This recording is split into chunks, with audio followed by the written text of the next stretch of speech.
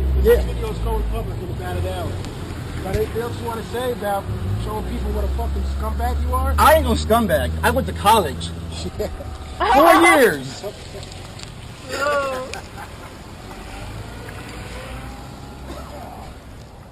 For what? Went to college for what? Yeah, I'd love to know what Dave went to college for. Psychology. Damn you crabs! I went to college. I'll get that Krabby Patty formula.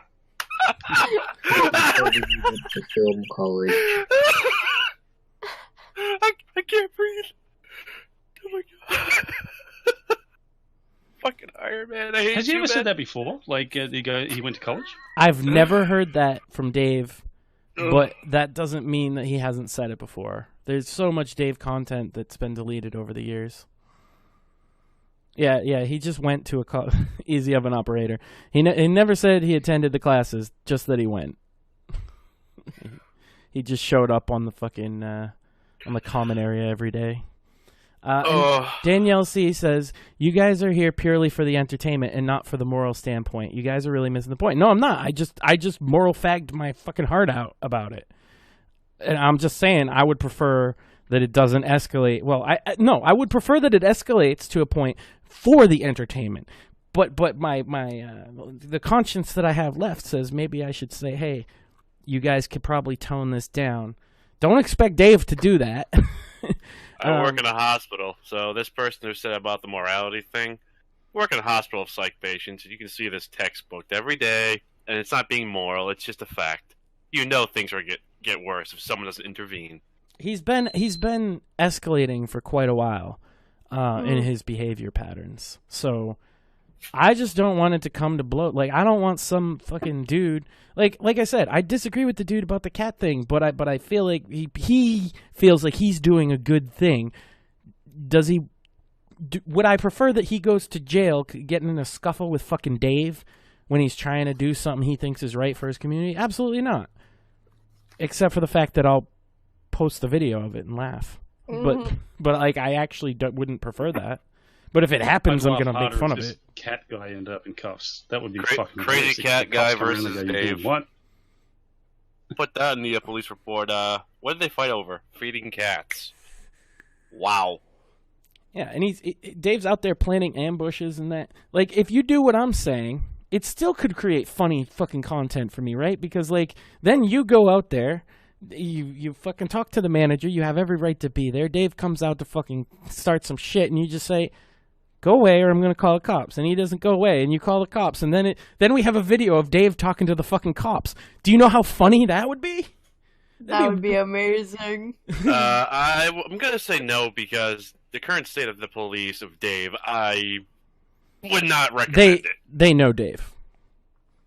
Just saying, I still would not feel happy about it. I'd be a little concerned. He's been arrested before, and yeah, I think they would approach him with a bit of caution, but I think it would end up being just kind of a funny conversation, most likely. Yeah. Or if they I'm beat with him down. Dave Lister watching jelly wrestling, right? Like, he's saying, watching two chicks jelly wrestling, and the other guy says, who are you going for? And he goes, I don't care who wins, I just hope it goes the distance. That's true. I mean, hey, I guess we should just, like, root for it to be a big clusterfuck. So, okay.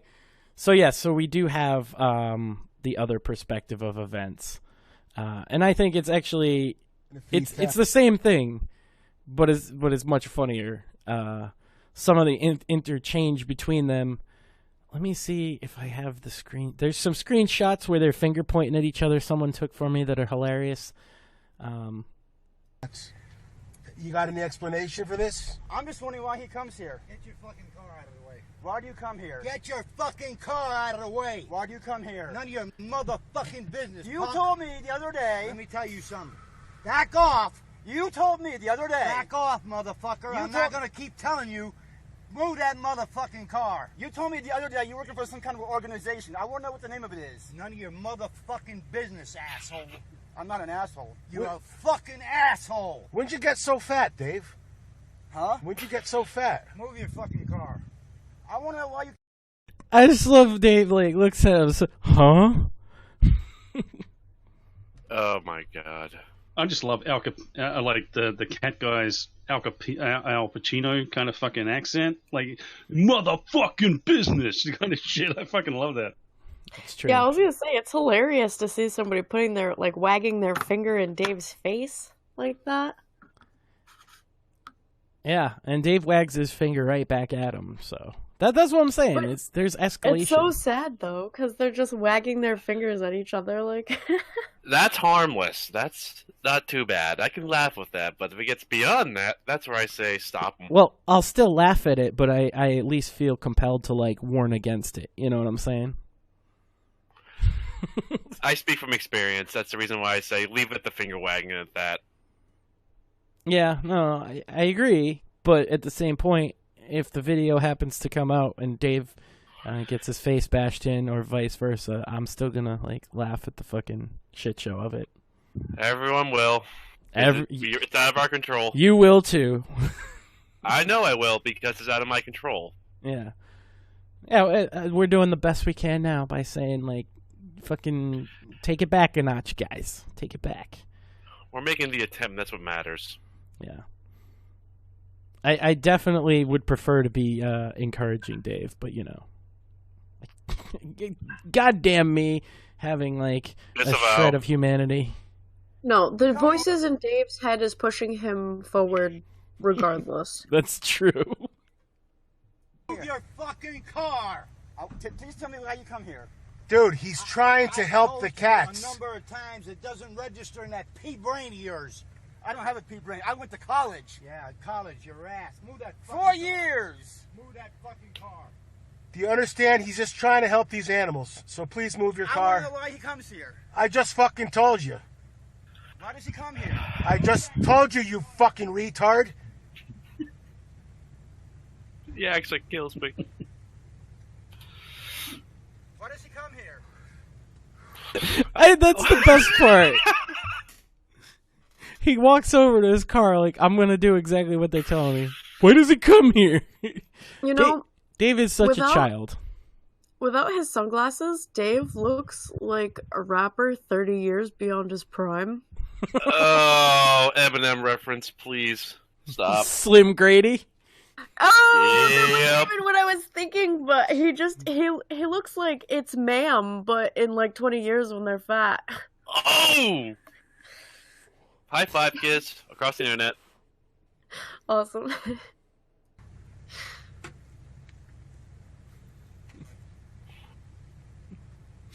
Hi, my name is Wicked Dave Grady. Stop trying to Oh play no. game. I'm literally gonna write and record that now. You guys have no idea. I hate you. I can't wait. I hate you.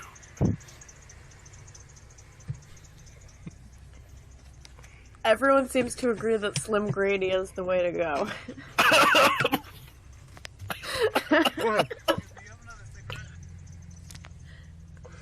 You can have this one, buddy. Thank you so much. Knock yourself out. Thank you. Who's Smoke it asking up. for a cigarette? Jesus Cat fucking guy. Christ. Just some random guy. Why is this my life? Why is this? Look. This is why, because I've watched it before, right? So that's why I kind of went moral faggy there. I feel for this guy, right? Like, his buddy's like, I got this guy and he's fucking yelling at me and he keeps repeating himself and he's like, oh my god, did you run into Dave? I'll go with you. I know how to fucking handle Dave. And then he's there and he's like, why is this my fucking life? I can't fucking believe this. I gotta be the tard wrangler for this fucking fat fuck. Hey, if he gets paid to do it, it's not even better. Well, I think he just, like, he knows the guy. Like I said, I think the guy in his heart's trying to do good. Like, I might disagree that it's doing good, but I see, you know. And this guy's just like, well, I gotta help him out because fucking Dave's a retard. And his friend is probably like, I'm going back regardless. Like, you can tell the fucking cat guy's fired up by all this. Like, he's just like, I've been doing this and I'm gonna keep fucking doing it, whether he likes it or not. And his friend's just like, oh god, I gotta fucking go and kind of like fucking tard wrangle the situation. I feel for him. I'm with Dave on this. Fuck you cat molesting fuck. I'm with Dave t-shirts coming soon. I promise.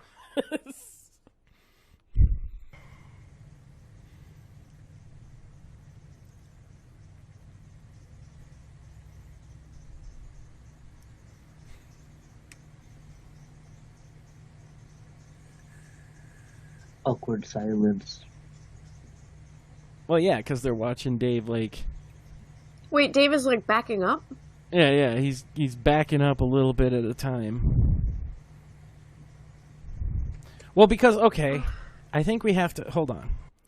So, like, where were they? We gotta look at the plan again. Hold on. Oh my god. Where are they on the map? Yeah, we gotta make sure that we know what's going on here. So, here's the plan.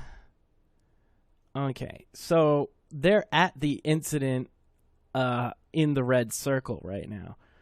And so Dave parked like in the middle of the street right here at the red circle to block out this, right? So he parked in such a way, stupidly, like I think he parked vertically like this, that he has to back up in order to get back to his parking spot, which I believe is like right here. So he kind of boxed himself in, come to think of it. Okay, I'm going to leave that up just in case it needs to be referenced again. That's Exhibit A.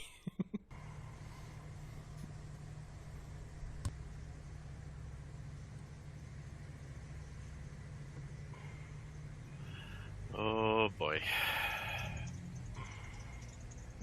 At least his car works. Yeah, I mean, maybe if he wasn't using it to, like, block people out, he'd have less problems. All right, buddy, do your thing. Okay. So now we are probably right about here. You know, but he doesn't give his address out, guys.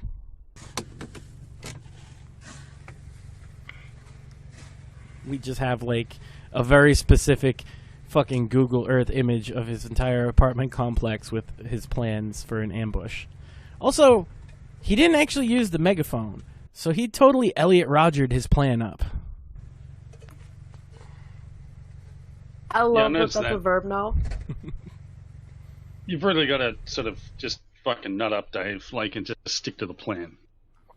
Yeah, seriously. If your plan was to yell at them with a megaphone, and then you just come out and just act like an asshole and say you're waiting for the pizza guy, like, I'm disappointed, Dave.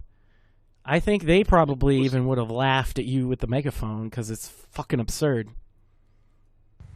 And all the neighbors, they would have joined in laughing at you too. Oh, I'm sure the neighbors would have absolutely loved that.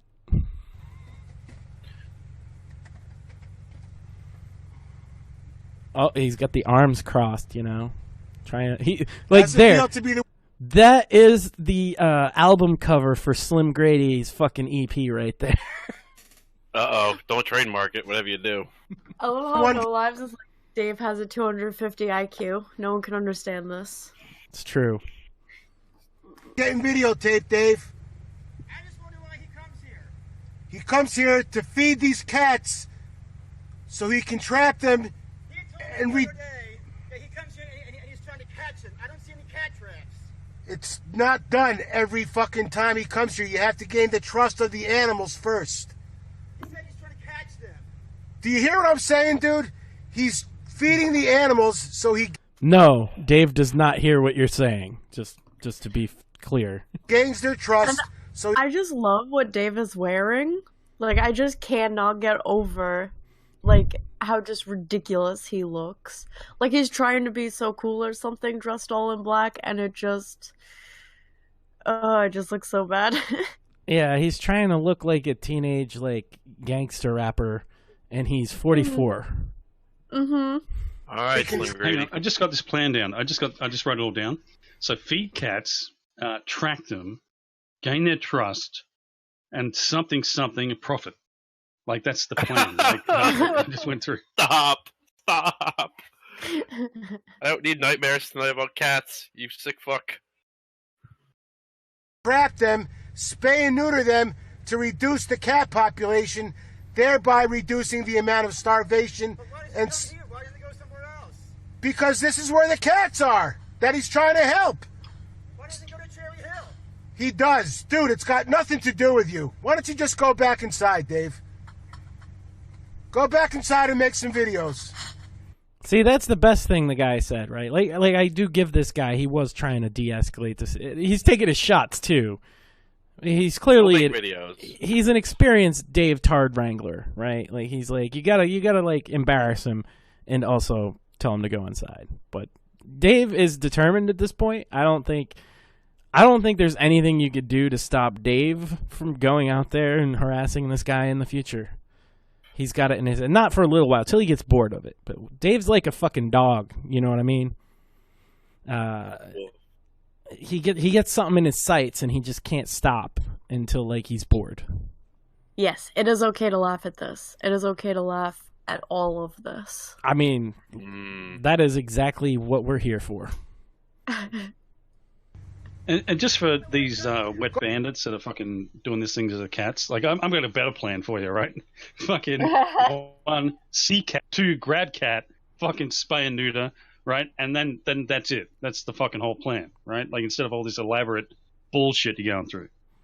Yeah, they should neuter them like they do pigs. You just take a big bite out of those testes. Oh! Stop! Oh, you sick woman. All right, let's see what our dirty jobs, okay? Let's see what our college professor has to say. Go back inside and make some videos. Go harass fucking people from your computer. Do what you do best. Hey, go back up to the other place where I just came from. They got some bottles out there for me. All right. You're all set here? Yeah, I'm finished all up here. I'm ready to go back to my house. All right, so for now on, whenever you're on your way here, you fucking call me. Okay. I'm going to come here and help you, and then we're going to keep doing this till he fucking leaves you alone. Yeah, I can see. Oh no, it'll be forever. Oh, Jesus. And that's why I say this is going to continue to escalate, because Dave... White Knight. Yeah, Dave thinks he's in 100% right, and this guy thinks he's in 100% right. This is going to come... This is... I mean... By all means, keep doing it. It's gonna make me laugh, but this is a recipe for something, all right. Well, he saw me and he knows who I am, so I think that fucking helps matters a little bit. Yeah, it probably does. All right? See, How and what universe did that help? He's a fucking idiot, dude. I know. He doesn't get it. And he said he never see any cats, right? Yeah. Okay, he's been here so many years. How can you not see cats? Well, he hasn't been looking for them because he's a fucking hermit. He lives in his apartment making these stupid videos where he fucking harasses people. And his whole existence is to basically generate hatred. Yeah. He thrives on it. He's the lowest of the low, man. So, strongly disagree. Wow. Dave makes videos... And then we all hate on him. And I say we in a larger context than us here. He has had people that fucking shit on him for, like, the better part of 2 decades. This is not just, like... I mean, if you're referring to, like, when he was yelling at his black neighbors, that's probably... that's a small portion of it. But, yeah, Dave generally makes videos of just the stupidest... like, begging for money and, like... talking about how he needs to get a job and asking women if they shave their vagina. Like, I don't know about, like, all he does You're is so graphic, hate. Max. He just wants to know if there's hair down there. It's true. Especially if it's a landing strip. And then I have another question for you, Max. If you know the person who is going to be filming these videos, can you ask them to turn their phone? Yeah, that's true. I to be fair, I think they're boomers, but I will ask. They sound like it, but they might just need someone to say, "Hey, do you mind doing this?" Yeah. And in case you're he said he might stop by to watch tonight. If you're watching tonight, next time, just turn your phone horizontally so we get like a full screen instead of this like little shit in the middle. It would make a big call the difference. cops, I'll fucking arrest you for fucking vertical fucking video. It's true. Yeah. He's lying there. Yeah, the place I just fed, the other place, the cat was behind the fence. Normally he comes out and rolls around the ground, and then he runs in behind the fence to get the food. Because he knows you're loving on him. Yeah. All right, brother. And if he wanted to actually see a cat, all he has to do is go up there when I'm doing it, and he'll see it. He doesn't care about him. I know he don't. He's just fucking stupid. Just keep up the good work, okay? You got it, bro. Thanks a lot. All right, Appreciate buddy. it. I'll talk to you tomorrow. Every day? We're gonna get these videos every day now? I'll be coming with him every night to make sure you don't fucking harass him and get in the way of what he's doing. It's not private property. There's no... The bottom of the hill says private property. It's actually public property because people live here. There's a sign at the bottom of the hill. It says private property. All right, asshole. Well, Go look at it. someday when you own this apartment complex, then you can do something about it.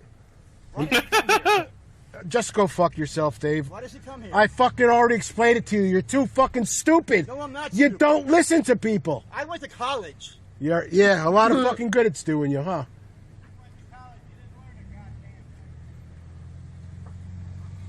You're an idiot. You got anything else to say to my YouTube viewers, Dave? Because this video is going public in about an hour. Got anything else you want to say about showing people what a fucking scumbag you are? I ain't no scumbag. I went to college.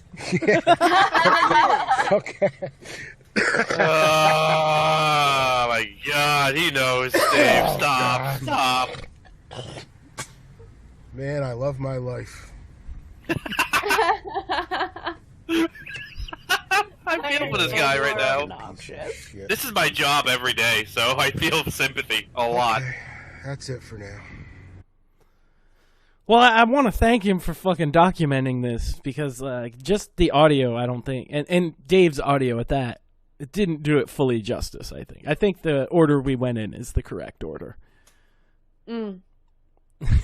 Yeah, because there was a whole bunch of stuff we didn't hear the first time around in Dave's version, and hearing that the second time, definitely, yeah, because if we had done it the other way, it would have been just stupid to hear Dave talking again.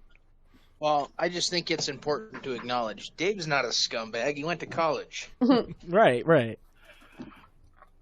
He went Obviously, not going to college is I what had makes you a something witty. scumbag. But I lost it.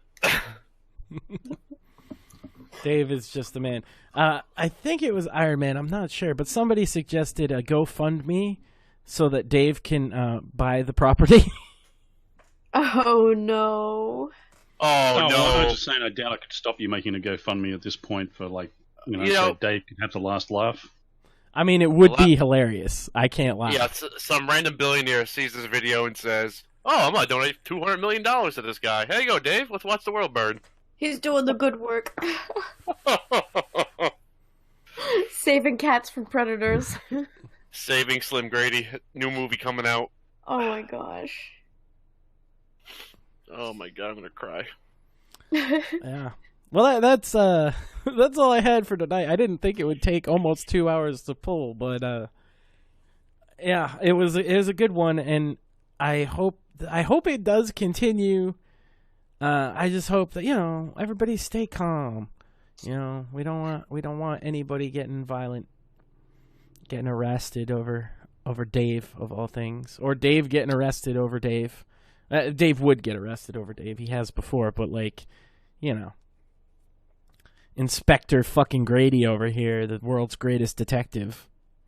You know what I would like to see? I would like to see them have a slap fight where they're only slapping each other's knuckles, so they're not really fighting. It just looks ridiculous. That sounds like some sort of personal kink of yours, actually. You have some problems. It's the most pathetic fight I could think of. Oh my God. How about a slap fight where they're slapping each other's balls? Oh, I just choked on my vape, you asshole. I do appreciate the pointing out that he is dressed like a 90s white kid from the suburbs who listened to NWA, though. Because he totally was. And he totally probably was that kid, too. Well, because those are the same kids that obsessed over WWE, yeah? Yeah, that's true. Back before it was F? Yeah. Oh, wait, when it was F, before it was E. I thought it was the type of kids that obsess over skating. Yeah, that too. Suburban white boys from the hood. Yeah. And they're all Crips and blood. I bet you Dave's a blood. He strikes me as he would have claimed blood. They've never actually met anybody in a gang, but they'll claim it anyway. That kind of thing. I call him out on it. We gotta figure. We need to know, Dave. Once you see this, because I know you watch all my content now, and I thank you for the views, Dave. What is your favorite rap artist? I'm gonna say it's probably Eminem. You strike me as an Eminem guy.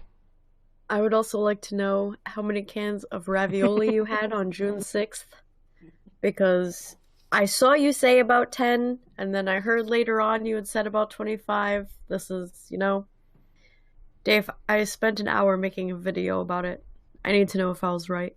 You poor woman. Good Lord. Fuck you, woman, and your fucking ravioli. It wasn't even the ravioli that, got me to spurg out about it either. It was the 9 bottles of syrup. You have an obsession with these raviolis. Is this like a kink somewhere? At least you're thinking about stuff that's kitchen related, so I'll let it go. Aye! There it is. Yeah. He has 21 boxes of macaroni and cheese, and he says he has nothing to eat. Every child of a single mother jizzes in their pants at the idea of 21 Go make a boxes of sandwich if you're macaroni so and curious. cheese. Go make a damn sandwich, okay? Put the ravioli cans in a sandwich. To be fair, too, he's a severe diabetic by his own admission, and he drinks nothing but chocolate and strawberry milk all day. That is why the syrup triggered me, because I was like, dude, you're diabetic, but you have... Dude. Yeah, I mean, to be fair, Dave's not going to be with us another 10 years, so I might as well enjoy the content now, because I imagine he'll lose a fucking leg sooner or later. It's all downhill from there. You can't have diabetes. And then he can't chase the cat guy. Yeah, well, he couldn't chase him very far in this video. He started huffing and puffing after 5 steps. Oh, maybe that running prosthetic leg would help him run faster then. That's what I'm saying. He'll be the $6 man. I don't want to be that guy, but it's pronounced diabetes. This is a fucking internet, for God's sake. It's true. Dave did post a video post all of that. And it's called I Need Rent Money. So he's been sent... Are you serious? He's been sent $6. He's been sent far more than $6 twice. But apparently he needs rent money. And how much does he need, Max? $6 or $42 for 12 months. I'm trying to do the math on that. Has it gone up another $6? I need money for rent. Tell you what.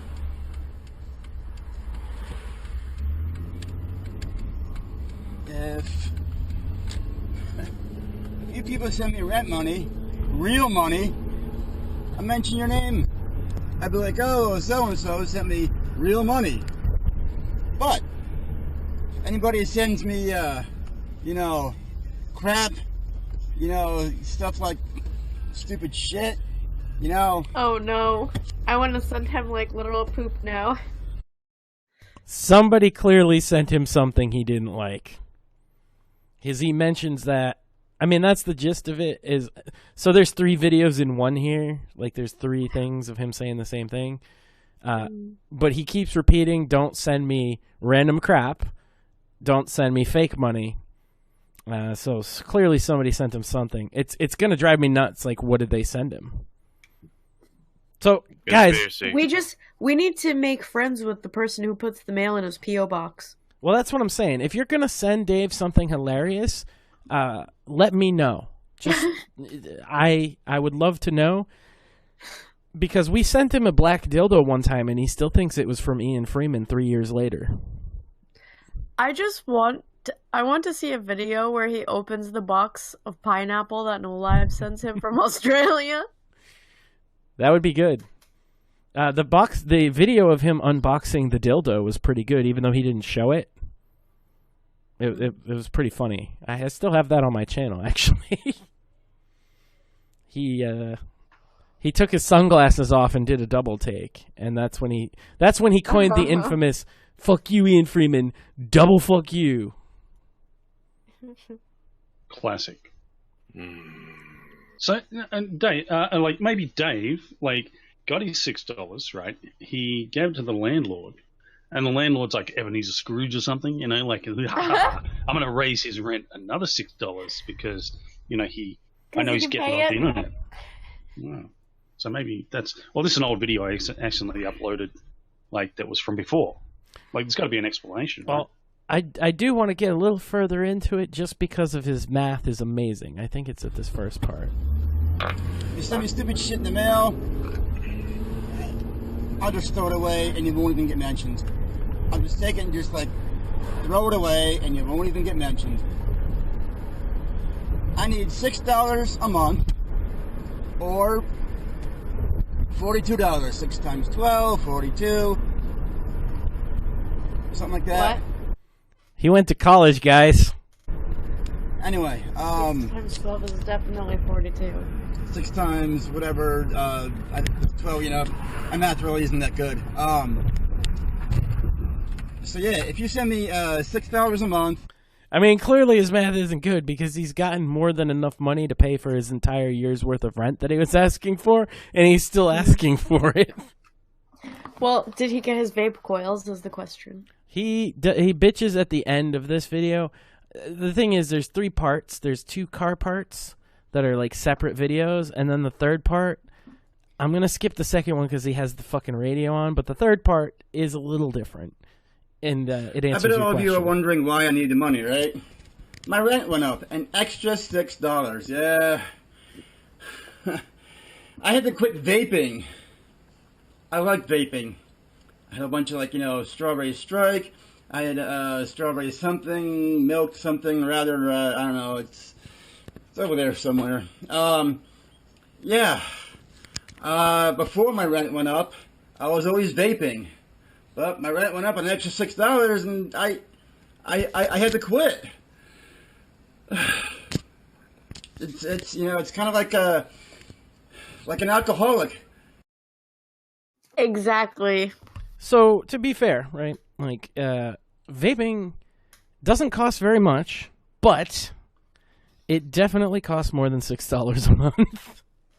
So if the $6 a month change is what made you have to quit vaping, like, that doesn't make any sense. Like, I think I get, like, 120 milligram bottle or milliliter bottles, and they're like $8.50 each.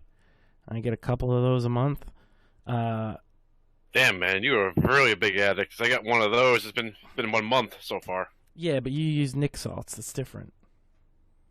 You know what? It's a good, convenient way. No, yeah, no doubt. I just can't use that high of a nicotine, you know, my heart and all that shit. But yeah, regardless, how much did yours cost?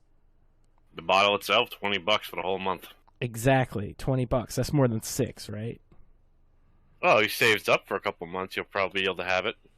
That's true. I'm just saying, like, even the cheapest way to vape is going to cost more than $6. It's just weird how he always brings up vaping in these videos, and then, like, how he can't afford it right after. Because, like, that's literally what he did there, right? Like, go back right to where it was. I need money, my rent went up, and then I had to quit vaping. My rent went up, an extra $6. Yeah. I had to quit vaping. Like, that's how it starts. So, clearly these two things are related. And yeah, his house looks super cluttered. I'm just like... Yard sale. Ugh. Like, I'm wondering, is that boxed wine? But, like, he doesn't have the money for boxed wine, does he? He also doesn't actually drink. There you go. Which is probably a good thing in his case. Yeah, actually... That is probably a good case. He'd get that megaphone and he'd start saying the gamer word to his neighbors. And... Ooh. Again. That would be bad. Yeah, he did that sober, so. Well, he didn't yell the gamer word through the megaphone. He just asked them to turn their radio down. Oh, that's true. Yeah, he did. I have those videos saved, even though he deleted them, because I'm not stupid. Mm. No, I remember that, because I was watching with Nick, and I was like, is he going to do it? Is he going to do it? Is he going to say that word? And Nick was like, no, he's not that retarded. And I guess he isn't. Yeah, so where were we? I can't go through all that Dave again, so we're going to... It's you know, it's kind of like an alcoholic drinking alcohol. Or a drug addict trying to quit drugs, or Somebody who's on meth or crack, cocaine, speed, heroin. Look at the sweat. Dave, what is going on? You're just hanging out in your kitchen sweating this bad, man? I'm sorry. I can Whatever. see the sweat growing. And they try to, quit all that shit. Someone who's like, it's like trying to, someone trying to tell somebody who smokes cigarettes, quit smoking. Yeah, it's not easy. Not easy to quit smoking. Not easy. I quit cold turkey. Anyway, twice. yeah, if you guys send me $6 or $42 or whatever, I'll mention your name. But, if you decide to dick me around and send me stupid shit, send me fake money, something that I can't use to put towards my rent, I will just tear it up and throw it away, and you won't even get mentioned. So, you want me to mention your name? Send me real money, and I'll mention your name. Or you could agree to put a fucking link in your description and we could sell I'm With Dave t-shirts and send you that money. But that's not going to happen. Because you're a fucking retard. So I got a little lost there. Did he just confirm what you've been saying all along, Max, that this has never been about rent, but it's been about his vaping habit? He didn't actually confirm it, but that's why I went back and one more time, because it's like in one sentence, right here. Wondering why I need the money, right? My rent went up, an extra $6. Yeah. I had to quit vaping. I mean, it couldn't be any more fucking plain right there. Dave, just tell me, I'll tell you this.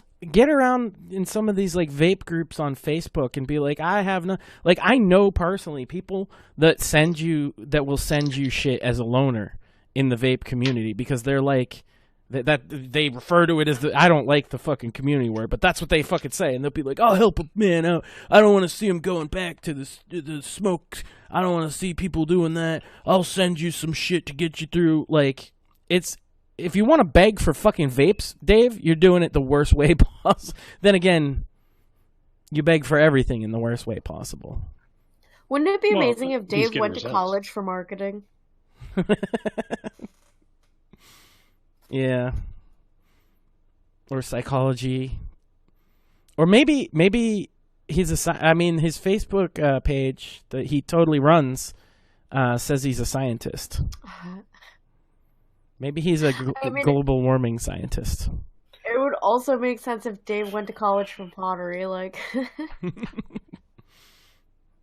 I mean, to be fair, Dave is getting results in what he's doing, right? And that's part of the problem, right? Yeah. So, I mean, if you got a personal habit, like a recreational thing you want to support, I mean, obviously government money is intended for that. So, you should be earning money, Dave. You should be selling T-shirts or something like that. Like earning your own money to support your own habits. You spend it on whatever the fuck you want. It's, it's like your business. But obviously anyone giving him money for rent, since he's already got money and he's still asking for the same amount of money, there's obviously another problem there. This is one of these bottomless pits. You can throw money in all day and the person still claims they're poor. I know for a fact that people who have been watching these shows are at least one, if not two, of the people that have sent him money in the last week. Don't send Dave money unless he earns it. We're trying to train him, and you're being counterproductive to that goal. Dave needs to earn that money, and it can be something stupid. I'm not saying don't, I'm not telling you what to do, but if you're going to send him money, the best thing to do is to put a letter in there and require him in the letter to do something easy. It has to be easy. It has to be straightforward. He's stupid, right? So what you need to put in the letter is, say this sentence on your video, and he'll do it. And then he did something for his fucking money. But he's getting this money with no strings attached. You're never going to get him to earn some fucking money that way. And look what he does. The next thing he does, he gets into fight with Catman, and I need money for rent the same fucking next day, right? He's right back to the same shit. And he doesn't even remember his math. It used to be I needed, $6 for 7 months. That's 42. Now he just knows the amounts, which shows me that his story is falling apart. He needs $42 to buy his vape shit. And now it's for 12 months. You know what I mean? Just stop sending him money for free. If you're going to send him money with no strings attached, send fake money. He loves fake money. Unless your goal is to have your name mentioned by him, which would be him doing something like that he's promised to do. I guess, yeah.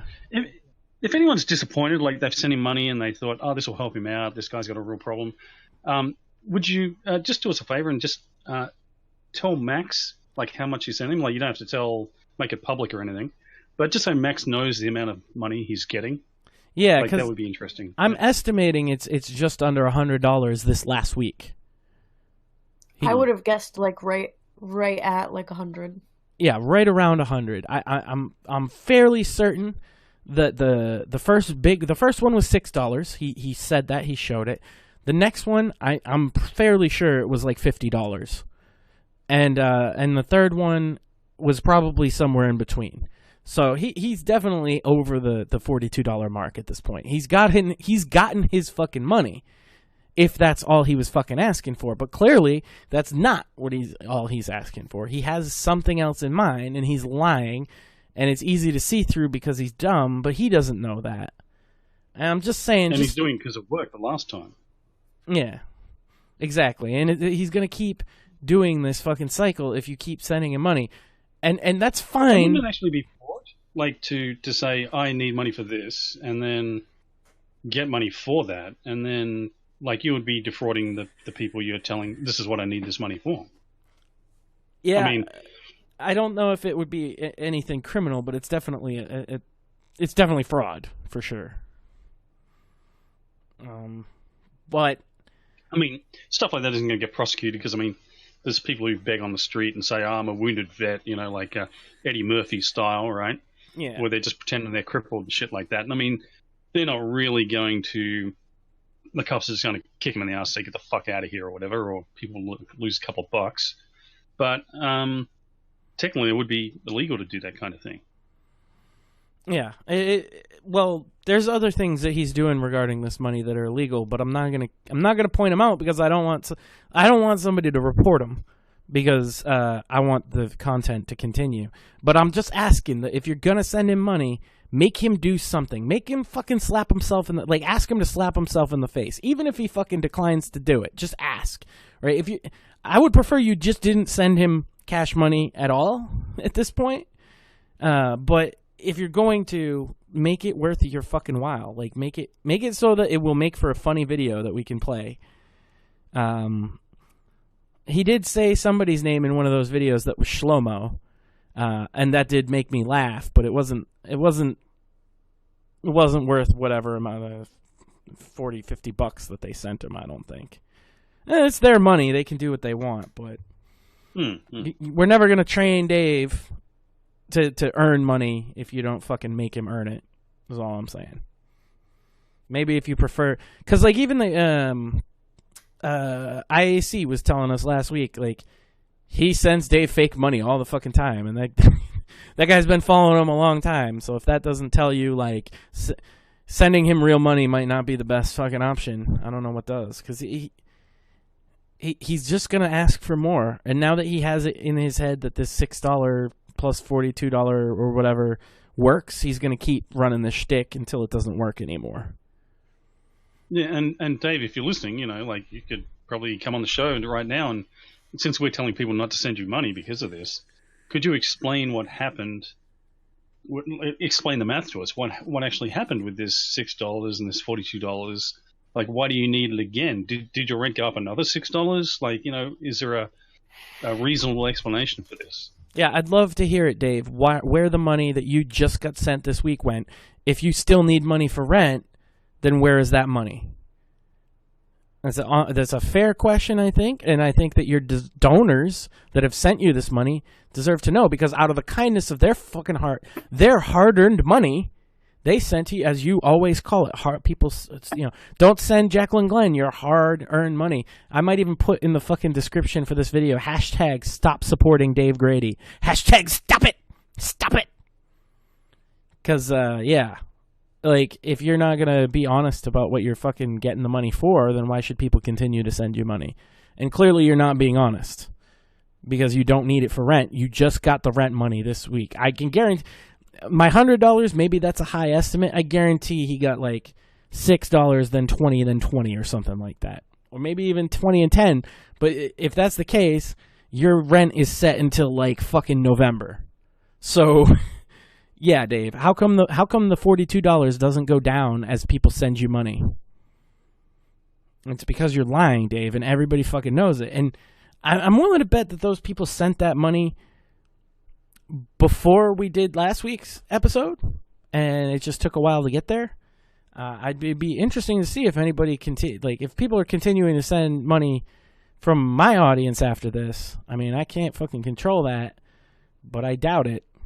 And if people are sending you money from elsewhere, I'd love to talk to them.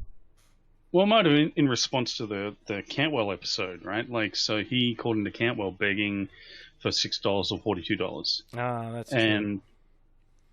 So I was thinking with the timing, it seems a little late, but it probably would have been fairly close. So, yeah. Just stop sending him money unless you make him do something ridiculous for it, is all I'm saying. Like, make him earn it. Oh, not even ridiculous, just something, right? Like, yeah, that's true. I mean, it'd be funny, but like, it'd be funny for us, and that'd help us out. But like if it was something to just help Dave out, I mean, just to earn it would help him out even more. Like, that's the thing. Yeah, tell him he needs and there's to. legitimate ways of earning money. Like, do you ever see that fucking guy? He draws cats. That's what, like, that other guy should get this job. All he does is draws fucking cats. So he says, send me this amount of money and I'll draw a cat. Right? And that seems like a fucking, like, why would I fucking send someone money to fucking do that? Well, people do. Dave is an artist in his own right? So if you're going to send him money, say, hey, do a video about this topic. And just pick a topic that a Dave rant would be funny. Like, he'd probably do that, actually. Make a video about, whatever, some political issue or some fucking thing, whatever it might be, like, that you're going to find funny. And he'll probably do that for you. And then you're getting him to do something. He doesn't need to put in a lot of effort or do anything different, because I think in his mind, the only way to earn money is to do something like he can't equate earning money to anything but like hard labor at this point in his mind, or begging. Like those are the two polar options. You either beg and people just send it to you, or you fucking work out in the hot sun or whatever. Government gives. Yeah, but he doesn't even consider that earned. That's entitled. And to be fair, I mean, there's people who just, like, they make videos, they do whatever they normally do, and people, they give them money on Patreon or whatever, and just support. Like, I want this person to just keep on doing what they're doing. So if you give money to Dave for that reason, I mean, that's a fair enough reason. I'd love for someone like that to come on the show and talk about why they do it. That's true, too. But you should tell him that. Don't just tell him, oh, I feel bad for you or whatever, because that's what most of the letters he reads say. And, I don't know. No Live says, just for us Spurgs in the audience who might be interested, can you guys give us an address to send work offers for Dave? I know it's P.O. Box 313, Hudson Valley. Or what? No, it's Pleasant Valley? I don't know. It's on all his. It's probably on this video. Hold on. Why am I even gonna try? Nope. He didn't put his fucking P.O. box in the fucking thing he's begging for money. You're slacking, Dave.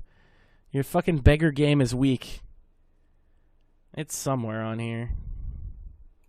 Well, you could just send some money through PayPal to hudsonvalley@gmail.com. Hudson Valley guy.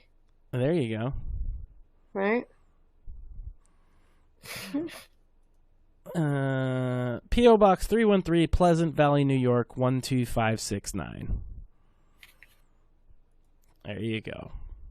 Send in pineapples and dildos and fake money. You know what? I support that. Send your $6 to the Catman. It'll probably go to a fucking better cause. Even though I strongly disagree with his cause, it's still better than sending it to Dave for nothing. Well, you're paying money to put up with bullshit like Dave gives him, right? So, it makes his life better. Yeah. I might donate to his cause if he continues to fucking film it. Might be worth it. He could literally, like, if you're smart, Dave is too dumb to monetize his own cringe, but, like, if you're in his neighborhood and interacting with him and you can find a way to, monetize his cringe on your own fucking shit, do it, man. Cat Guy should totally do that. Monetize the video, fucking ask for donations, do it all. Make money off of Dave's fucking cringe, and then tell him that that's what you're doing. I fully support that, because then maybe he might be like, wait a minute. Because he sees that with me. Like, he sees that I'm getting more views on my streams than he gets on his channel. And that's why he did a video, like, trying to, like, mock some broad from Instagram or whatever. Because he thought that that's where the fucking views are at. And views equate to money in his head. Of course, I don't monetize in any way, so it's not accurate. But also, even if I did, I get, 7 viewers right now? Yeah, I'd be a fucking rich man, Dave. Let me tell you, all 7 people to watch my show. I don't know. I don't have any more Dave for tonight, and 2 hours more of Dave. This is becoming the entire show now, and I'm kind of okay with that. I'll get bored of it eventually. He'll have a slow week, and I'll have to come up with something else. It's maybe more just split off a separate show. There's always a little lunchbox. That's true. Well, it's more like a convenience thing. Like, Dave Cringe is always there. And it has been good the last couple weeks, like exceedingly good. But then you don't get to talk about fucking, like, DNC bullshit, debates and the game cringe. show. The game show, you mean? Well, I did. We live streamed shit posting on that at first on Kiz's channel and got her 90 days without streaming, and then I did it on D Live last night. And that was fun. And DNC is not big fans of you restreaming, apparently. Well, I wonder why. It's a game show. No. Copyright. NBC is just a giant corporation, and they want their money. That's true. They want their money from the eyeballs. Plus, they don't like that we're laughing at them. It's a game show. The first night... Dude, I've always said, elections are just a government-funded donkey show. Right? The government's the donkey. It's like sports entertainment. I mean, it's kind of weird though, because shit like that is kind of like in the public interest in the most. If you can make that argument about anything, it's kind of like, hey, this footage of fucking like Donald Trump telling Hillary Clinton to go fuck herself is like, anyone should be able to play that. It's the most fair use thing that I can think of, and they still copy claim you for it. It's bullshit. Iron Man, you clearly don't live here in the States, because what you sounded is so reasonable. It was so on point. Man, it's like a breath of fresh air. Yeah. Well, YouTube's just as shitty in his fucking country. If not more so. I don't even want to know. But yeah, future debates, I'll try and get them together on D Live, just because D Live's cool with that. For now. They did ban Alex Jones and Josh from Kiwi Farms, and I'm gonna keep mentioning that every time I say I stream on D Live, because it's gay and they shouldn't have done that. And it's a signal that eventually they'll ban other people too. So, Oh, what do you mean? They've already done it. Yeah, they banned Alex Jones and Josh from Kiwi Farm. That's what I'm saying. Like, the slippery slope. No, they already were banning people before them. They just went to known public figures that had the most influence and just said, "Oh, nope, too much of a threat. Goodbye." I mean, they did come out and admit it though. I don't even know if Josh from Kiwi Farms is so much of a threat. He's just a just an easy target. But regardless, once they ban somebody for no other reason than it's just them, you know that the platform is not going to be viable if you have anything but like safe, family-friendly, advertiser-friendly content. So, I mean, I'm going to get banned here eventually. It's going to happen. I think trying to evade bans it's like that fucking JF faggot and his thinking he could say the right words, the right magic words to avoid getting banned. It's good luck. A fool's errand, right? Trying to fucking dodge all that shit. Well, I'm going to stick to the terms of service that don't make any fucking sense. It came out this week that you get demonetized if you cuss in your videos and bleep it out. They have an algorithm that detects that now. So like you can't even or mute it or whatever. Like if you put a sound effect over cuss words, they have an algorithm for that and they'll demonetize you. Like it's I talked about this phenomenon before. Like on the message boards in the old days, right? The moderators would say, okay, you're not allowed to say the word fuck or whatever, right? So then you would so then people would write F *** K, right? Yeah. Oh, well, everyone knows exactly what they fucking mean, so what do? Oh, they go, well, you didn't actually fucking break the rule. So then they make a rule that, you can't say anything that implies a fucking cuss word. And it just fucking goes on and on, because they want to control what you say and how you express yourself. And when you find a way around it, a little loophole, they get all pissy and, oh, no, that's not what I meant. Same shit. Yeah. Yeah. What's this, 1984? Stop pretending that you're going to get around their fucking bans, because you're not. You could say that. Unless you have money. Even then, like Alex Jones got money.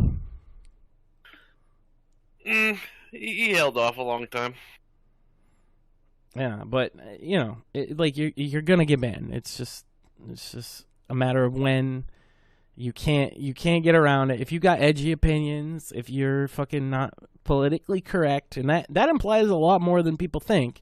And now it's cuss words. Cuss words aren't acceptable. Like that. How fucking stupid is that bullshit? So yeah, it's not you. It's not anything you did. It's who you are, and it's the platform. Yeah. That they got a problem with who you are, like the kind of person you are. And particularly involved with skin color. It's not that you're a fucking Nazi or you fucking said anything or you fucking made your dog fucking sick hail or fucking any shit like that. Stop getting wrapped up in the details, because it's a distraction. It's a bunch of bullshit to try to trick you into fucking self-censoring and all this kind of shit. Just tell them to get fucked and just go somewhere else. It's fucking first they came for-ism. You know what I mean? Like first they came for this and then they came for that. Like it all goes back to that.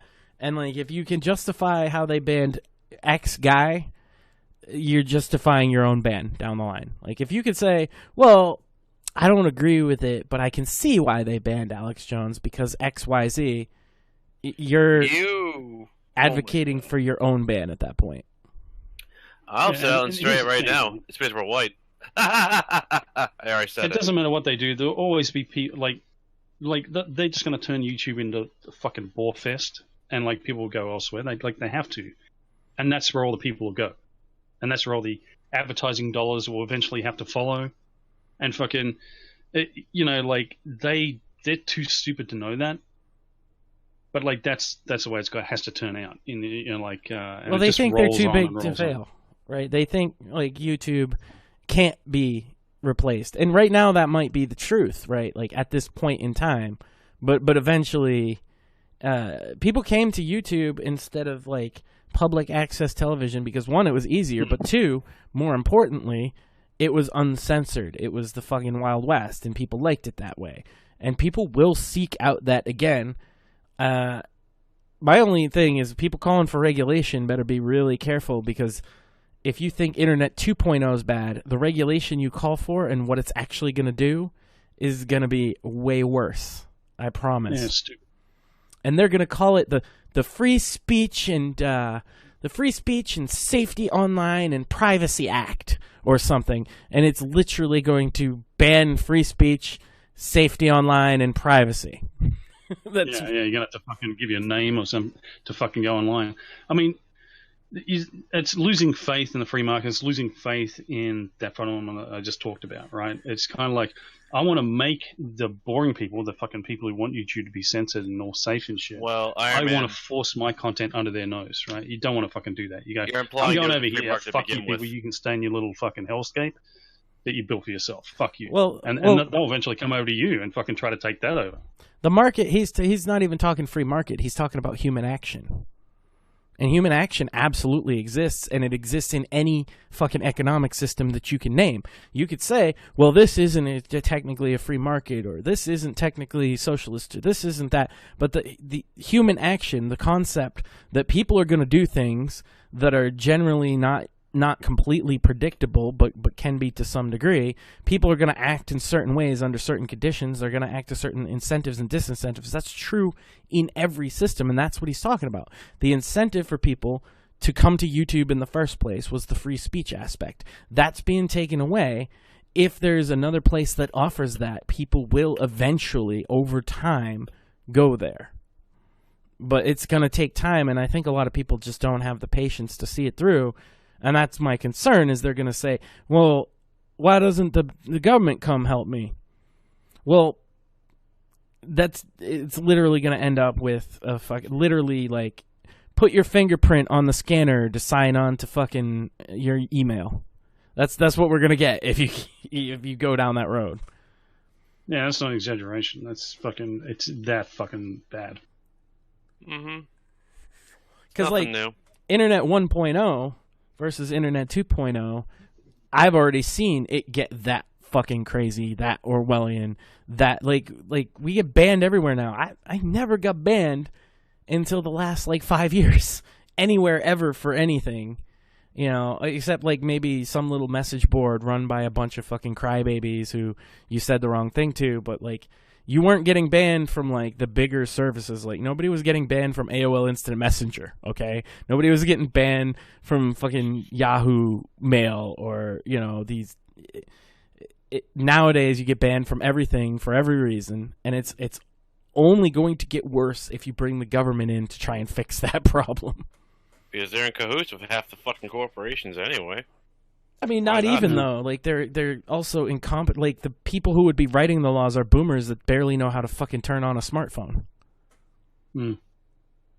They don't even understand the internet. Like you can see that in the hearings that they have, where they have Mark Zuckerberg in front of them, and he's completely able to just bullshit his way out of everything because they don't understand how Facebook works.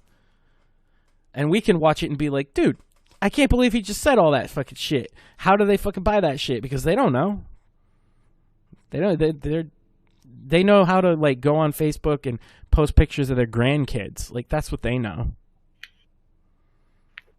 Yeah, actually, about I don't know. It's probably about between 5 and 10 years ago. The government, the Australian government, I'm not sure. It would have been federal. Sent out all these flyers to everyone in Australia, and I wish I kept a copy of it. But it was like this boomer fucking bullshit about how to stay safe on the internet. Do you know that fucking there are people on the internet who will try to get money off you and shit? And it's like just like your grandmother fucking wrote it, right? Like that someone told her this shit. Oh god. And she wrote it down and thinks she's informing everyone in the world. And like anyone who knows anything about the internet or computers or fucking technology, look at this thing and fucking just laugh their ass off. I gotta go get a copy of it again because fucking hell, what a waste of money. Oh, we'll just send out. That's the fucking boomer thinking, right? Oh, we'll just write out these fucking flyers and inform everybody and spend tons of fucking money and chop down a bunch of fucking trees to make the paper, right? Like, and we'll you wonder why people say climate change is real. Is they keep. Would have been like thinking... the anonymous fucking like when anonymous was a big thing, you know? Oh come on, man! They're overrated as fuck. Really. Actually, no. I mean, it's just like the fucking people who jumped on board of that. They fucking killed it. But anonymous is still a thing. Always was. Yeah. Now they're anonymous because, you know, there's their namesake. No, I mean, anonymous is a thing because, like, I mean, what you just saw with Project Veritas, right? The James people O'Keefe is actually pretty good. Giving him information that work inside these companies. They're doing basically what anonymous has always done and always will do. right? And they're just like these faceless people like who are working against the system, right? It's just when people put on a fucking 9-gag meme mask and fucking like go out and fucking protest Scientology, they're fucking faggots, right? Like, and it's obvious. Mm. I think that's called whistleblowers, who actually do the right thing and don't tell anyone but the guys who want to do something about it outside their little corporate structure. That's No, why I mean, Keith is even pretty like good. leftists, because Anonymous doesn't have a fucking particular political ideology or any shit like that. So even when leftists are doing this shit where they're banning people, like they work for Google and they just fucking ban someone, that's fucking anonymous fucking chaos, right?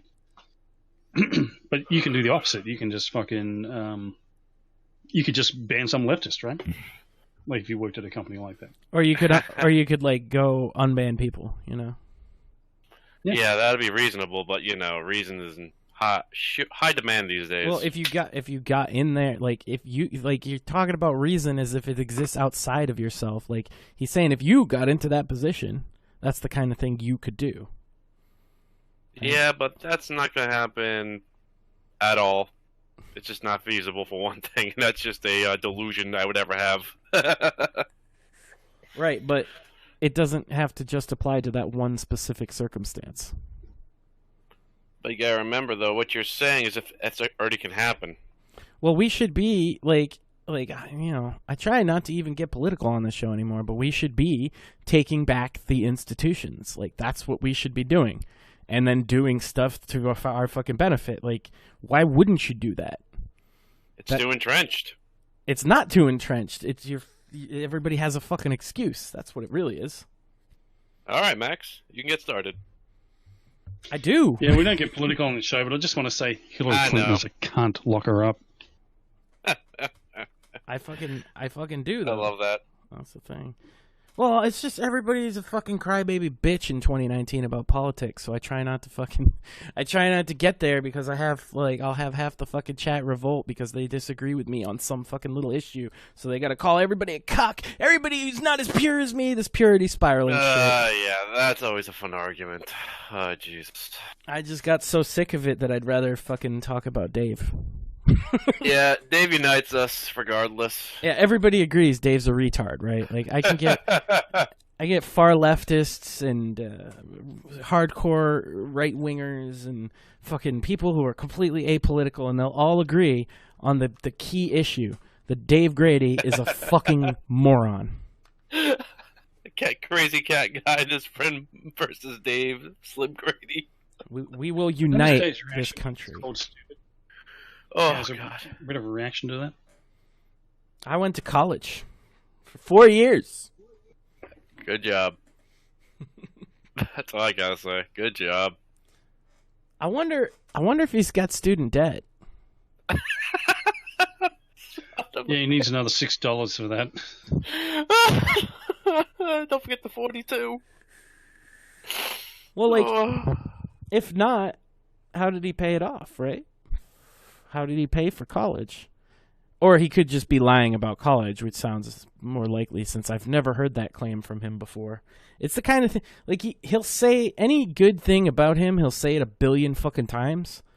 So the fact that came out of left field this week, I don't know. If somebody knows, if somebody can confirm whether Dave went to college, maxan30@gmail.com. Send me some fucking Dave. Send all your Dave tips there.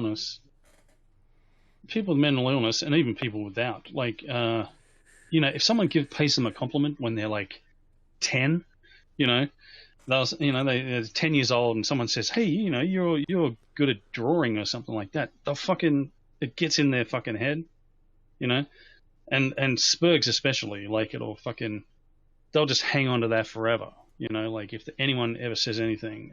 So say Dave did go to college, but he fucking contracted mental illness like fucking half a year through, you know, and then later someone said, "Well, you know, you did go to college." You know, he fucking just, you know, like someone called me stupid. I'm really depressed about it. Oh, well, you know, you're not that stupid. I remember you did go to college, and fucking then he just, I went to college. You know, shit like that fucking happens. Like Max said, 2019's the year of the fucking bitching. It is. Like, I think this is probably the worst. No, this is the most vocal of bitching I've heard since, what, 2008 maybe? Well, comparably? 2014.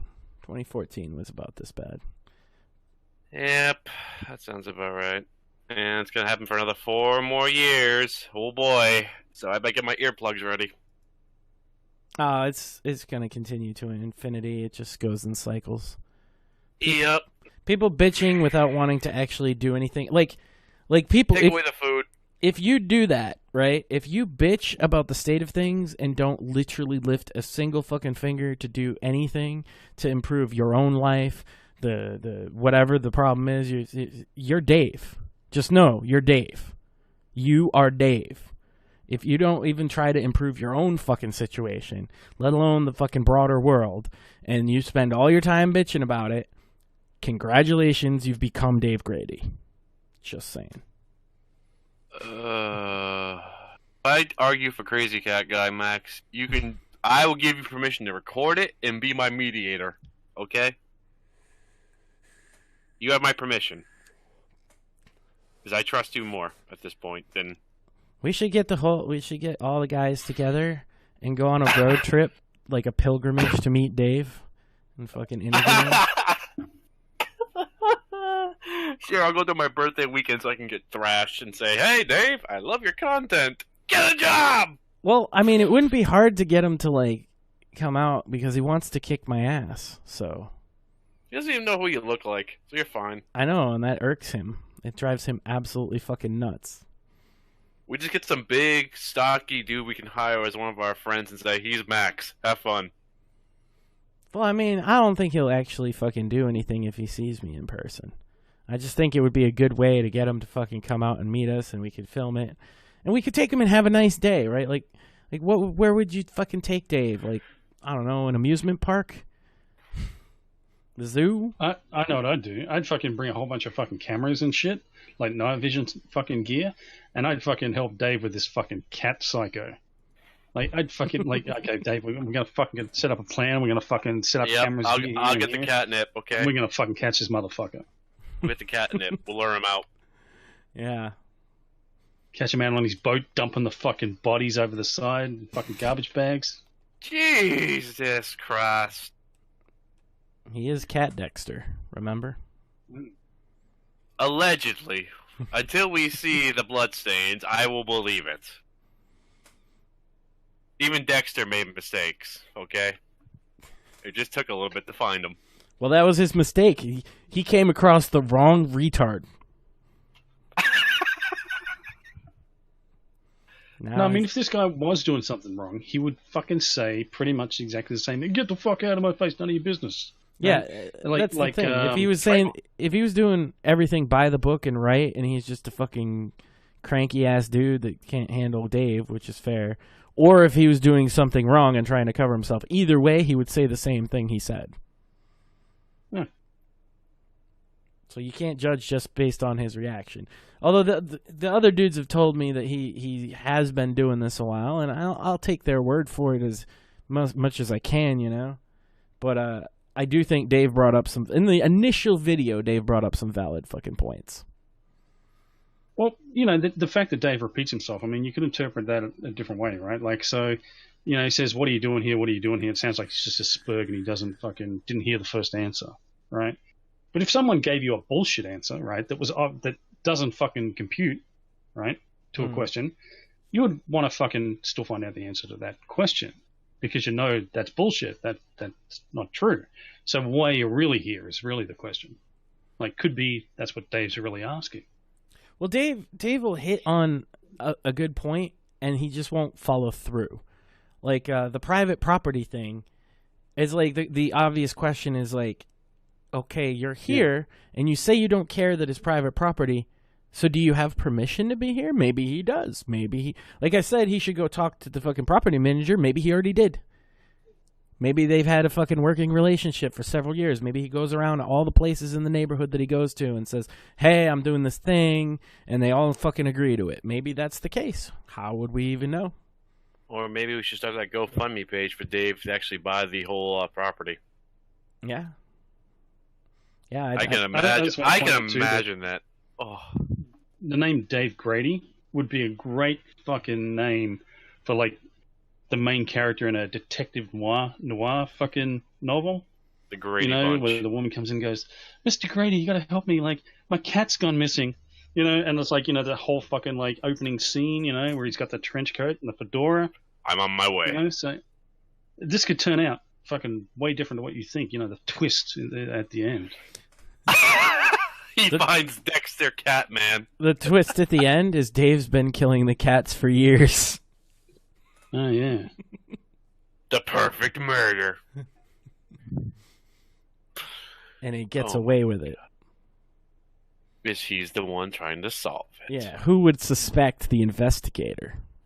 Dun, dun, dun. Maybe that's why Dave is worried about the cat guy interfering in his cat murders. Exactly. The Catman is the hero we need but do not deserve. We have solved the mystery. The Catman is taken away. No, he's keeping the population alive, but not making more. I don't know. There's something else going on here. We'll get to the bottom of it eventually, ladies and gentlemen. Until next week. I can't do the DBZ voice right now. I'm definitely going to work on cutting out clips and trying to make a Dave rap song. You should do your own Dave the Thriller movie where it's a mystery with... Well, because I can definitely get, I know already where to find a clip of him going, hi. And then I'm pretty sure I could find him saying, my name is, in some variety. And there's just a chicka Dave Grady, And then just my God. And then just find sentences he's said over the years that when you splice them together rhyme and just make, I think I could do this. It would take a lot of work, but I could do it. Will the real Dave Grady please stand up? Yeah. Uh-oh, there goes reality. Old school! Old school! Exactly. We're gonna jumpstart Dave's rap career right here on the Maxian position. Oh, no. But, yeah, that's all I got. Dave never showed up tonight, so maybe he's out, killing cats or fighting the Catman or... Who knows? The life of a world's greatest detective is rough. So hopefully he gets me more content for next week, so that I don't have to actually look for something. Here's a conspiracy for you, Max. When Dave goes out and kills these cats, in quotes, does he put on a cat mask and cat ears? With a little tail in the back? No, he's a furry, and he's a dog. He's a wolf. Well, he'd be a cat to blend in.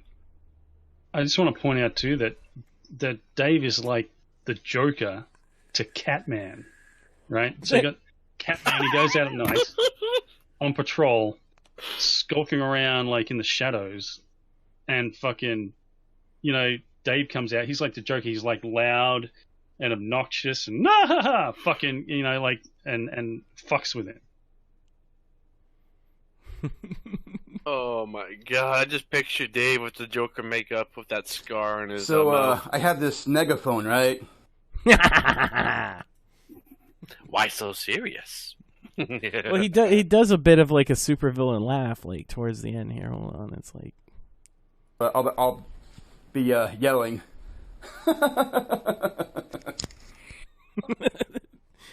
I think you nailed that one. Can't say it. Oh, Dave is officially a supervillain in his own universe. He's been to the asylum, so Arkham Asylum. You know what they say? Every villain's a hero of their own story. Well, I mean, he was the hero of his story, but he lived long enough to see himself become the villain. Drum roll, Catman please. will call the cops and get him sent off to jail. And you go, I'll get you, Catman. I'll escape. And you cat freak. Yeah, you know how the Joker, he's always going, oh, I'll get you, Bat Boy. That kind of, you Batsy! Bat freak. Oh, goody. Betsy's here to play. I'm gonna. I've been working on like my animations because I want to animate Dave. I think that Dave makes for great animation, and that'll be the first one I actually fucking like produce. I think is Catman and Joker Dave, or would he be more like the Riddler? I'm not sure. He'd be the Mad Hatter at this point. Yeah. Dave's the Mad Hatter in my book. He just gets into your head No, no matter how hard you try. He went to college though. He's clearly the Riddler. Didn't the Riddler fail college? I don't know. Yeah. So I'm calling it for the evening. Thanks for joining me. Don't send Dave money without asking him to do something for it. And unless if you're going to send Dave something, make sure it's a pineapple or a dildo. Yeah. Or a dildo shaped like a pineapple. Or a pineapple shaped like a dildo.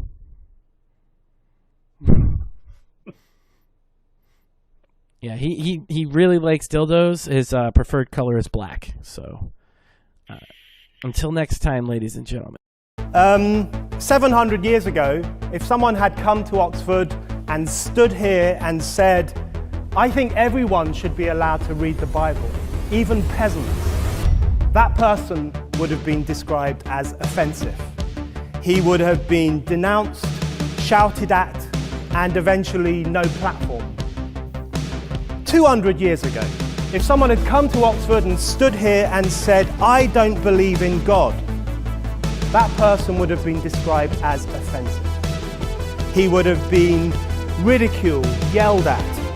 100 years ago, if someone had come to Oxford and stood here and said, I think a man should be allowed to have sex with another man, that person would have been described as offensive. He would have been booed, hissed at, no platform. So when today's student leaders clamp down on offensive stuff, they're actually carrying on a very long tradition. A tradition whereby the creme de la creme of British society take it upon themselves to police the parameters of acceptable thought and to exclude offensive-ness from the academy. Need to say it's not okay. This hate conversation was not their intention. We understand that jokes are jokes, things are things, but at the end of the day, if it's promoting hate and it's promoting discrimination, you are directly a cause of it if you're allowing it to happen and you're not doing anything about it, and that goes for anyone in this country. Throughout history, the church, politicians, universities have always branded certain ideas offensive and have waged war against them. Yet you all come to us young people for hope. How dare you? You have stolen my dreams, my childhood with your empty words. Today, student leaders do the same. They carry out one of the oldest, foulest forms of intolerance, intolerance of anyone who gives offense. But giving offense is good. In fact, it's essential. Humans have long had the urge to offend against the natural order, the religious order, the moral order, and in the process, they have pushed humanity forward. A person that comes here and has crowds and go further than any eye can see, there's nobody that can see the end of this crowd. That's not somebody that lost an election, and now because of it, our country is being destroyed. In fact, pretty much every leap forward in history, pretty much every freedom we enjoy is a product of individuals having given offense. It costs twice as much to fill my truck up with gas. It costs twice as much to fill my cart up with groceries. Milk, bacon, everything's more expensive. You want to add on to your house, that's all more expensive. That's a direct result of Joe Biden messing up the supply chain. Having offended against the orthodoxies of their age.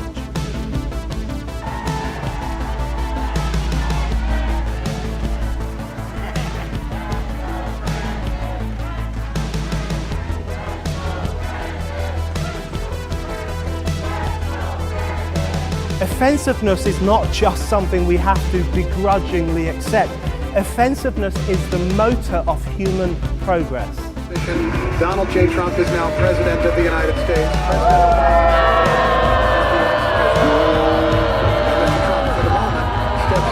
The right to offend is not some pesky little part of freedom of speech that we have to put up with. It is the heart and soul and lungs of freedom of speech. It is the coursing lifeblood of human progress. It is the instigator of liberty and modernity and science and understanding. What a laughing stock today's student leaders are, that they can so casually dismiss the right to be offensive without realizing that their lovely, enlightened lives are the gift of individuals who gave offense. I know what some student leaders will say. Oh, but our no platforming is about protecting individuals. We only want to protect women from misogyny and black students from racism, so our intolerance is progressive. Please, how progressive is it to say that female students are so fragile that they can't cope with seeing a pair of tits in the sun? No, without falling apart.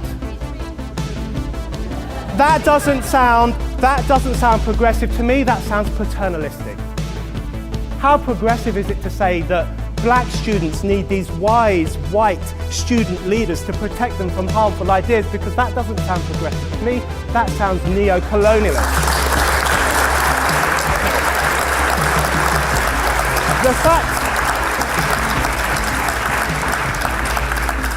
The fact is, today's student leaders aren't protecting individuals, they're protecting an idea. And it is the most mainstream status quo idea of the 21st century, the idea of human vulnerability. The poisonous notion that humans are fragile and therefore our speech and our relations must be monitored and policed. It is this misanthropic, orthodox idea that they promote and which they protect from criticism as surely as priests once ring-fenced their beliefs from ridicule. In this choking climate, we have got to move beyond talking about a right to offend. We have to talk about a duty to offend. Anyone who cares for freedom, anyone who believes that humanity only progresses through being daring and disrespectful now has a duty to rile and stir and outrage, a duty to break out of the new grey conformism, a duty to ridicule the new guardians of decency, a duty to tell them, fuck your orthodoxy.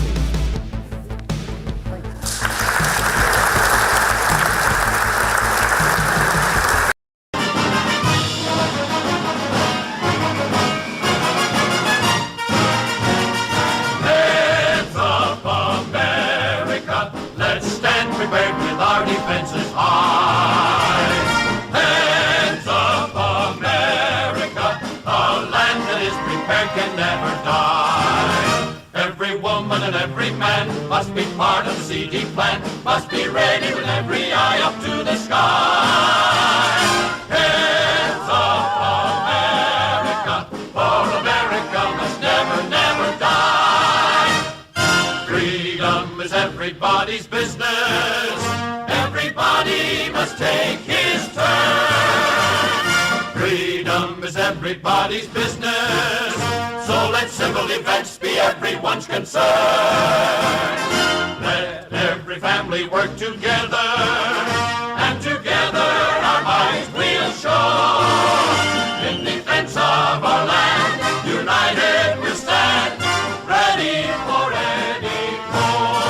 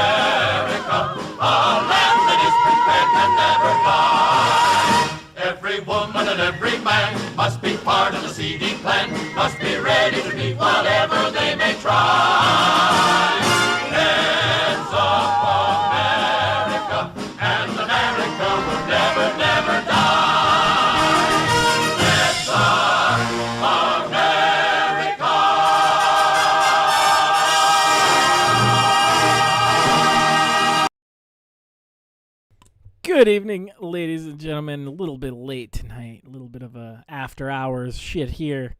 Had some shit going on. But I'm Maxan. Welcome to the Maxi Position. And tonight we got the Cat Guy Conspiracy and Tay's Alien Dick Blowjob. But and that will make no sense to anybody listening, but it should eventually. We'll get to the bottom of that. Shmuley, you got you brought to my attention some pressing concern. Well, I just feel that there is one question missing in the presidential debates that should be addressed. All candidates should be asked. Let's say some aliens come down from space, right? And these aliens, they say, we're going to destroy America, right? And they pick you as the leader.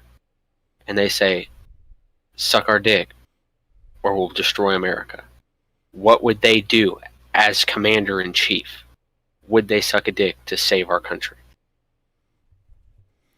A good question. Well, as the song says... Because I couldn't vote. Freedom is everybody's business. Exactly. So I don't think I could vote. Be everyone's concern. I couldn't vote for someone who would not suck a dick to save our country. It's a fair point. And I found troubling that a lot of my fellow citizens, they hesitate. They hesitate, or they try to change up the situation, or they say, oh, well, maybe I'll move to a different country. That's bullshit. It's very un-American to rather move to a different country than suck an alien dick. Yeah. Right. To the greatest be fair, country in the world, God damn it. To be fair, Max, I do have a counteract to this whole question. Service guarantees citizenship. Would you like to know more? Fair enough. Well, that was just my PSA, because it's something that troubles me, and I wanted to get it out there. Hey, this is your slogan. Service guarantees citizenship. You can just say that. Well, yeah. So I have a question, right? Is your stipulation like look ma no hands? I mean, it doesn't matter. It's you have to do it to save our country, or else you're a fucking traitor. And I don't want the fact that our politicians are not screened by this question is troubling, because it really does cut to the issue. Like, are you willing to get on your fucking knees to save this country? Yes or no? Truly 2020. I have a question. How is it hands-free, Kiz? Could you specify that? What? Stipulation? Well, I mean, hands-free would be a blowjob. Right. Exactly. So why would she recommend it? Wouldn't you want to use your hands for that? What? I've lost the plot.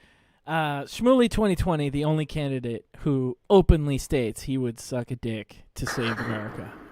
Indeed. Not only would he suck a dick to save this country, he'll suck two. Well, yeah, how many is too many to save America? I think one's too many at this point. 69 is too many. There isn't enough time in my life that I wouldn't spend sucking a dick to save this country. There isn't anything I wouldn't do. Would you like to know more? Yes. Shmuley 2020, everybody. Just remember, right in Shmuley. I'm what you call a patriot. Patriot who sucks the dick down to the shaft. That's right. God bless you. From the Patriots football team.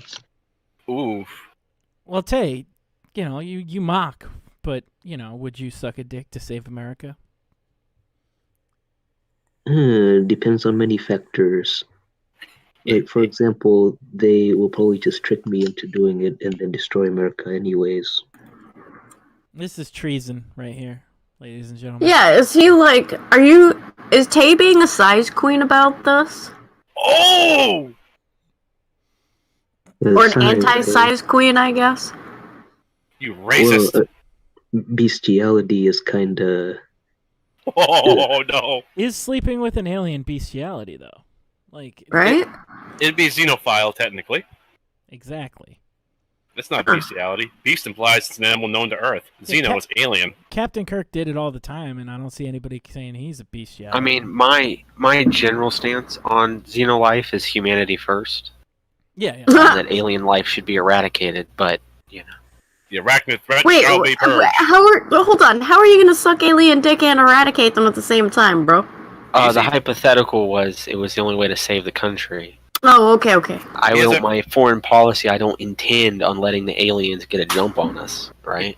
Well, I intend on killing the aliens first. Right. To explain Kiz's little question, it's easy. They're on their knees, you point the gun at their heads, getting you off. There you go. If I'm president, I plan on going to their world, making them suck my dick. Obviously. Yeah! But, you know, if the opposite occurred, I'd, you know, service to this nation. Might is right. Yeah.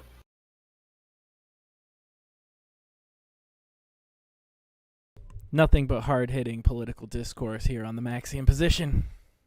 You love it. So I think we've settled the alien dick question. But there's another more sinister plot afoot, and it is related to something that I have a little PSA for everybody here. I want everybody to pay close attention. Oh, you have a PSA? Well, that's gay. Oh boy. Toxoplasmosis is considered to be a leading cause of death attributed to foodborne illness in the United States. More than 60 million men, women, and children in the United States carry the Toxoplasma parasite, but very few have symptoms because the immune system usually keeps the parasites from causing illness. What is toxoplasmosis? Toxoplasmosis is a single-celled parasite called Toxoplasma gondii. Causes a disease known as toxoplasmosis. How do people get toxoplasmosis? A toxoplasma infection occurs by 1. Eating undercooked or contaminated meat, especially pork and lamb. 2. Drinking water that is contaminated with the parasite. 3. Accidentally swallowing the parasite through contact with cat feces that contain toxoplasma. 4. Ingesting contaminated soil, that is, not washing your hands after gardening or eating unwashed fruits or vegetables from a garden. 5. Mother to child or congenital transmission. And 6. Receiving an infected organ or transplant or infected blood via transfusion of blood, although this is pretty rare. What are the signs and symptoms of toxoplasmosis? Some people who have toxoplasmosis may feel as if they have the flu, with headaches, fever, sore throat, swollen lymph nodes or glands, muscle aches, and pains for at least a month or more. Severe toxoplasmosis causing damage to the brain, eyes, or even other organs can develop from an acute toxoplasma infection or one that had occurred earlier in life and is now reactivated. Signs and symptoms of ocular toxoplasmosis, for example, can include reduced vision, blurred vision, pain, redness of the eye, and sometimes tearing of the eye. Most infants who are infected while still in the womb have no symptoms at birth, but they may develop symptoms later in life. A small percentage of infected newborns have serious eye or brain damage at birth. Who is at risk for developing severe toxoplasmosis? Well, infants born to mothers who are newly infected with Toxoplasma gondii during or just before pregnancy. Persons with severely weakened immune systems, such as individuals with AIDS, those taking certain types of chemotherapy, and those who have recently received an organ transplant. What is the treatment for toxoplasmosis? In an otherwise healthy person who is not pregnant, treatment is usually not needed. If symptoms do occur, they typically go away within a few weeks or a month. For pregnant women or persons who have a weakened immune system, medications to treat infection include anti-malarial drug and other antibiotics. AIDS patients should continue treatment for as long as their immune system is weakened to prevent the disease from reactivating. How can I prevent toxoplasmosis? There are several general sanitation and food safety steps you can take to reduce your chance of becoming infected with Toxoplasma gondii. If you are at risk, can you keep your cat? Yeah, you may keep your cat if you're a person at risk for a severe infection. For example, if you have an immune weak system or pregnant or wanting to become pregnant. However, you should take safety precautions to avoid being exposed to this parasite, Toxoplasma gondii. For example, the cat litter box needs to be changed every day, preferably not by you. See, what happens is the Toxoplasma parasite does not really become infectious until it's shed in the cat's feces for 1 to 5 days. So if you clean it daily, there should be no risk. If you are pregnant or immunocompromised, avoid changing the cat litter at all. But if no one else can perform the task, wear disposable gloves and wash your hands with soap and warm water afterwards. Keep your cats indoor and do not adopt or handle stray cats, especially kittens. Do not get a new cat while you're pregnant. Feed cats only canned or dry commercial food or well-cooked table food, not raw or undercooked meats. And keep your outdoor sandboxes covered. Once infected with Toxoplasma, is my cat always able to spread the infection to me? The answer is no. Cats only spread Toxoplasma in their feces for a few weeks following the infection with the parasites. Like human, cats rarely have symptoms when infected, so most people do not know if their cat has been infected or not.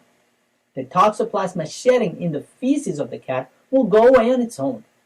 Therefore, it does not help to have your cat or cat's feces tested for Toxoplasma, as long as you do kind of like a quarantine of your pet. I hope this video was useful to you. Take care and visit EDX Video for other educational videos like this one. So as you can see, this is a serious problem. Very, very educational video. And you might be thinking, what does this have to do with the conspiracy, right? Well, another side effect of toxoplasmosis is cat lady syndrome. And it's essentially the toxoplasma has this instinct, right, genetically, to reproduce, as everything does. And so it leads people towards wanting more cats and feeding cats and handling cats, and then they might evolve into stray cats, and cat colonies is the word that they use for it, which just sounds like, when I hear them say the term cat colony, I can't lie, I get physically ill, like just a little bit in my stomach, because it just sounds disgusting to me. Granted, I'm allergic to cats. I'm probably the most biased person in the world to fucking talk about this. But why discuss it now? Well, apparently Dave interaction with the cat freak, as he calls them, the gentleman who feeds the stray cats behind Dave's dumpster at his place, he kind of Forrest Gumped his way into helping us uncover a vast network of cat freaks across the country who have complete disregard for the law, their safety, the safety of their community, and so on and so forth, in their insatiable pursuit of trying to have more interactions with cats. And so we looked into the cat guy, and when he said he's a legit 501c3 organization, that's 100% true. We looked up his organization. That's true. It's under an umbrella of another organization. I believe it's called like Pause for Love or something like that, which is run by a lady who feeds a colony of cats at a house near her. There's like 150 of them or something like that in an abandoned, she claims is an abandoned place. And that just got us looking into more and more of these cat feeding people. And what we found is there's a lot of less than truthful things that they say, and that they do literally disregard the law in almost every circumstance. And so I was looking at the law, and I have another kind of informational video here that I feel is important. Of course, we have an attorney here from Schwartz & Schwartz who's going to explain some things to us. Hi, I'm Attorney Ben Schwartz. Today we're going to answer a viewer question. The question is from Rebecca in Laurel, Delaware. And Rebecca asks, my neighbor has been feeding stray cats. We now have dozens of feral cats hanging around the neighborhood, digging through trash, coming into our yard. If one of these cats bites someone, is the neighbor responsible for causing the personal injuries? And I love cats, but if you are creating a nuisance where you're bringing in tons of feral cats into a neighborhood where other people, where children live, then I have to say that does not sound like reasonable behavior. And when you act unreasonably and you cause injury to others, that exposes you to civil liability in a personal injury lawsuit for the damages and the injuries that you cause. Now, when you're talking about cats, there's a couple of very common types of diseases or sicknesses that come from cats. It's not just, when you say if a cat bites someone, a cat bite may not be a very severe injury. It may not be severe enough that you would want to actually bring a lawsuit against somebody that, that's going to take hundreds or thousands of dollars of financial investment, and that's going to take potentially several years to wind its way through the court system. But, there are common diseases that come from cats. Unfortunately, just off the top of my head, I'm thinking about what if someone gets rabies from one of these feral cats. That individual who's feeding the cats and who's bringing them into the neighborhood, he might be responsible for the medical bills that stem from the rabies infection. He might be responsible for an award of compensation for permanent injury. Another type of disease that comes from cats is a disease called toxoplasmosis. We were talking about this in the office, and people were saying, "Oh, that sounds like something that's made up." It's not something that's made up. It's an actual parasite that's carried by cats, and if the cats are feral, they don't have a litter box. They're not being kept in that guy's house.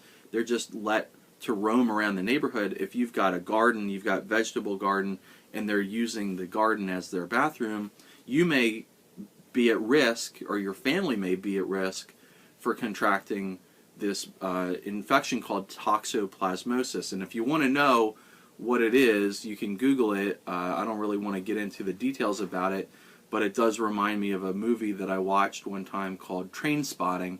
And if you want to know more about toxoplasmosis and what types of effects it can bring about, go on YouTube and search for Trainspotting Tommy and the Killer Kitten, and you'll see.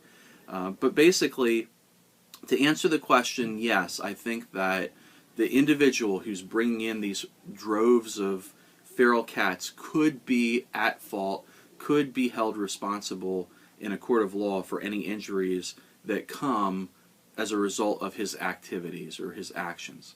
I wonder, have you spoken with the neighbor and said, look, this is really a problem in the neighborhood, you're exposing us to danger, we don't want to live in a neighborhood full of feral cats?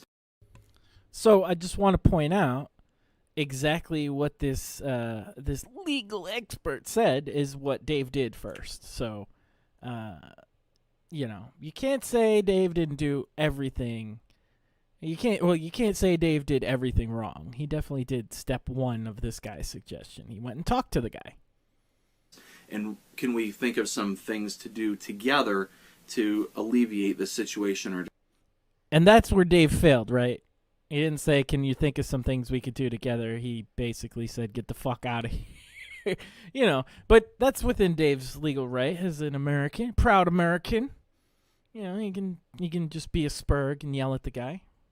To cure this problem. Have you done that? I don't know from your question if that's been done, if this has really gotten past the point of neighbors talking to neighbors to try and resolve the dispute.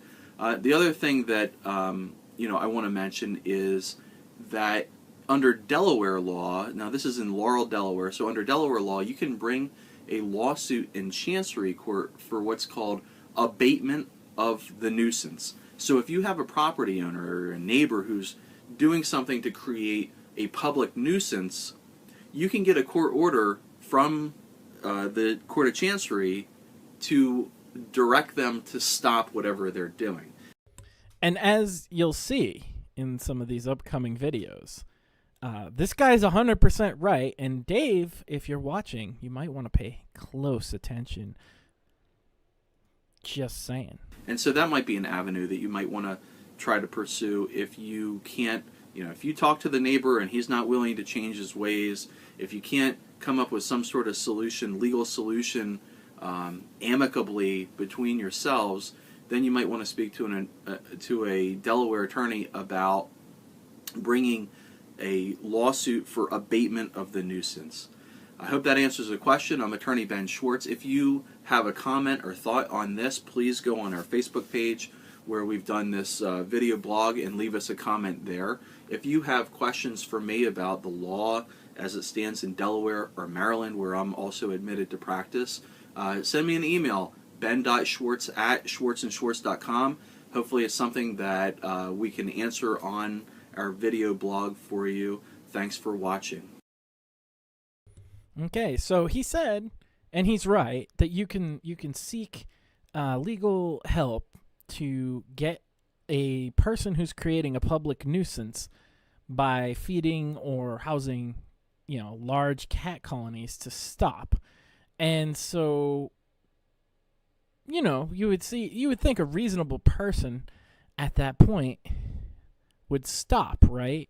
Like when it becomes unreasonable and it's a problem within the community, you'd think that hey cat guy, you're causing a problem within property that you're not supposed to be on because it's private. Maybe you should stop. And then the guy says no, and well, then you can seek an abatement, as this guy said, and get the judge to order him to. But as you'll see, cat people are weird, and toxoplasmosis has something to do with it. So look at this is KITV out of I don't even know where, and this is should feeding feral cats lead to being fined? All right, welcome back. This could be a debate that never ends. Should feeding feral cats lead to being fined? A city lawmaker who wants to cut down on Oahu's stray cat numbers is talking about just that. KITV4's Brenton Awa tells us why. They know it's dinner time. Mark Hanna's been taking care of cats here in Hawaii Kai for more than 20 years. To say he loves these animals is an understatement. To say they're invasive to Hawaii, he says is flat out wrong. And we understand that they don't understand. As far as they're concerned, we're just contributing in perpetuating the problem, and we're not. We're actually managing the problem. The problem is the population. That does not look like management. Seems to be on. Yeah, literally like dozens of cats just in this frame here, right? I mean, I'd go. Oh my God, they're count them, but they're everywhere. I don't know if you can. You know what? I'm on it. I'm just kidding. I don't have the actual video, but if I did, I would. I mean, there's at least 24 just in frame. Yeah, exactly. Exactly. We're actually managing the problem. The problem is the population of stray cats, which seems to be on the rise. A local group wants the city to get rid of them for good. They're peeing on people's yards, walking all over their cars, pooping in their grass. And, those are a risk as well as just a pain in the butt. They wish that they had more detail. City Council member Trevor Ozawa's heard the complaints. He says it's time to do something. But when you're going to this park and ride, and a bunch of people are going there, and we get up into the 300s with cats, that's a problem that the city... In the 300s! And he says he's managing the problems. Well, why are there 300 cats there? If all you're doing is feeding and caring for them so that their population stays under control, how do they multiply to fucking 300, guy? Clearly, that's not what you're doing. You're doing something else. Has to start addressing. That's insane. You got a new subscriber, Max. Nice. Oh, yeah. I want to thank Dave for his patronage here. While there's no clear plan of action to address the issue just yet, there are ideas. We need to also maybe look at making stiffer penalties for those that are continuing to contribute to a public nuisance of this magnitude. Because they're just simply not true. Those who keep taking care of these cats claim they're not the problem. They say they're controlling the cat population by making sure all of these animals are spayed or neutered. They agree with stricter penalties, but they say those... If they're all spayed and neutered, how does there end up with 300 of them? And also, Iron Man is not with us tonight, but Iron Man pointed out a thing. When cats get spayed or neutered in the U.S., by law, and in most other Western countries, by law, they have to clip just the tip of one of their ears. Now, I want you to take a good look, because I don't see... Some of them had clipped ears. Not a lot. I saw a couple. I saw, like, maybe 2. Very few of them. For the dozens on screen, you'll see 1 or 2. It's insane. So this guy is just full of shit. Controlling the cat population by making sure all of these animals are spayed or neutered.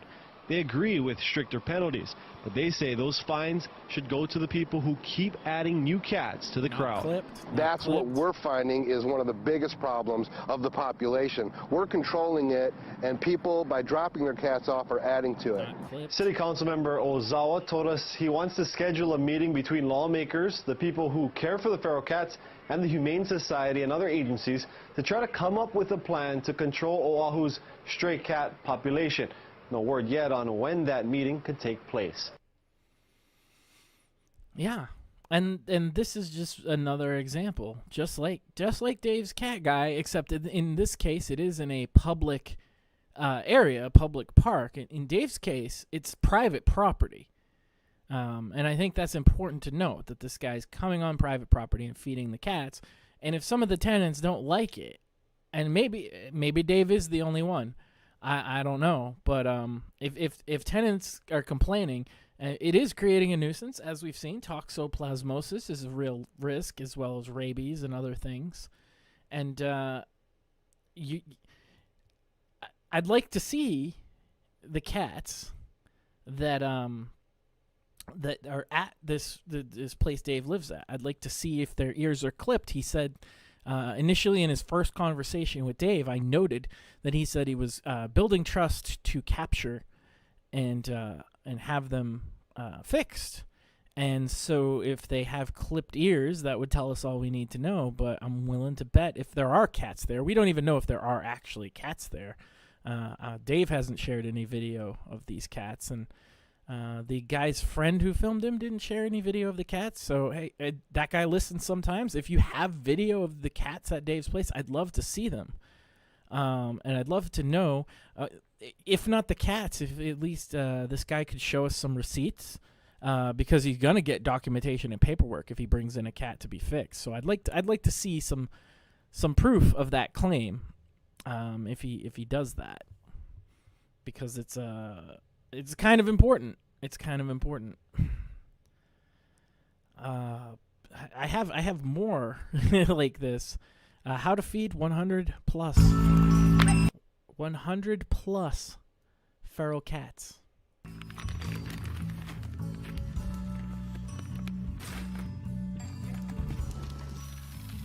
What's up, kitty? What's up, kitty? You hungry? Not clipped.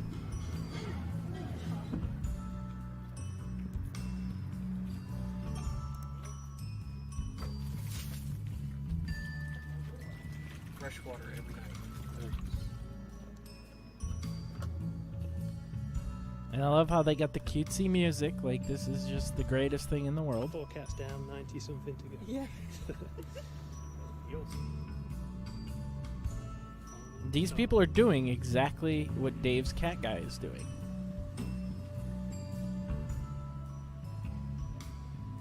Not clipped.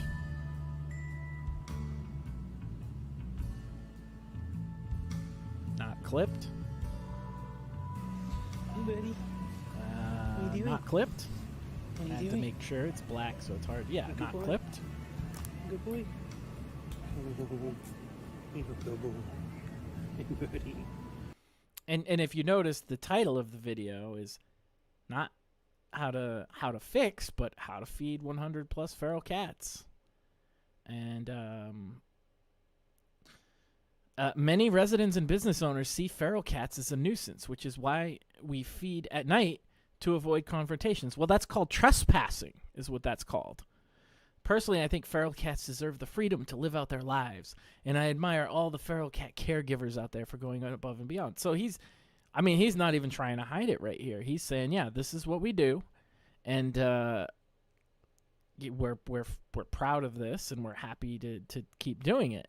In violation of private property rights, in violation of the law in some places, they don't care. Hey, Max.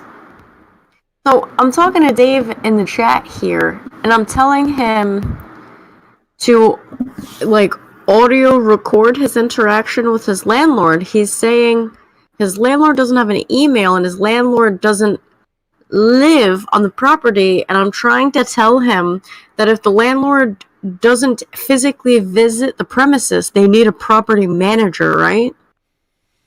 Generally speaking, yeah, that's how it works. Like, they need someone to physically be on the premises to take care of the property if they themselves physically cannot. Yeah, even if you are gonna talk to, say, the maintenance crew. I know there's a maintenance crew over there. Dave's mentioned them before. Even to talk to them, because if we can solve the conflict really easily and peacefully here, because it continues to escalate even in the absence of, like, the crazier, more outrageous videos. Like the last blow up where they were finger in the faces. As far as I know, that's the last actual face to face that they've had. Well, it's okay if there isn't anyone there past 5 p.m. If you go to the main office and you talk to, quote, someone in charge, there has to be someone, quote, in charge, and then you just record them through audio recording saying, I do not authorize any, what is it? What did that guy say he was from? Any organization to come onto the premises for any reason, aside from the organizations that we have specifically hired. And then when Cat Freak shows up, you can just be like, look, bro, here's the recording. Right. Property management says no one is allowed to be here unless I am specifically paying them to be here for a reason. And further than that, like, when he talks to property management, Dave, you've captured video of this guy. You've captured him on video. Dave, I know you didn't delete the video of when you first encountered the cat guy. I need you, Dave. This is important because I can help you here. I need you to unprivate that video so that I can have a copy, and I will help you with that, because he said in both of his encounters with you, he said, fuck private property. He said he doesn't care that it's private property, and he said that it was public property. So those three things right there, you show this property manager, maintenance man, landlord that, say, this guy's coming in here, he says he doesn't care that it's private property, and he's going to do what he's going to do. And I don't like him here. He makes noise. He makes a mess. He's bringing in cats. They're a nuisance. They can bring diseases. And I guarantee you they're going to say, no, he has no right to be here. And then when you call the cops, they'll just tell him to get the fuck out of here. So, yeah, I can help you if you unprivate that the first time you went out and talked to the cat freak. Unprivate that video for me, and I will edit it for you. He faxed his landlord. How did you fax? That's hilarious. He faxed his landlord, and he thinks I'm your wife. This is amazing. I love Dave. I'm your wife, but I live in the UK. That's right. Yes. Well, here's the thing. Our boy Tay, if only he was closer to Dave, could help out. I guarantee there's no, feral cats or dogs. Tay's people know how to deal with those. That's true. They're right? Very efficient at taking care Yeah, of we really know how. I hear they're very tasty in fried rice. And to kind of further throw some shade is I found this video. I don't want to sit through the whole thing, but this guy will show you for, I think it's like $15, how to build a feral cat feeder. And here's the interesting thing. It's literally just like one of these you can buy at Walmart, right?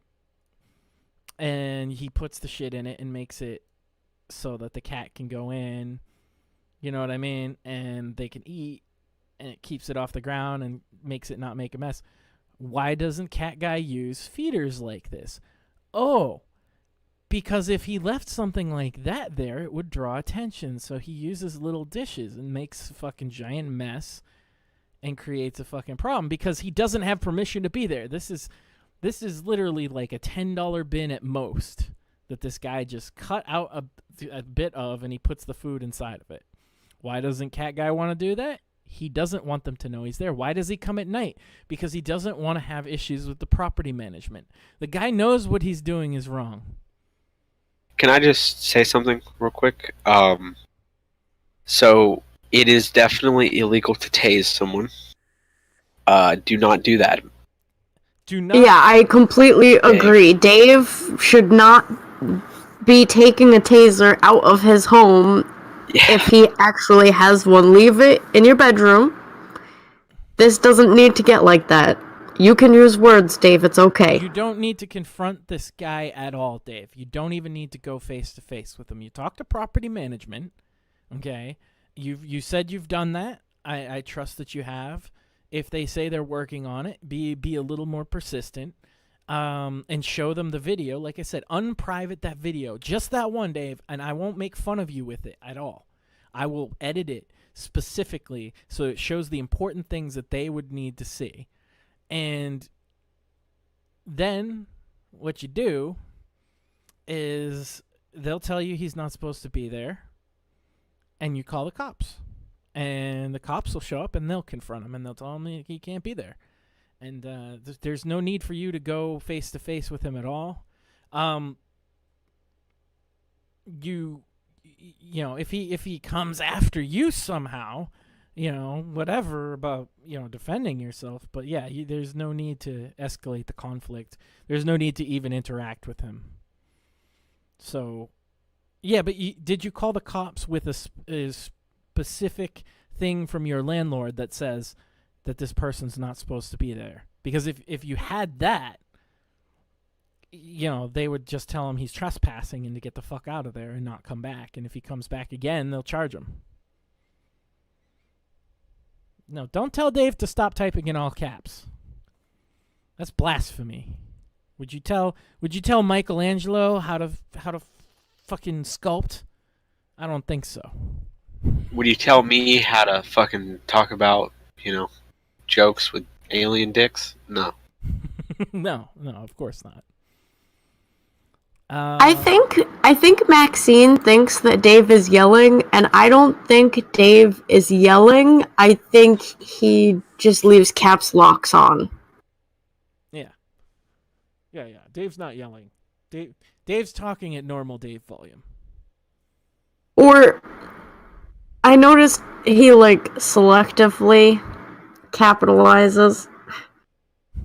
I don't think that it's Dave is yelling. I think Dave he's a boomer, and he uses the capitalized letters to emphasize a particular thing, but I don't think he's yelling.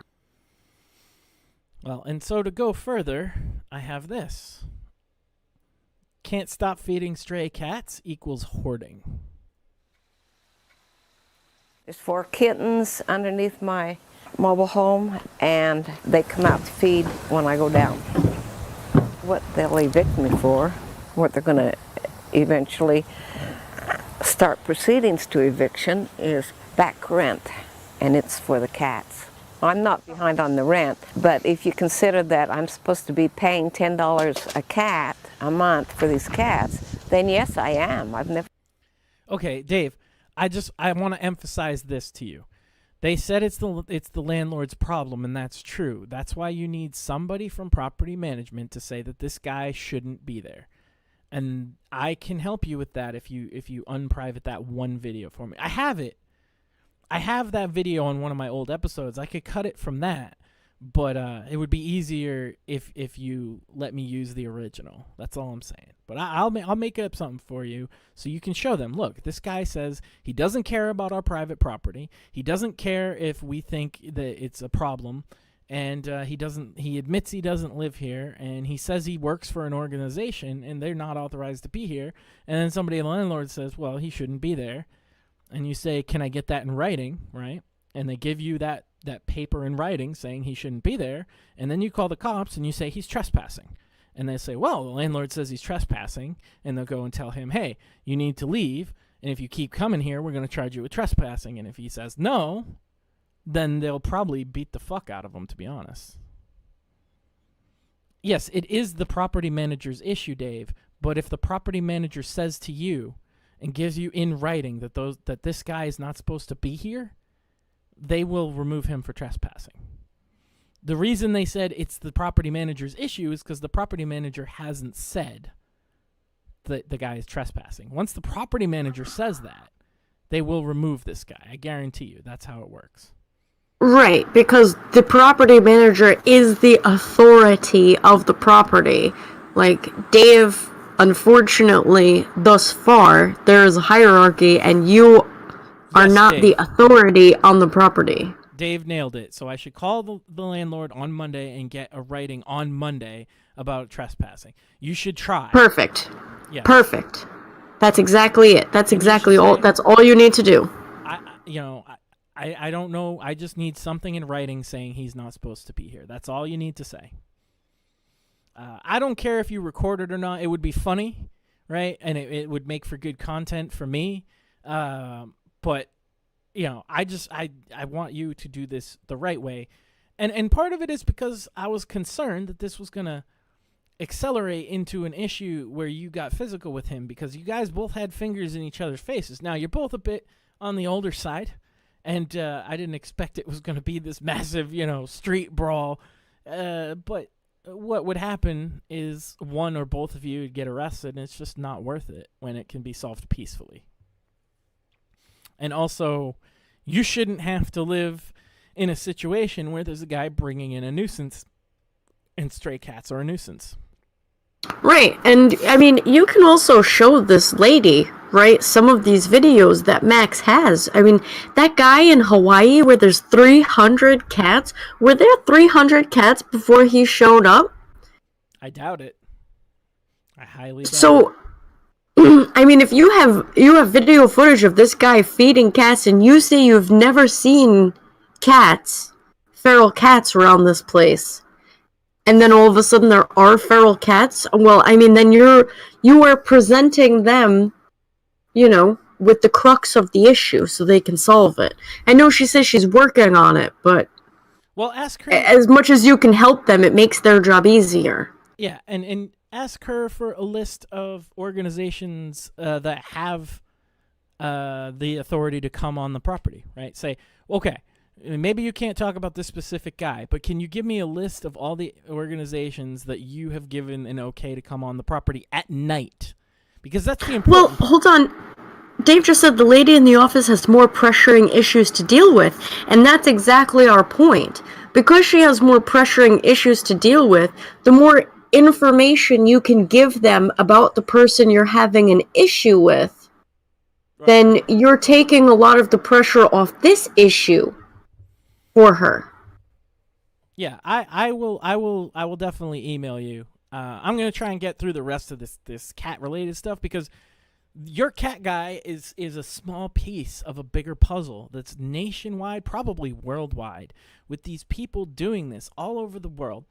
And they seem to have a few common links. And one of the common links is no respect for private property, no respect for the nuisance that they cause to the community around them, and no understanding of what they're doing might upset people. In fact, they get mad, as this guy did with you, when somebody says, hey, I don't like this. They instantly get defensive and mad. And as a matter of fact, I personally think that he lied to you. I think that he lied to you about talking about trapping and having the pets fixed. And that's a very common thing with these people. That's why I keep pointing out these cats' ears are not clipped. And as a matter of fact, right here in this video right here, She's got these stray cats under her house. She's going to get evicted from the property. She doesn't bother to have them fixed, though, does she? No, of course not.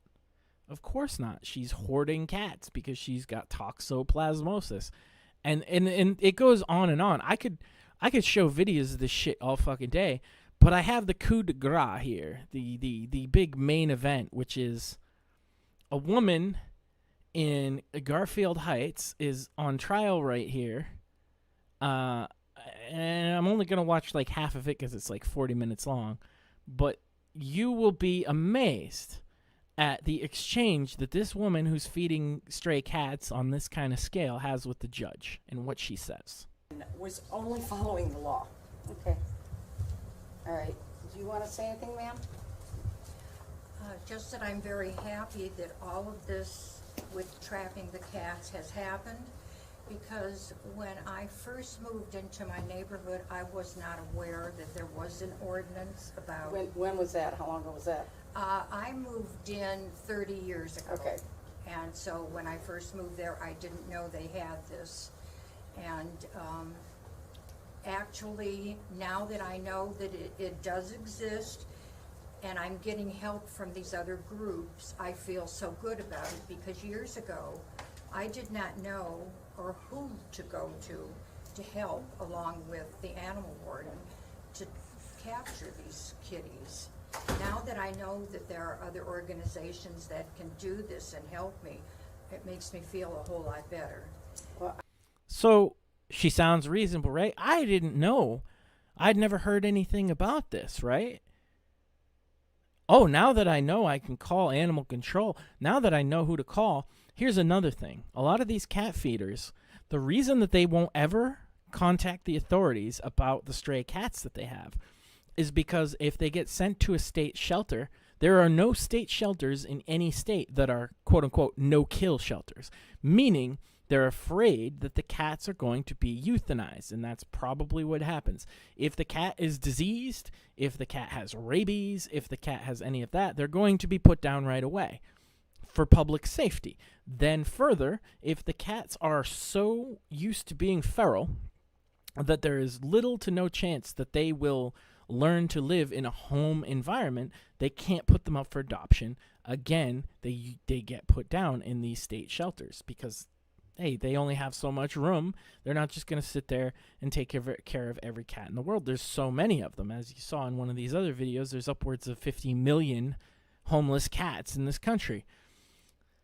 So what do? Well, if they do work with a shelter at all, they work with the no-kill shelters, and I think that's fine. If you were bringing these cats to a no-kill shelter, I wouldn't see a problem with that. Like, you're going out of your way to trap these cats. You understand that they're a public nuisance, but you don't want to kill them. You're an old softy for them, you know. You got your old soft spot for the poor little kitty. Fine. But that's not what they're doing either. They're feeding them and caring for them on the spot and allowing them to reproduce and creating a bigger problem. If you think these cats being homeless with nowhere to go is a problem, how does them reproducing and having more of these cats fix the problem? It doesn't. But what it does is they feel a little bit better about themselves. They feel so wonderful that they feed the fucking cats, and they get high on their own fucking farts about it, and they get up on their high horse and virtue signal to the fucking moon. And it's all feeding into this toxoplasmosis condition, right? They have to be around cats and also tell you how great people they are. And so here this woman says, I didn't know about any of this, right? Keep that in mind. I have a couple questions for you in regard to what you just said. I believe that you've said before that you didn't start feeding the cats until the death of your husband, so that's not the case? No, I was feeding them before my husband even passed away. And when was that? Oh, I can't remember what year I started. No. What year did your husband die, ma'am? He died in April of 2017. Okay. All right. Okay, and then you said that you didn't know that there were people to help. Hasn't the animal warden been trying to help you? She has, but... So you didn't, how do you mean you didn't know then that there were organizations that could help? That other organizations like PAWS and Forever friends. I didn't know those other groups were out there that could also help me, because it didn't seem like what the animal warden was doing was just totally enough to be able to get all the cats. Okay, what do you have to say about that, Ms. Thacker? Your Honor, all 32 cats have been caught when she stops feeding or slows down on the feeding. The 10 cats that have been caught since the traps went out again last Monday have been my traps through the city and traps through Forever Friends. Mm-hmm. And all along, the whole issue has been just stop feeding the cats. Right. And if she would have stopped that months ago, if she would have stopped that years ago, this problem would not be here right now. And it wouldn't have gotten blown out of proportion the way that it has. Nobody else has been in there trapping except for myself and Forever Friends. And we're successful at doing that when she is not feeding the cats. Pure and simple. So what do you have to say about that? I did not realize that the number that she's saying of all those cats, I am not aware that there were that many cats that were trapped in. And I don't know how long of a period of time, you know, it was to do that. Because I have never seen that many cats. I've not even seen, like, maybe not even 15 to 20 at one time around my area. All right, okay. All right, here's another problem I have. You have been told repeatedly to stop feeding these animals, haven't you? Yes, I have. Okay. So she was unaware, except for the fact that she's been told repeatedly over years to stop feeding the cats. It's mind-blowing how these people can I mean, she just sat there straight-faced, stone-faced, and lied to the judge. Mind you, this is 23 minutes in. The previous 20 minutes that I didn't show was them laying out their case against her. And the fact that they've said this over and over and over again, and then the first thing out of her mouth is, I didn't know. Now that I know which organizations to deal with, but I just didn't know. So when you think, oh, this poor little old lady here is going to end up in prison, which, you know, spoiler alert, just think, she is flagrantly violating the law, does not give one single fuck as long as she can feed her cats. The animal wardens told you, correct? That's correct. I've told you? Yes. Your lawyers told you? Yes. Your children have told you? Yes. Okay. The magistrates told you, right? Yes. But you keep doing it. Why do you keep doing it when you're told you should not be doing this? And you understand the reasons for not feeding feral cats? Do you understand that? Yes, I do. Okay. Why do you keep doing it? I am not doing it. I have not been. Ma'am. Okay. I'm not doing All right, it now. let's rewind the clock. Why 10 was days. I doing it? Why did you continue to do it? I did do it prior to this last incident. Okay, why? Because I have a compassion for cats, and I just felt bad. They would come up on my back porch, look in the door towards me. Why do you think they're coming to your back porch? Because I was giving them something to eat. And if they couldn't get food anywhere else, then they would come by me for the food. Okay, were you doing anything? Wrong, lady, wrong. You're the first fucking place they come because they know it's guaranteed that they're gonna get. Yeah, Dave's not able to live stream, but that's okay, Dave. Any footage you get, send to me, right? And if I'll send you an email specifically what I need. But I can make a quick mixtape that you could show the property manager, and it would be basically bulletproof just with the footage that you have. If you get any more, that's great. But I have more than enough to work with, as long as you unprivate those videos so that I can get them. Although I could still get them anyway, but yeah. It's this lady right here. You've been told for years by every local authority, from the police to the magistrate to the judge to the lawyers to the to the local cat shelter people, to everybody. Her own children have told her, stop feeding the fucking cats. And she's just like, they just come to my house and they must not have anything to eat. It's like, no, they know they got food at your house. If they show up at your house, your old, compassionate ass is going to put food out for them, even to the point of putting you in jail. You're going to go to jail. That's not toxoplasmosis. I don't know what the fuck is. But it's this blatant disregard of the law and property rights that seems to be a common thread among these people. And to get them trapped and get them spayed and neutered? No, other than the animal warden coming, no, I was not. But like I said, I did not know there were other organizations like PAWS. Okay, we already covered that. Okay. Okay, my question is, why did you keep feeding the cats when you knew it was against the law and when the court told you not to do it? Why? Because I care about the cats. Okay, I'm so, that type of a so person. you feel that what your feelings are towards the cat is greater weight than the law and what the courts told you to do. That you feel that means more, there it should mean more. Is that what you're telling me? No, I don't. That's what it sounds like. I know it sounds like that, but no, because it worries me every time I think about that. But apparently thinking about the cats being hungry and I can't even go into my kitchen because they're sitting by the door looking at me makes me very depressed and anxious.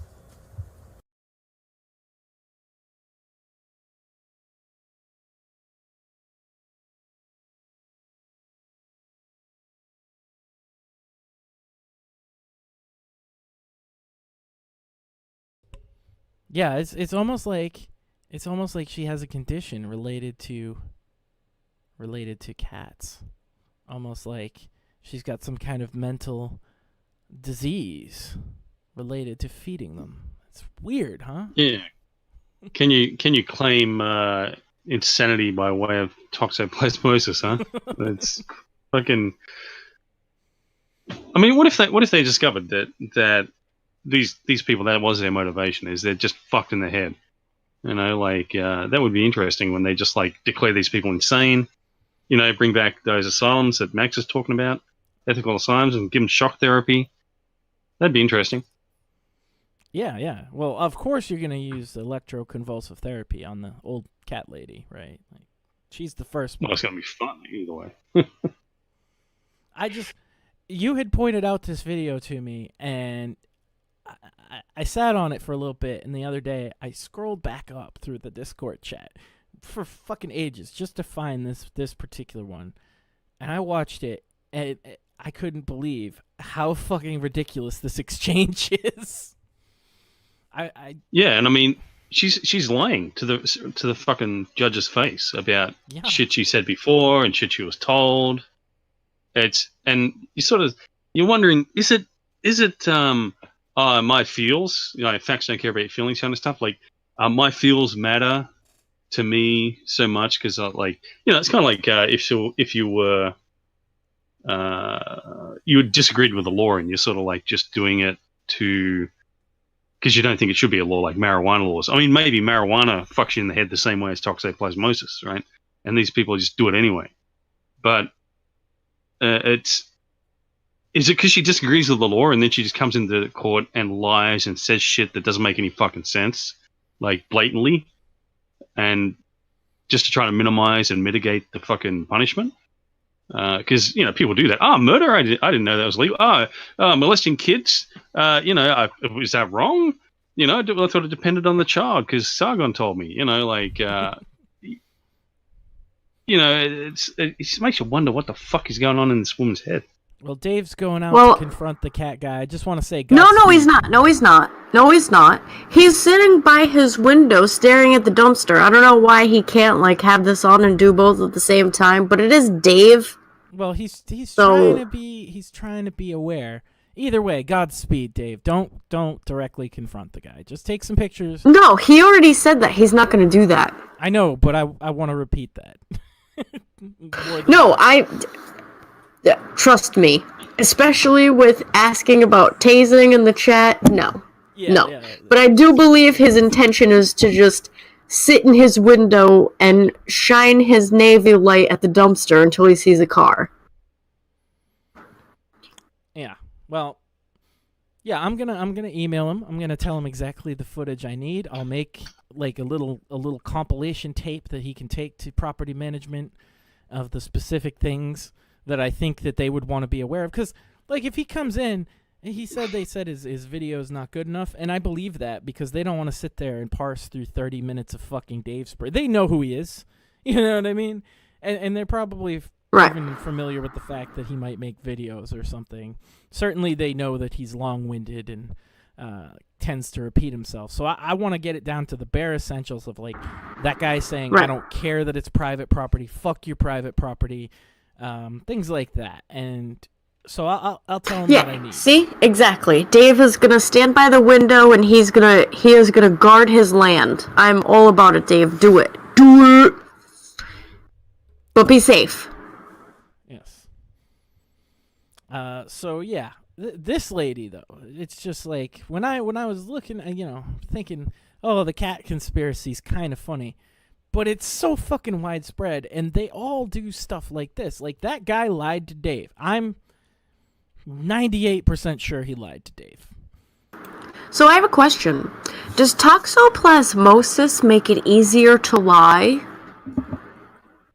Well, it's sort of replacing your own. It seems to me anyway. Like this lady's the perfect example. It replaces your own self-preservation instinct with an instinct to preserve the cats. She's willing to throw her entire life away and go to prison to feed some fucking mangy fucking strays. You know what I mean? Like, I feel like it almost prioritizes the cats over your own self-preservation is what it seems like. Yeah, which there's precedent for in nature. I mean, like, mother would die for their child kind of thing.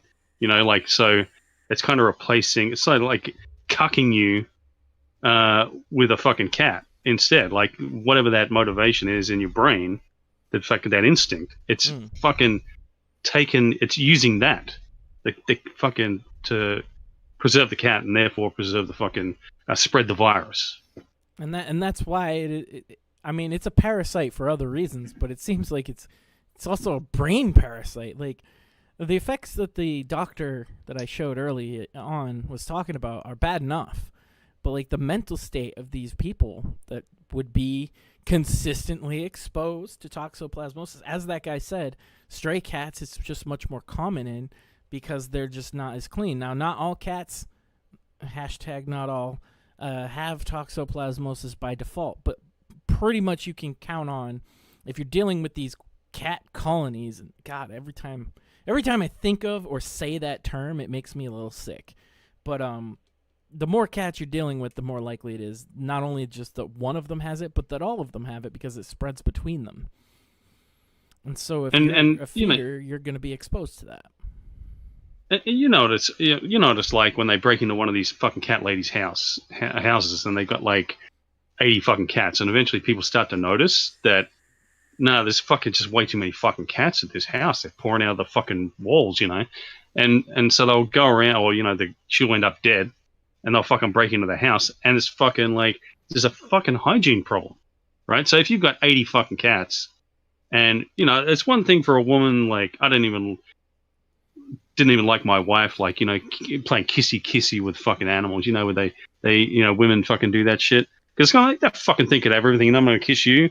But, fuck that shit, right? So, like, but, like, they're doing that, they start doing that shit, and I reckon they fucking get this disease, and then they fucking just, hygiene goes out the window, and then they're fucking feeding cats and letting them eat their food and all this shit. So, guaranteed, if you're the kind of person who's got more than, like, 1 or 2 cats, you fucking got this shit because they're shitting in your food and all this kind of shit and you don't care, Yeah, it is very common for these local cat ladies to be known in the community to be kind of disgusting, right? Like, Everybody will know, well, they're dirty, their house is dirty, and, they just don't take care of themselves. And it's like, well, if you have 15 fucking cats, the odds are there's shit all over the place. And it's very difficult to have, like, a litter box when you have dozens of cats.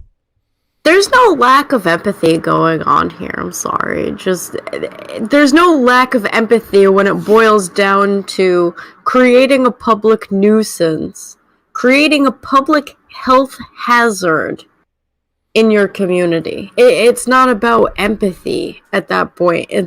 On our part, it's not about empathy. It's about the lack of empathy on these people's parts. Is Needles literally threatening Dave and our lives? Come on now, bro. What kind of pussy shit is that? Actually, the interesting thing about these videos is the comments of, like, it's 95% people saying... Okay, I think I get it now. I did say not all, but he doesn't want to hear it. He's like, yeah, toxoplasmosis there, obviously. Oh yeah. Wait, is he trolling you? I feel like we're being trolled to say I have six cats, you stupid ignorant fucks, and my home is clean. It's called love. Like that sounds. Yeah. It's called toxoplasmosis, but whatever. They would say that even if their house was a fucking brothel, right? They would say, "Oh no, my house is clean." See, this is what happens when you get close to the truth, ladies and gentlemen in the audience. When you get close to the truth, people lash out and threaten to kill you for speaking your own fucking opinion. Yeah, you want to fight, like, oh, you all deserve to die, and Dave deserves to die. Like, I was telling Dave that he should. This is 100% free speech. He can say whatever he wants. I'm not gonna ban him. He can continue to talk all the shit he wants. But if you're going to if you're going to threaten Dave on here as I'm telling him to do things the right way, well, maybe when he does contact the police, a screenshot of your comment there might be in the fucking video that I'm going to edit for him. Oh, you're threatening him, and you're threatening me and fucking people on my panel. Go for it, man. You say whatever you want, bro. You tough guy. You're tough guy talking to fucking Dave. Oh, wow, I'm so fucking scared. Get the fuck out of here. Death threats on the internet, you fucking boomer. Tough cat guy. He's a pussy guy, so don't fuck with the pussy guy. Just because that guy said that, I'm going to run for office, become president of the United States, and then start World War III. I just don't get it, though. How does anyone unironically have 6 cats? How does anyone want to tell me about empathy for a fucking cat? I don't give a fuck about a cat. I don't give a fuck about... But it's not about the cats. Like, we're reaching levels of it's not about the cat, bro. It's about our fucking communities. It's about the pregnant women who could literally have miscarriages because this cat freak is going to create a cat colony of 300 animals that all can or will carry a, a bacteria, a parasite that causes miscarriages. Yeah, miscarriages. So, for pregnant women, the baby can often suffer. The woman could have a miscarriage. The baby could be born with severe brain damage, issues with vision and eyes. Whatever. I'm looking out for the fucking babies. And I wanted to announce today my intention, and this is not an official, we haven't started it, but my intention to found the Dave Grady Foundation. And what the Dave Grady Foundation is going to do is we're going to trap humanely cats and bring them to government shelters to get stray cats off of the street, to protect pregnant women from the horror of toxoplasmosis. You see, because the one thing these people don't like is when you take them to government shelters because they're going to put them down. Well, you know what? That might or might not be true. It depends on the cat. It's going to be a case-by-case basis. But I'll tell you this. I don't think what you're doing is right. I don't think going on private property and telling them, fuck private property, which is a quote from your friend, is right. And I think if the fucking people who live there, i.e. Dave, has an issue with it, that's a valid fucking criticism, even if he's fucking Dave. You can't pull this, oh, well, look at the source bullshit on me, bro. Dave's right. You're wrong. Your friend is wrong. Y'all got fucking toxoplasmosis. You fucking throw your own fucking family under a bus for some disgusting fucking feline. And you're gross. And you want to come on my chat and threaten everybody. Oh, we're all so fucking scared. You ever been on the internet? Do you think anybody takes your shit seriously? You think that makes you a tough guy? Are you a Navy SEAL too? You fucking piece of shit. This is too funny. Don't worry. The video that I'm giving Dave to show to both his property manager and the police is going to include your comment, bro. So Plus, I triangulated your router. That's right. We're calling the internet police. That's what's going to happen unless you shut all this down. Consequences will never be the same. Yeah, that's right. The end of your rumor caddy. Oh, and like he's like unsubscribed. Like, fuck you. Have you looked at my subscriber count? No, that's not Cat Guy. That is guy number 2 in the Cat Guy saga. The one who went with the Cat Guy because the Cat Guy was the guy that called him by his name. The guy that called him fat. That is him. Okay. The guy that was sitting in the passenger seat that was just doing nothing the whole time but filming? Yeah. It's that guy. And we had him on our show, and I was very fucking polite to him. Yeah, he seemed alright. God forbid. Except for the fake Dave being gay story. That wasn't cool. Yeah. But see, he's a wonderful, nice, really, down to earth, honest guy, right until you talk about the cat feeding. Because the toxoplasmosis has him by the fucking brain. He's cat cucked.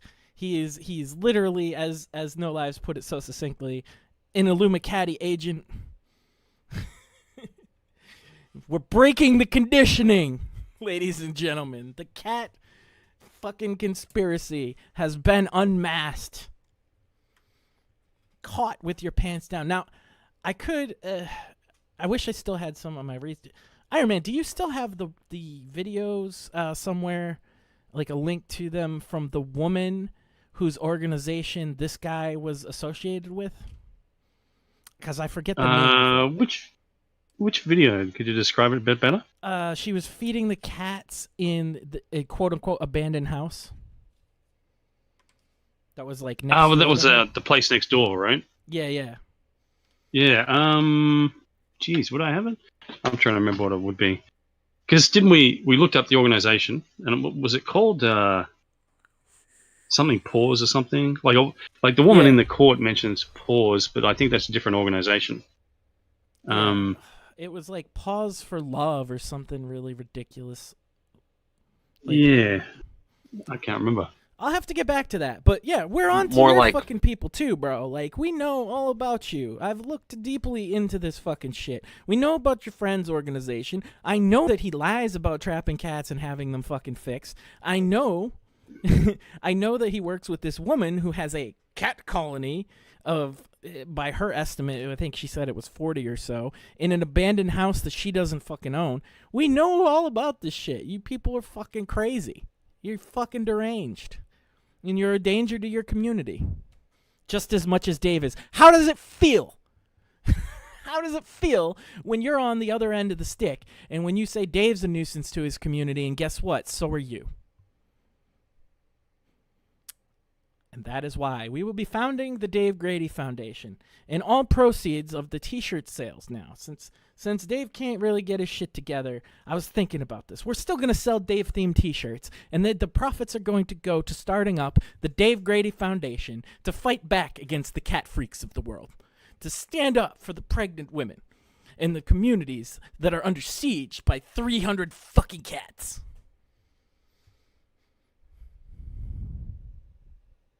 I love that it triggered him. it just got me. It got me all like energized. Now I was like, I started this. I was like, I had a long day. I was kind of exhausted. I was gonna go through this, and then I saw a death threat in my chat, and it just perked me right up. It's like a good cup of coffee, man. Nothing like a good death threat.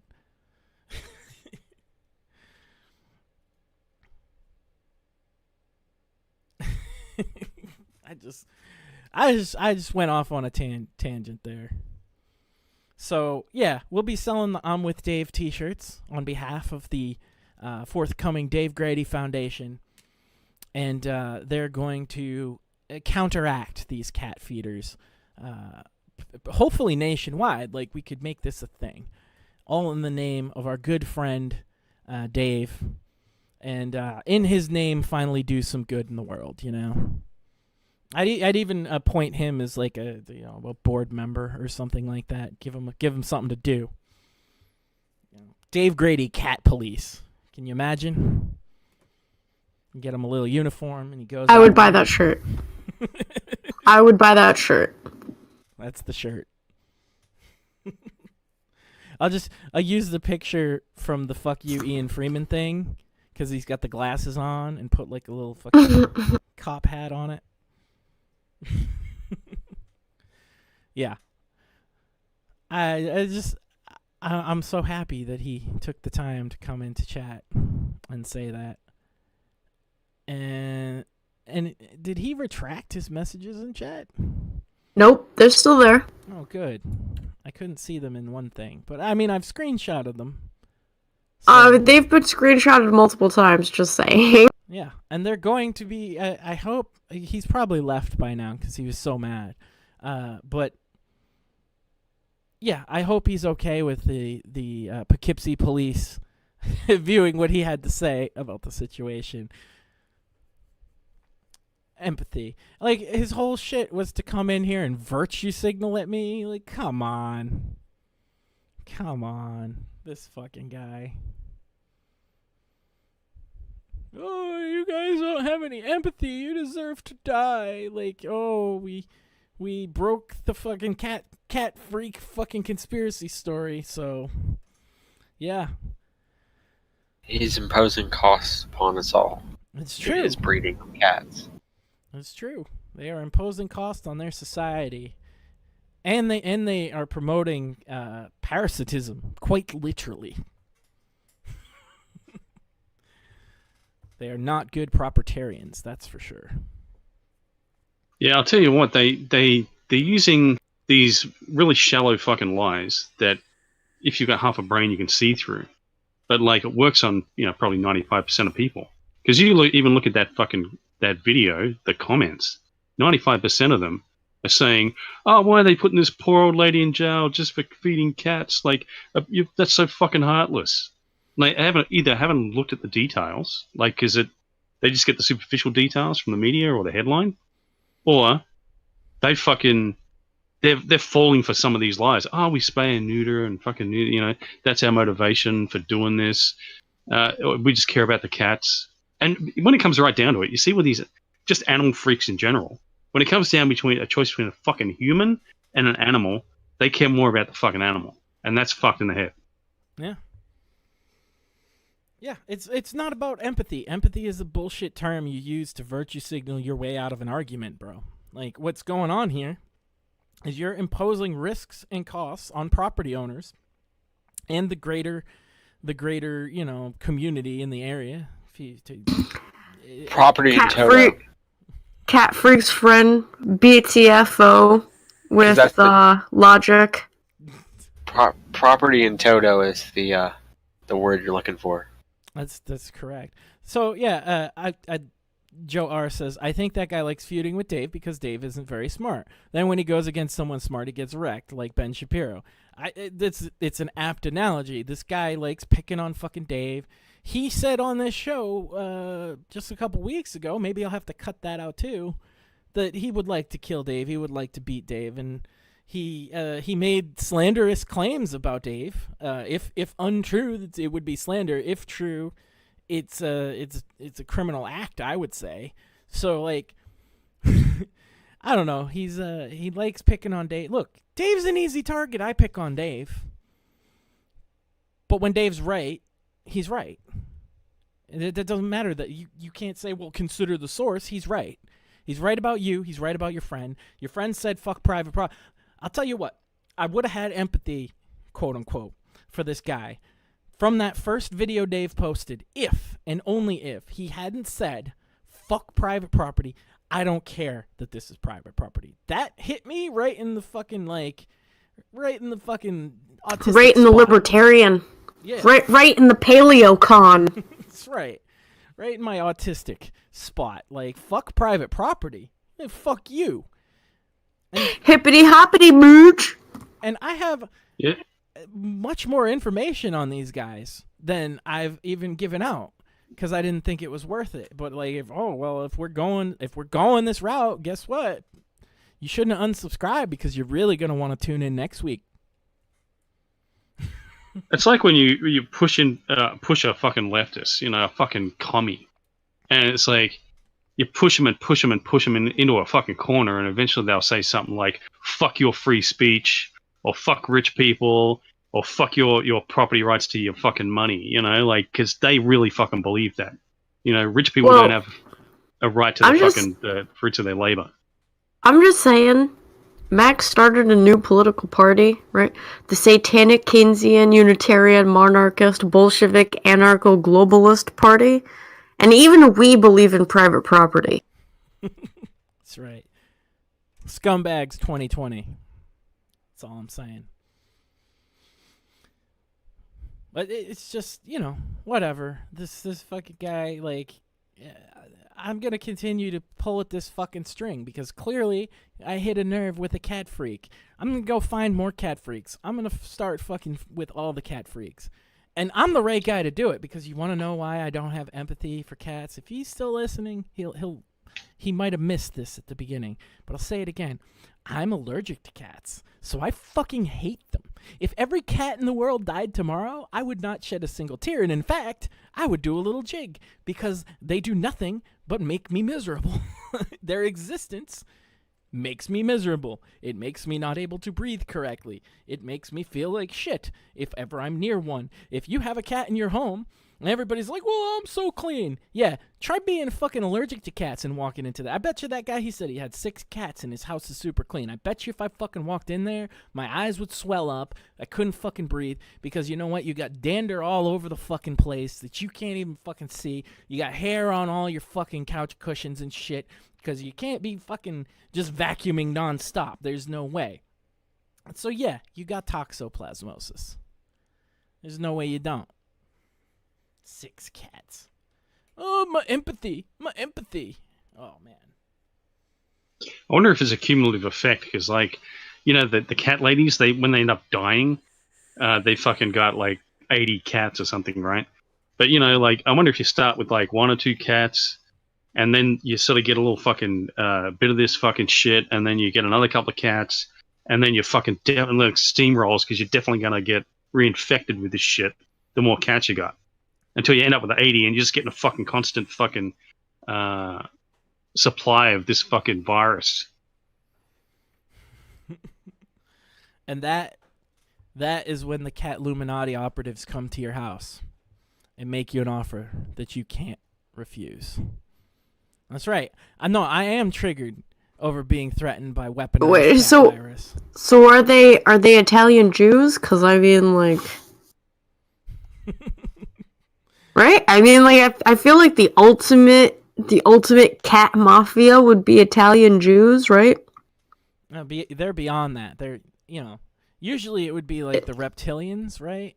David Icke style, but these are cat people.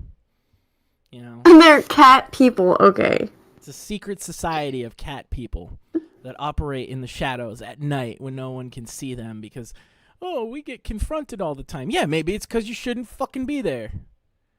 La Pusa Nostra, as No Life says.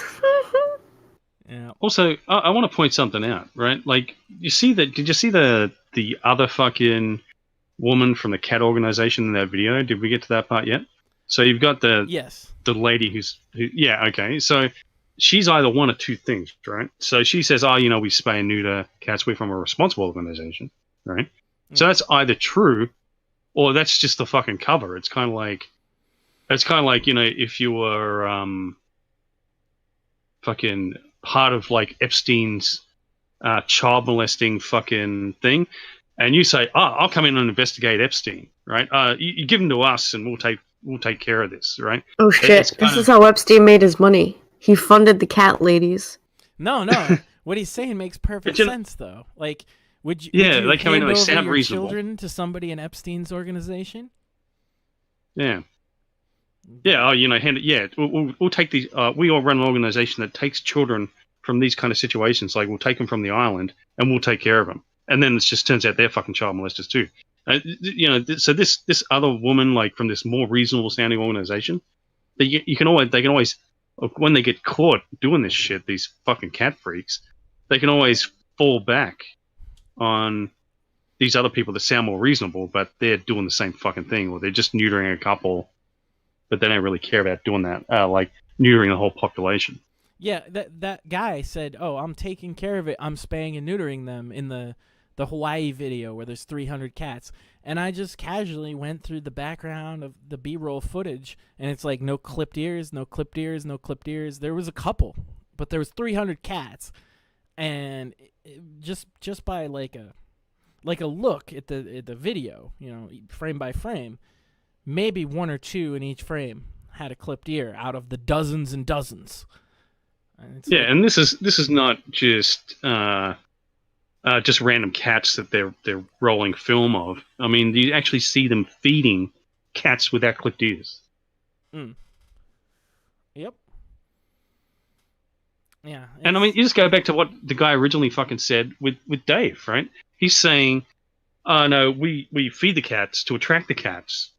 And fucking then, they fall into our fucking underwater 3D chess fucking trap, where fucking then they get spayed and neutered, right? But it's like you don't grab the fuckers when you're petting them while you're feeding them, when you could just grab them and spay and neuter them right there, right? Yeah, exactly. It's all fucking misdirection to what they're really doing, and they're just feeding cats. And you know what? If you were just honest about that, instead of giving me this higher moral fucking standing bullshit, I'd say, well, you shouldn't be doing it on private. That's what it is they're trying to get around the private property thing. And that's the thing we found right from the beginning of this. That's why I asked about that lady that we saw that's associated with this guy, because that's like the first thing on her website, right, is like talking about this higher moral purpose to what she's doing. They all fucking say that, and it just seems to me that it's just a cover because you really like to fucking feed and pet little fucking kitties. Because they know if you don't have this higher moral purpose behind what you're doing, a lot of people are like, yeah, but we don't like strays in our fucking neighborhood, and we don't like you trespassing at night. Oh, but it's not just that. We're going to get rid of them. We're going to take them and get them spayed and neutered. But we got to put them right back out here, And then most people don't know about the clipped ear thing. And I looked into that, and every state in the U.S. requires by law that when a vet does fix a cat, it has to clip their ears by law. So, I mean, I'm sure I wondered about that. I'm sure is that there's every... some that slip through the cracks, right? Like they might forget, or like there's probably some out there that are spayed, neutered, that don't have a clipped ear. But you gotta imagine the vast majority are going to be. I've noticed different styles of clipping, so I'm just wondering: is there a standard, or is that like state to state? I think it's like, state to state. Yeah. Because sometimes you it see would have to be really the one clip in the middle. Sometimes you see just the tip of the ear. Sometimes it's like down the side. But it is all required that they clip the ears. And then you see in these people and they're feeding and there's no cat with a clipped ear in sight. And it's like, okay, maybe one or two of these slipped through the cracks and didn't get clipped. But the odds are you didn't have all these cats fixed. Yeah, and do you think of fucking someone who cares about cats so much even wants to do that? Even wants to clip their ear? I mean, we were talking about maybe that some of these fags who go out and just clip ears, like, instead of getting them spayed, just so you would think they were fucking spayed. I did a quick search, and I don't know about state to state, but according to Feral Cat Protocol, I'm sorry, alleycat.org, /resources/feral cat whatever.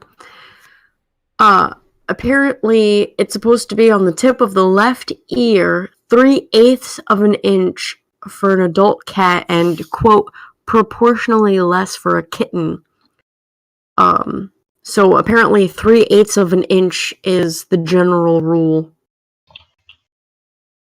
Yeah, and that leaves room for like, okay, sometimes it'll be down the middle, sometimes no, that makes perfect sense. I knew it was something like that. But yeah, I mean, these people are lying.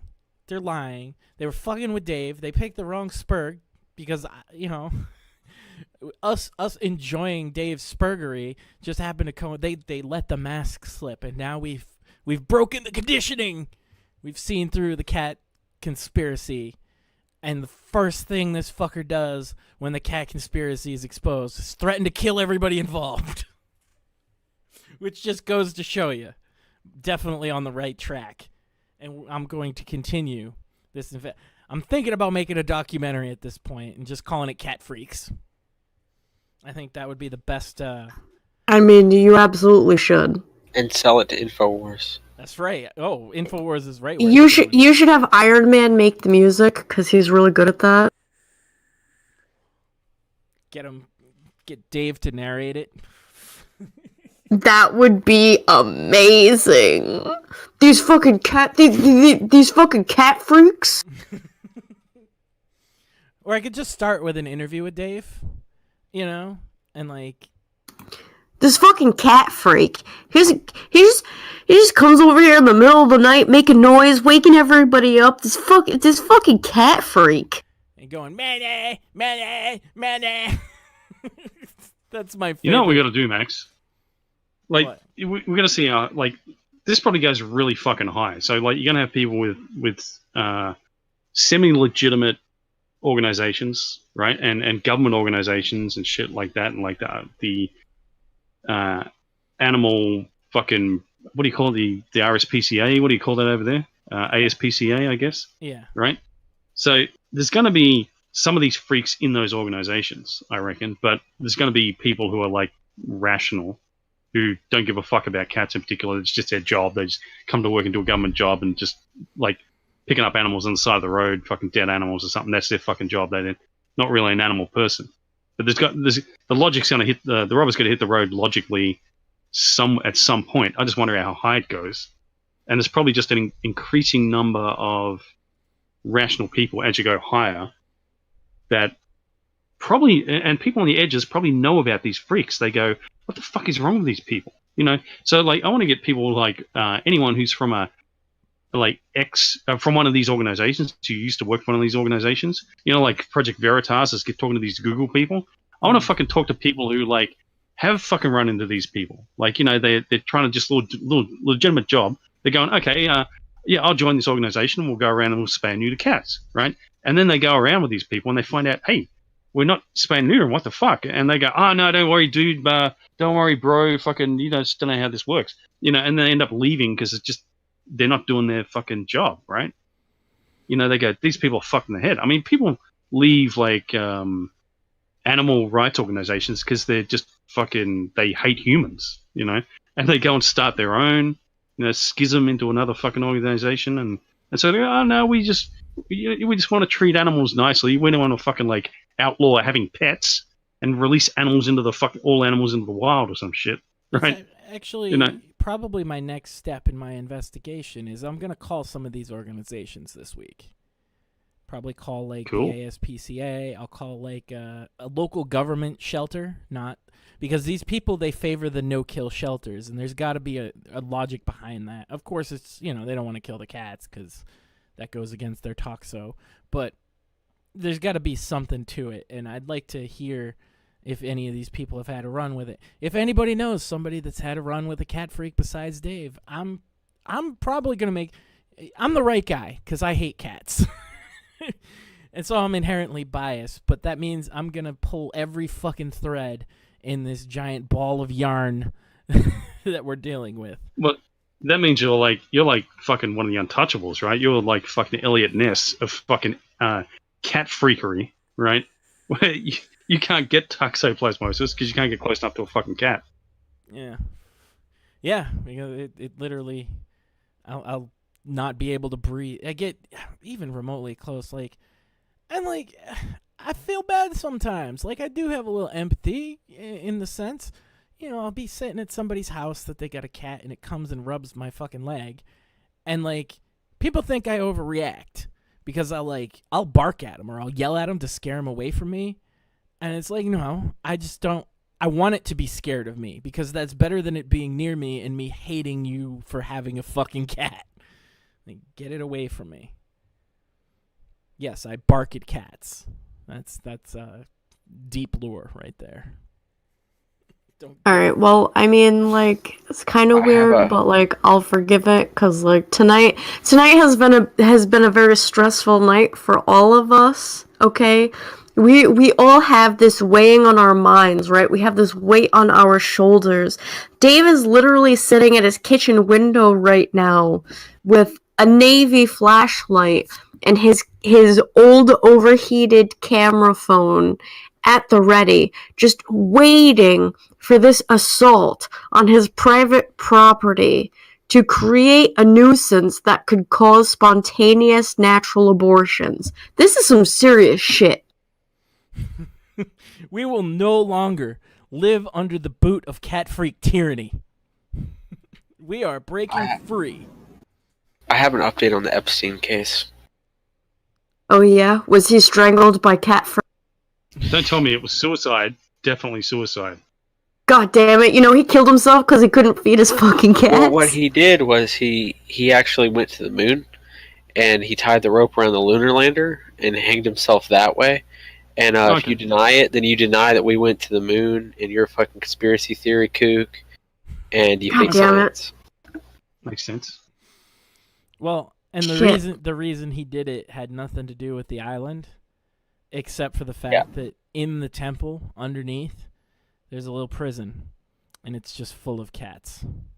Yeah, well, like I said, if you don't believe that he hung himself on the lunar lander, then you're a conspiracy theorist, and as well, we're all getting tired. We should probably take a nap. You know what I mean? We'll talk about the Epstein case later on. I mean, it's cool. I mean, what we should really do is we should go out and adopt a couple of cats and, like, put out some cat food. Just to save lives. It's good. It'll clear our minds from the Epstein thing. I mean, because really, we need to take a nap. Euthanize the Tom's cat war now. See, Epstein's just, like, he just had empathy for these young people, like, and he just wanted to feed them and take care of them. He's like, gonna get like, fixed. don't you have any empathy? If you don't agree with Epstein, you don't have any empathy whatsoever. Like, fucking kids need love too. That's right. You know who's gonna come hard at me about all this? Eddie Dunn. He's gonna be furious with me. He's all if I was Eddie, I'd get drunk and fucking threaten you with a fucking weapon, like, or something. Oosh. But hey, Eddie wanted to defend Dave. Well, now, like, Dave was right.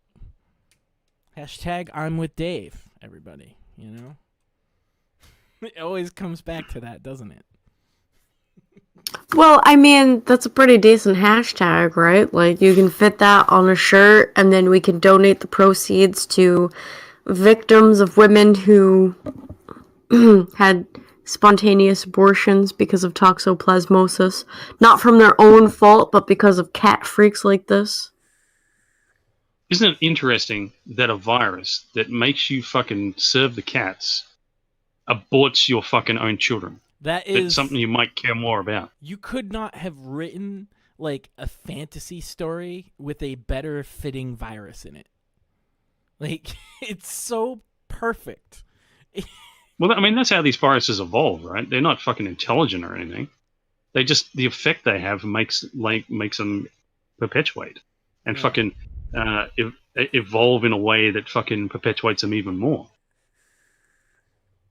It's fucking crazy, man. All of this is, like, I laugh and it's funny, and it is a bit over the top, but at the same point, it literally is like a cat freak. Maybe not conspiracy, because I don't know if they're all in on it together. I don't think so.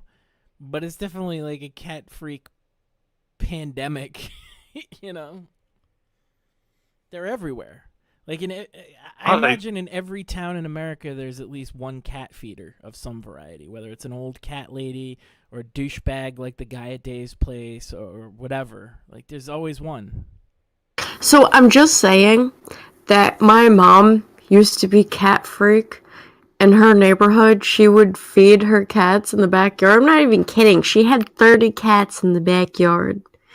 And then one day, the cats just stopped coming around. And I asked her why. And you know what her answer was? Somebody in the neighborhood over started feeding them better food. There's a cat. They're actually competing against each other? Yeah. Yep.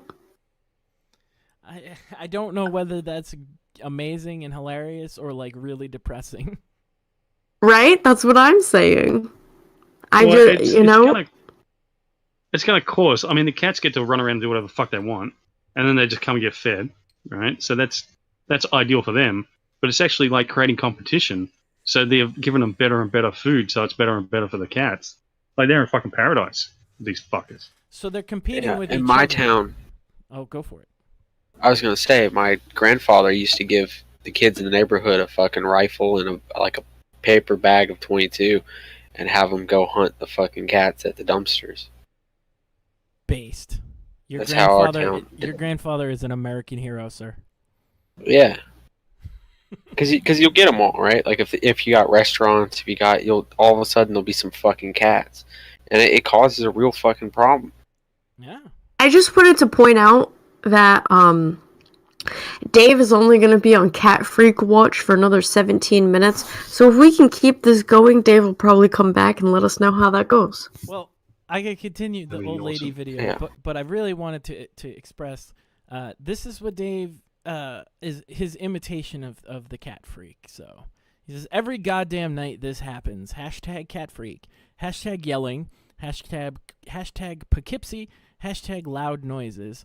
And then in the description, he says, every goddamn night this happens, same hashtags.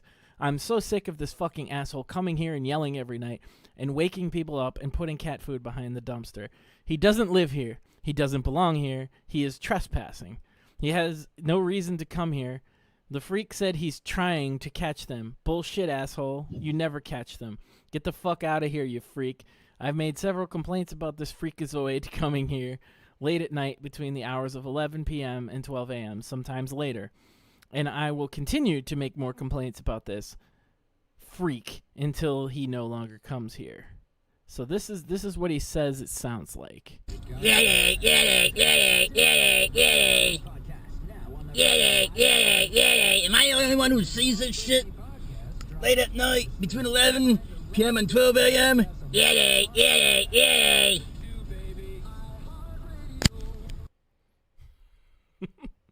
That would be annoying enough for me. Like, ignore the whole cat thing. If there was somebody coming out every night in my neighborhood and just going, yeah, yeah, yeah, yeah, yeah, yeah, I'd probably punch him, to be honest. Dave, you're not the only one who sees this. We see it now. You tried to tell people and fucking, they didn't see it, but now we see. Dave is the Alex Jones of the cat conspiracy. He was right. Everybody laughed. Everybody laughed at him. Yeah, and it was rude, Dave, and I'm really sorry that we did that, right? We're fucking totally on your side now, buddy. About the cats, yeah. Your mac and cheese recipe still sucks, though. So, there's that. Whoa. We were wrong, and you were right, Dave. First of all, with the mac and cheese recipe, the only thing that is wrong is how long he puts the butter in the freaking microwave for, alright? You want to talk about getting triggered today? Dave, putting a quarter of a cup of butter, not even butter, fake already soft butter. You want to put half a cup of already soft butter in the microwave for 2 minutes, Dave? 2 minutes. Hey, and after seeing this shit about how right Dave is about the cat thing, right? I'm willing to fucking try that in the microwave and make that fucking mac and cheese that way because it probably tastes like fucking ambrosia. You know what? Iron Man, you've opened my eyes. It's true. Putting butter in the microwave, it might taste like high-end cheesecake from the Cheesecake Factory, you know? Just like just a Gordon Ramsay cheesecake. Well, it probably chemically destroys all the trans fats and fucking converts it into fucking like something that fucking takes all the fucking shit out of your arteries. Fucking, you know, it probably does something fucking amazing like that. And no one will It makes the butter fucking healthy. Yeah. It elongates your life now. You know what? You're right. You're right. Well, I mean, look, Dave's got something severe like diabetes, and he's eating 2 boxes of mac and cheese, and he's not dead. So clearly, there's something going on. It couldn't be that he's on like a downward slide with that. It's a little dark, but you know. No, if Dave is right about the cat freak, he's right about fucking everything. Okay? So we should all buy freezer pops. We should all name every fucking color they are before we put them in the freezer. And then we should put our phones in the freezer. Dave is the fucking man. Alright? He's on Alex Jones level. He might be fucking retarded, but he fucking knows the deal. He fucking knows it. Yeah, I mean, 1776 will commence again if you try to feed those fucking strays. To be, you know, like, just to be fair, I mean, it's like Dave, to someone like Dave, right? Even when they're right, they're going to get treated unfairly by a lot of people. Like that guy did tonight. Yeah, so, you know, and maybe, like when we first come across the cat freak and we're just assuming Dave was in the wrong or Dave's crazy or fucking something like that. It's not necessarily the case with, you know, with Dave or anyone with his kind of problems. Just gotta realize that. Well, and to be fair, we didn't immediately jump down his throat with that, which is what a lot of people wanted us to do. And I've even gotten comments from people, because apparently that one video, Dave Grady versus Cat Guy, it keeps getting views. It keeps getting comments, you know? And, like, a lot of them are, like, people that live around him, and they're just, like, feel like, particularly you were too easy on him, Iron Man. And I'm like, well, I said the same thing. I said immediately, like, I feel like there's something going on here. And this guy's on private property. Like I said, that private property line just pissed me off. Like, I immediately felt like there's something up with this guy. And, yeah, you can't just assume that because Dave's a tard that everything he says is tarded, you know? Yeah, but I mean, you know, we kind of picked up on the lies as like, hey, that don't make sense or that's not true. And fucking, but still the focus was not on what this cat guy was doing. You know, and even buying into some of his fucking bullshit. Oh, well, if he spays and neuters them, that's fine, kind of thing. But you know, we're looking at it and going, "Hang on, when does he get to do? When does he actually do that?"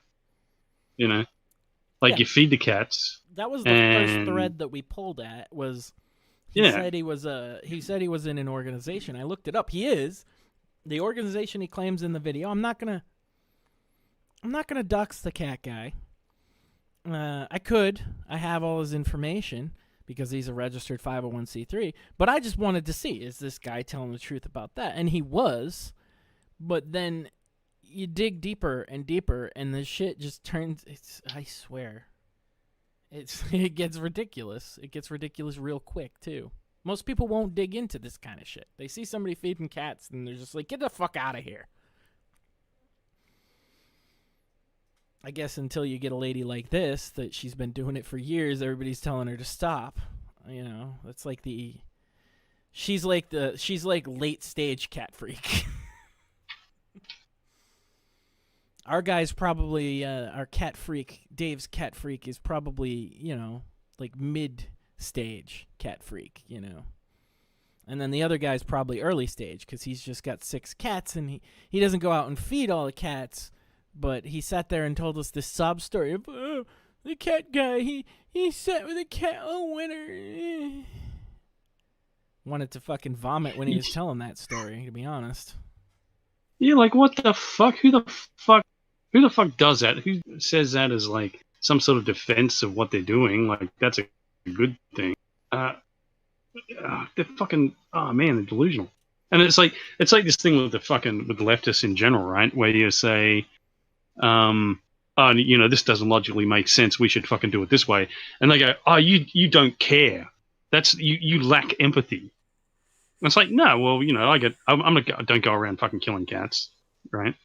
It's not like I don't personally have cats. I not particularly like cats, but like it doesn't mean like I fucking torture cats or I've got a lack of empathy or I'm a psycho or something like that.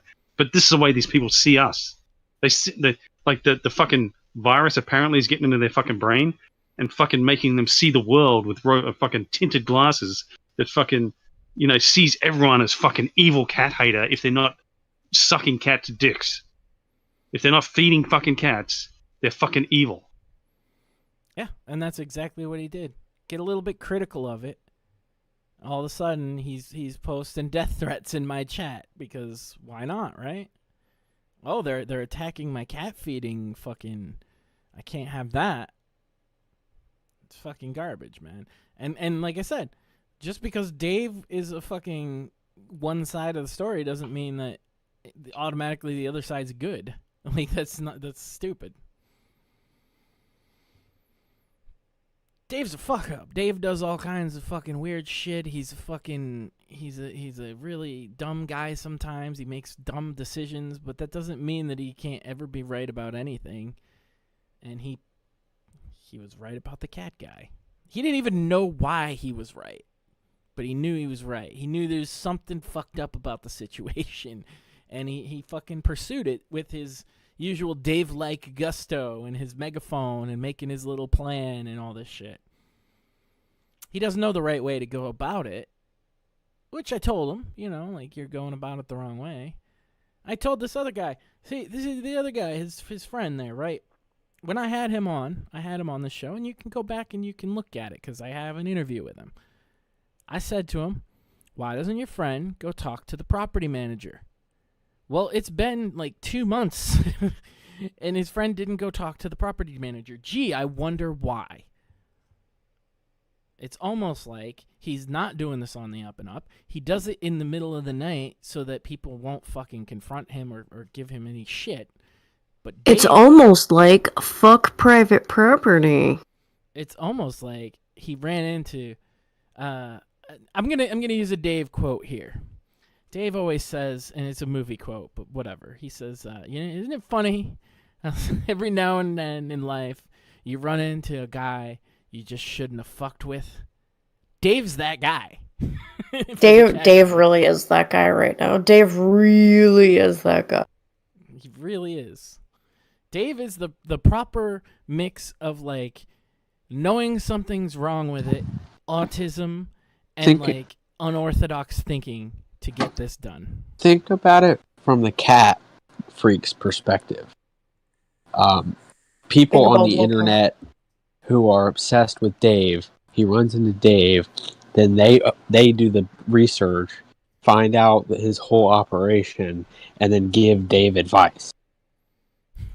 Yeah. It's a very yeah. He didn't expect that. I don't think Cat Freak even understands the wave behind Dave. That's true. Right? Because most of us are so used to making fun of Dave for just being obnoxious and ridiculous. And in this one instance, like, he's not obnoxious and ridiculous, and someone else is being obnoxious and ridiculous. Our whole shtick is making fun of obnoxious and ridiculous. So when you find yourself the subject, you know what I mean? It's like if Chris Chan came into contact with someone who was just like more whatever, but like, well, if you know what I mean, like they're understanding now the redirected autism. Yeah, if you're more obnoxious I don't think he's and ready. ridiculous than Dave, you should take a long, hard look in the mirror. You know what I mean? Like, yeah, but like you don't expect someone's online like stalkers or online people who obsess about their life to like be giving them advice when you run into some retard while you're feeding cats. Yeah. Illegally. Agreed. It is It's very a hilarious specific series of events. It's a very hilarious like clown world. Like what even is fucking That's true, right? Because you would think that they would, right, you would think, you know, being on the outside that we would just be like, oh, fuck you, Dave. But realistically, we're like, wow, Dave. You opened up this entire world that we just, like, we're completely unaware of. We're behind you. Well, and the red pills keep flowing. I know. It is the will of Allah. The Dave pill. The thing is, too, I've run into some static with the old school Dave trolls. They don't like me picking at these threads right now, and they don't like anyone ever siding with Dave. And even some of our guys, I've heard from Pugs. Pugs gets mad at me for taking Dave's side and all this, and it's literally I think Iron Man and I have to make another trailer because I think the sequel to the Dave Grady universe is the Dave Civil War. I don't understand. Well, just actually, like... I'm telling you, some people might be using fucking like, oh, Dave's a retard, like, but they're actually secretly cat fags, right? So they're like, you know how these people lie and they fucking use excuses, you know, like because you know you get a problem where people take a side and then they can't fucking let it go. So you know, Trump could fucking repeal the First Amendment and they'd still be like pro-Trump. It's kind and of like, suck a dick to save America. Yeah. I mean, alien dick specifically. But yeah, I love how that completely stopped the conversation. Well, I just love that we've come to this point of things where people like you're either against the cat freaks and with Dave, or you're a cat freak. Like there is no more in between. There's no hold on. I mean, around.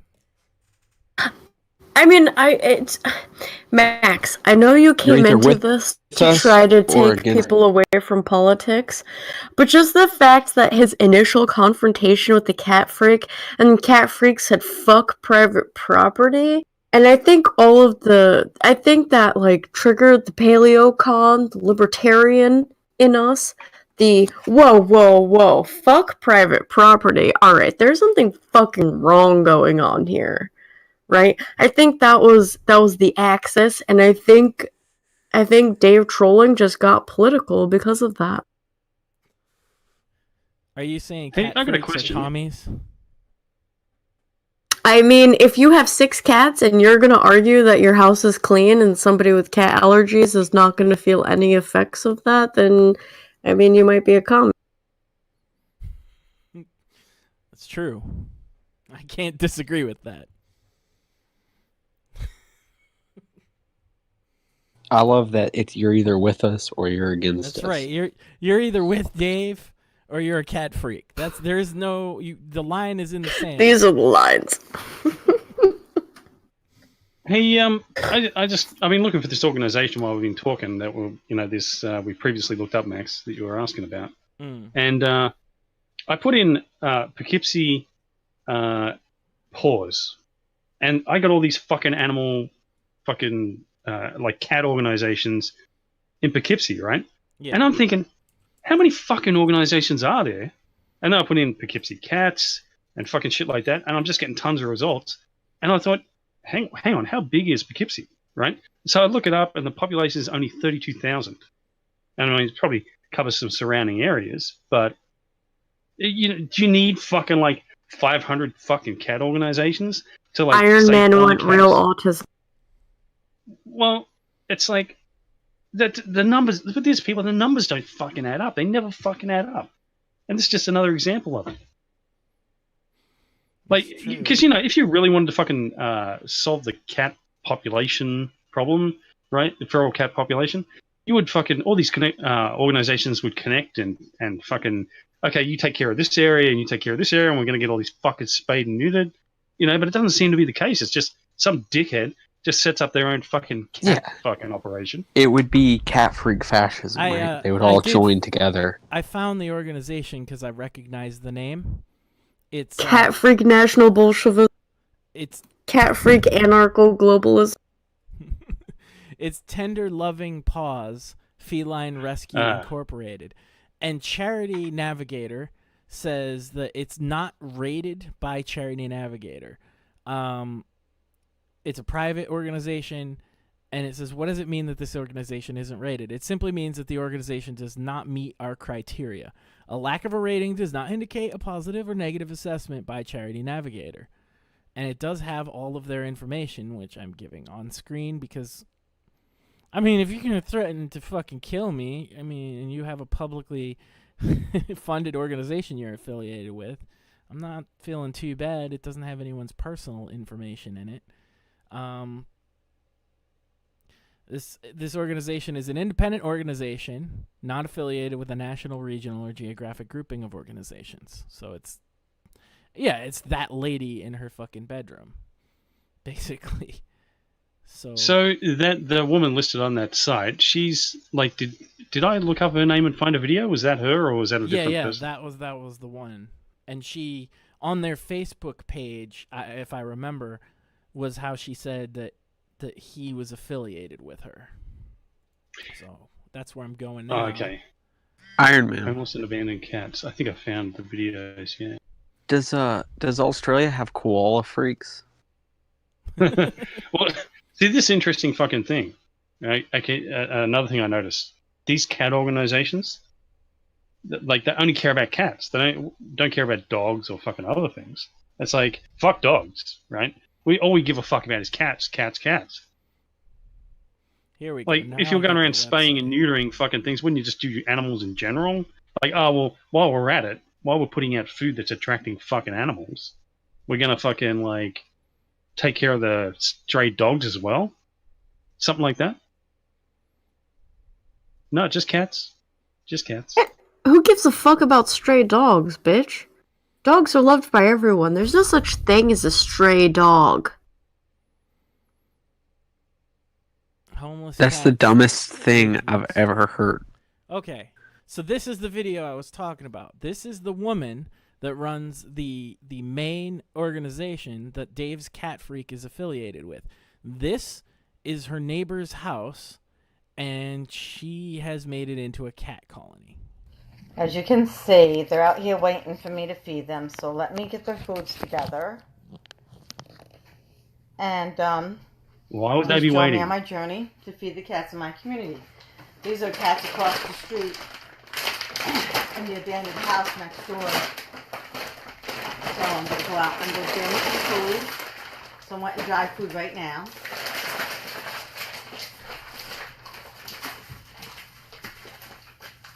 Feed the cats in my community.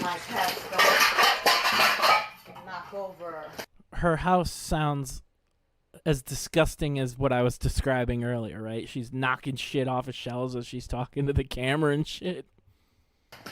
My thing here. My camera. Get away. Get away, Cloud, from my camera. Because I know you want to try to knock over my camera. And we're going through these guys and get some wet food together for them.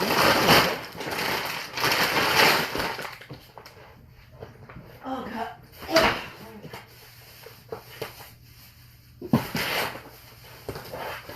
Well, just relax now, because now you're going to start going crazy. My cat's actually... She's only gonna start going crazy now. Yeah. Sorry, she's like, I'm gonna go crazy. As if you're not going crazy now, bitch. You're feeding cats out of an abandoned house. What do you do? She has, on the entire channel for Tender Loving Paws, there's 1 subscriber and 3 views on this video, and I'm fairly sure me and Iron Man are 2 of them. So I have an update on the Epstein case. Oh God. They did the autopsy. They've said that 6 Epsteins died from suicide, and if you deny it, you're a fucking terrible person. Oy vey. So yeah, 6 Epsteins died crazy, I'm going to open it up in front of them because they get crazy. And Lucky seems to be eating up this cat food for some reason. He likes this one better.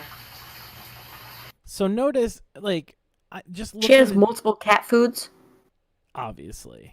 Why would you only have one if you have like 15,000 cats? So I'm noticing one thing about this house. It might be abandoned. I don't know. Certainly, I doubt she owns this home. And right here, you can see the boards next to the door have been pried open, almost as if to create an entranceway for cats. Almost like somebody did it, but that couldn't be the case. Don't look too into it, Goy. I got some friends at the Federal Reserve. Okay, Lucky. Try to get some. I mean, and she's just, like, you can just tell from this. It goes on for another 6 minutes like this, but she's just a crazy cat lady rambling to herself. And she's posted this on her blog. Something you got to understand about this house is she just happens to live next door. And suddenly, this abandoned house that she describes as abandoned was just suddenly one day just full of cats. And they were starving. And she's a compassionate woman, and she went and fed them because they're all starving. They're just sitting in this house meowing, because they're hungry. And it had nothing to do with her, like this house getting full of cats. Well, if we learned anything from Cat Freak #1, like the patient zero of Cat Freaks as far as our outbreak is concerned, he said that feeding the cats doesn't actually make them come to the place. Like, they were already there, is what he said. And it's where they live, so they'll always come back to it no matter what. So you just have to feed them there. So clearly that's what happened here. She just happened to live next to a house full of fucking stray cats. Somebody's got to feed them.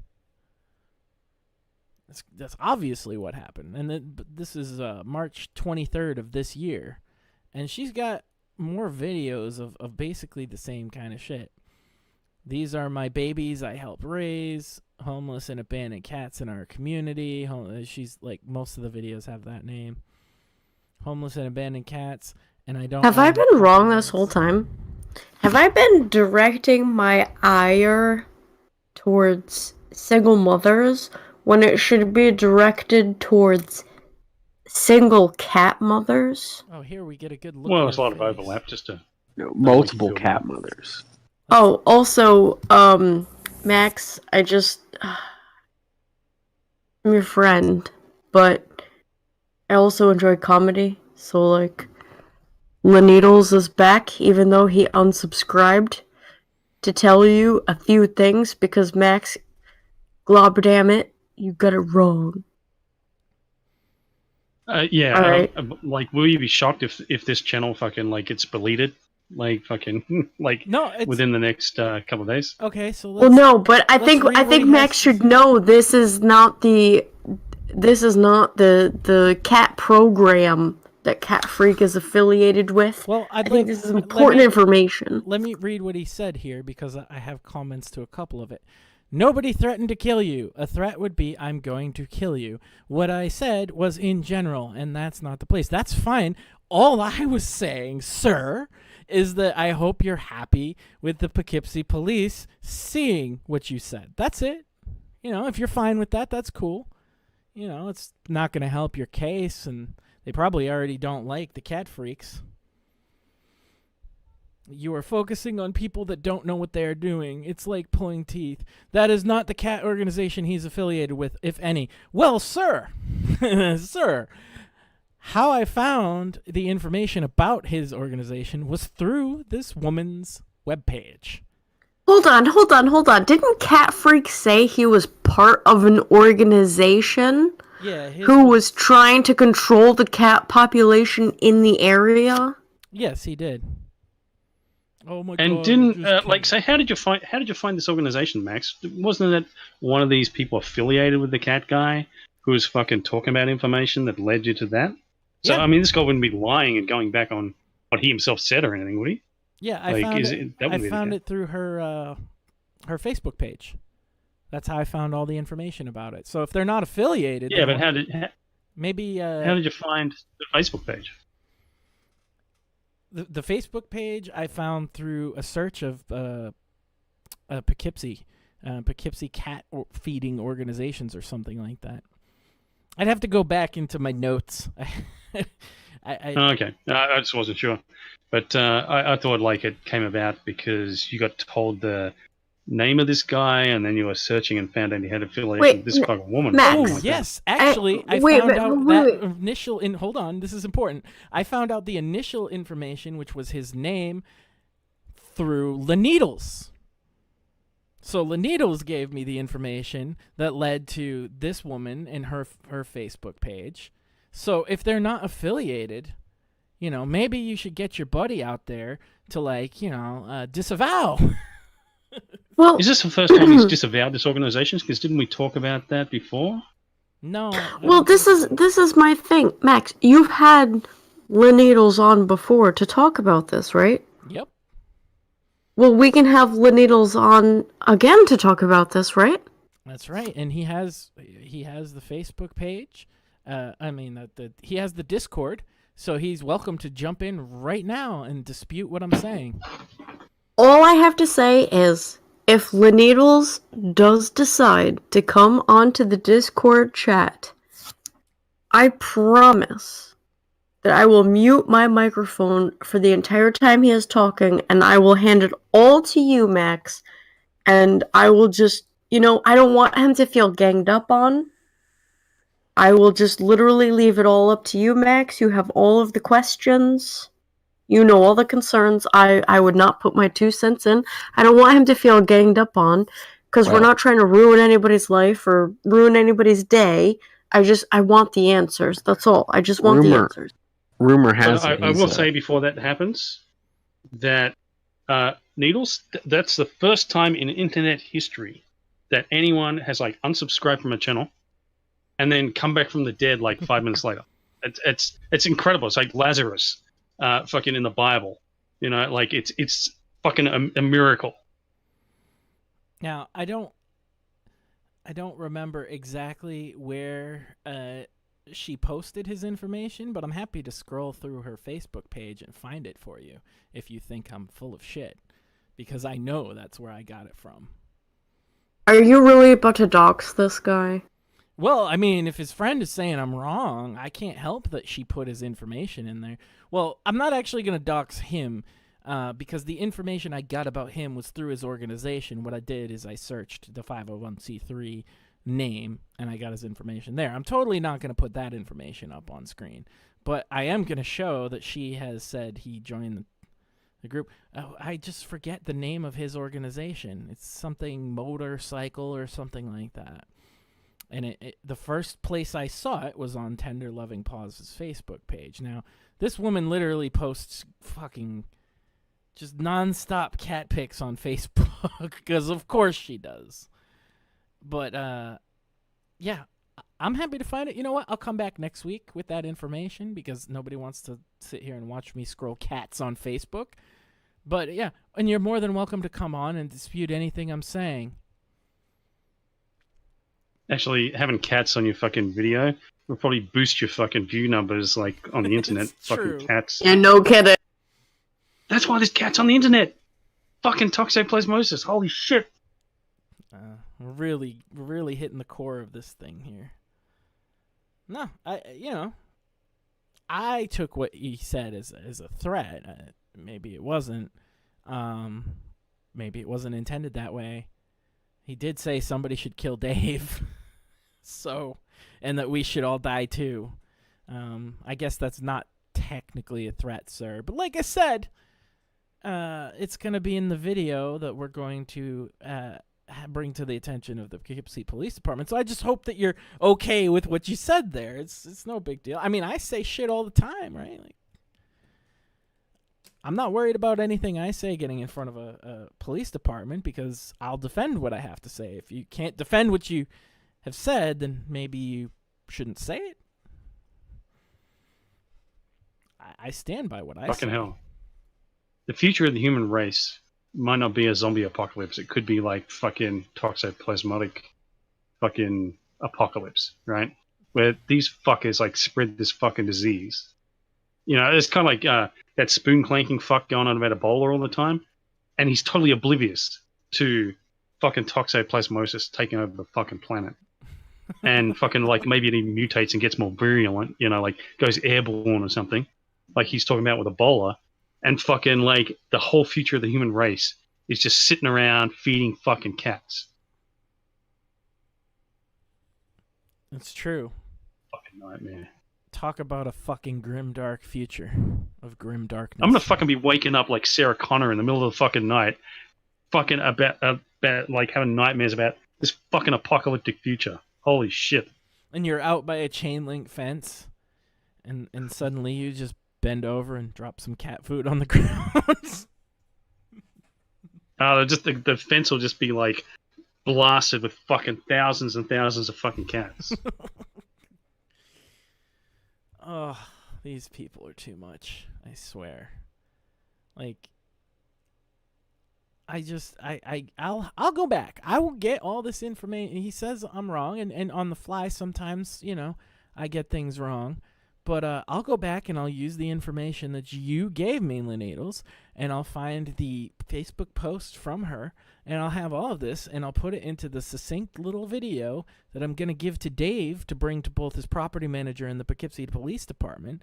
And, you know, just drop that in the room and walk away like a grenade, right? I think if all that information gets deleted too, we will view it with the... Like, if these websites go down and these videos get taken down, we're going to view that with the same kind of eye that we would, like, Epstein fucking committing suicide, right? I mean, that would be the conspiracy theory that really fucking gets me full-blown, what's that old shit? Coast to Coast AM. I'll go full Coast to Coast AM on that shit. I mean, you're not willing to sort of like take a side with the Epstein thing necessarily, but like with this shit, you would. You'd say, "Fuck this!" No, the cat Illuminati fucking did that. Far more important. Far more important, obviously.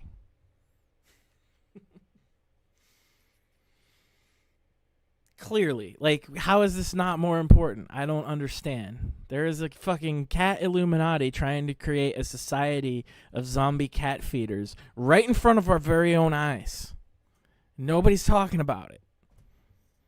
This is what it's like to be Alex Jones in 2003.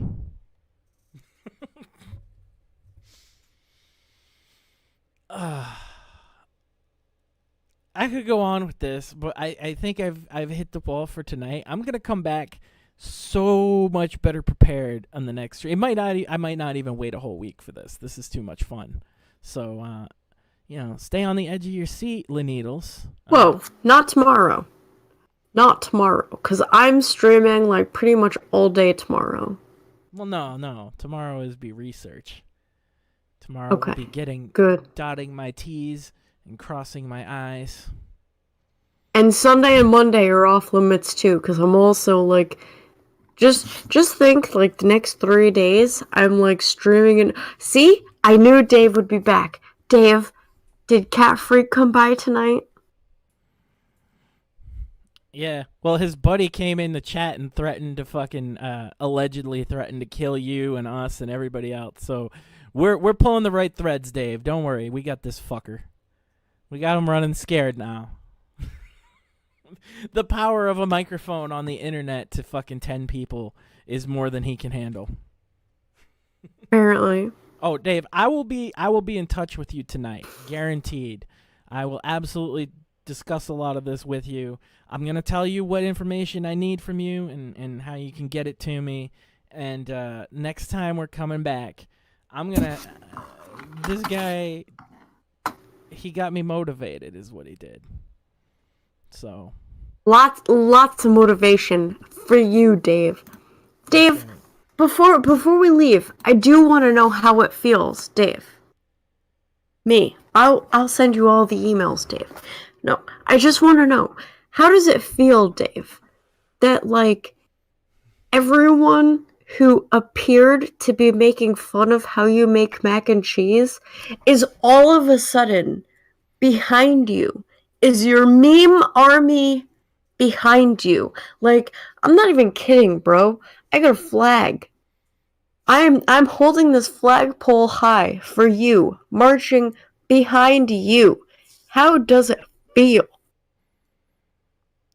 Yeah. How does it feel to have the wave of the mimetic army behind you against, yes, this mimetic militia? How does it feel to have the mimetic militia behind you? We are with you, Dave. Right. And so once again, we will be, I will be looking into getting a 501c3 as soon as possible for the Dave Grady Foundation. And I'm probably going to try and raise funds through t-shirts as well as maybe a documentary about cat freaks. And we're really going to blow this wide open. And we're going to counteract their fucking activism. And we're going to save the world from the cat zombie army apocalypse that is upon us in the near future. And yeah. Of course, Dave responds to the mac and cheese thing. No, Dave. You have a mimetic militia behind you, and you're talking about mac and cheese. You drive me insane. You drive me fucking insane, bro. It's okay. You have an entire army behind you, my dude. My dude. That is willing to help you with law enforcement. To get these subversive cat freaks from destroying the pregnancies of your neighbors. And it all makes sense now. I put together a connection tonight, and the connection is Lanitos came on here, and he made some really slanderous accusations about Dave involving sucking a dick and not to save America. And it all makes sense, right? Like, Dave was pulling at the threads that was gonna just set the whole chain of events in motion, and he couldn't have that because he had to protect the cat Illuminati. And so, you know, what do? You try and character assassination. That's what he did. But I never once believed that Dave was a homosexual. I will absolutely stand behind that. I do not believe that Dave sucked any dick. Because it doesn't seem like something Dave would do. Dave doesn't do what he doesn't want to do. I don't have a reputation on the internet. Maybe I do. I just don't assume that I do. I would stake my reputation that Dave G would never suck a dick. Unless it was to save America. I don't think he's ever been in that position. Right. And that guy's just trying to fucking defame him, to discredit him, because he was uncovering the zombie cat apocalypse conspiracy. But now you all have been unmasked. We've seen through you. We've broken the conditioning. We have the sunglasses from They Live. We put them on. We see through you cat people. You cat freaks. We're not going to stand for it anymore. Anyway, I guess Shmuley, you had something to say there? I just was going to say I'm not Dave's private fucking personal army. No, we're that's why we're a militia. Like, we're more like, you know, whatever's funniest. And right now, this is we need funny. a T-shirt that says his personal army with a picture of Dave giving the double finger. And with that note, are we pledging to Dave, or are we doing what we learned? Yeah, I was gonna do what did we learn today, because I think everybody's learned something or other. Shmuley, what'd you learn today? I learned that sometimes people think you're weird and laugh at you when you're a real patriot. It's true. It's true. Dave is a true patriot. And he's actually in the Discord now telling us he has a few ways to save America, so I'd love to hear it. Kiz, what did you learn today? Would Dave suck a dick to save America? That's what we want to know. Of course he would. That's the only case. I don't know if I've learned anything yet. I mean, save America with 4 question marks. I have a few ways. I think I only know one. Alright, there's 4 question marks, which leads me to believe there are 3 more ways to save America. The first one would be to reduce the size of landfills, but he is currently typing. Lean the dumpful lands. No, I won't suck a dick to save USA. He said. Oh, it says duck. Yeah. Sorry, I've been watching Chris Chan videos nonstop for the last 2 days. Okay, so my brain just auto corrected it from Chris Chan speak. Okay. Lean the dumpful lands. No, I won't suck a duck to save USA, but I would lick a clean pussy. Of course, this is all in caps, except for clean. I just want to say for the record, I would rather suck a duck than a dick, to be fair. That is of course. Fair. Duck is delicious. Okay, but that's only one, and you have 4 4 question marks, Dave. So I would assume there are 3 more. If we clean. I'm sorry. Clean the landfills. Yep, that's number 1. Clean the landfills. The cat freaks. You know. I would think so, but I think we should all just stop assuming what he's gonna say. Well, no, that's just mine. Like, that's how we save America. Oh, okay. Just stop the cat freaks. I wish. Sorry, I know. I wish I could answer you, Max, but I have so much more to learn, so I'm just gonna mute myself until I learn something, and then I'll let you know. I wish Tay was here because what he learned is always ridiculous and stupid. Iron Man, what did you learn today? Well, Max, it's not what I learned. It's what the cat freaks learned tonight. Cat freak, you just fucked with the wrong guy. Dave is that guy. Dave and his mimetic militia are going to take you down like Sherlock Holmes taking down Moriarty's vast fucking criminal network. Dave is the fucking Alex Jones of anti-cat freakery. Dave Spurgery is going to take you down, you, your organization, and every fucked up cat organization in the fucking free world. Hear, hear. Yeah. He really was that guy this time. I just, god damn it, I have a machete collection, and bro, I'm telling you, I have a machete in each hand. I'm ready to Naruto run with these machetes for fucking Dave.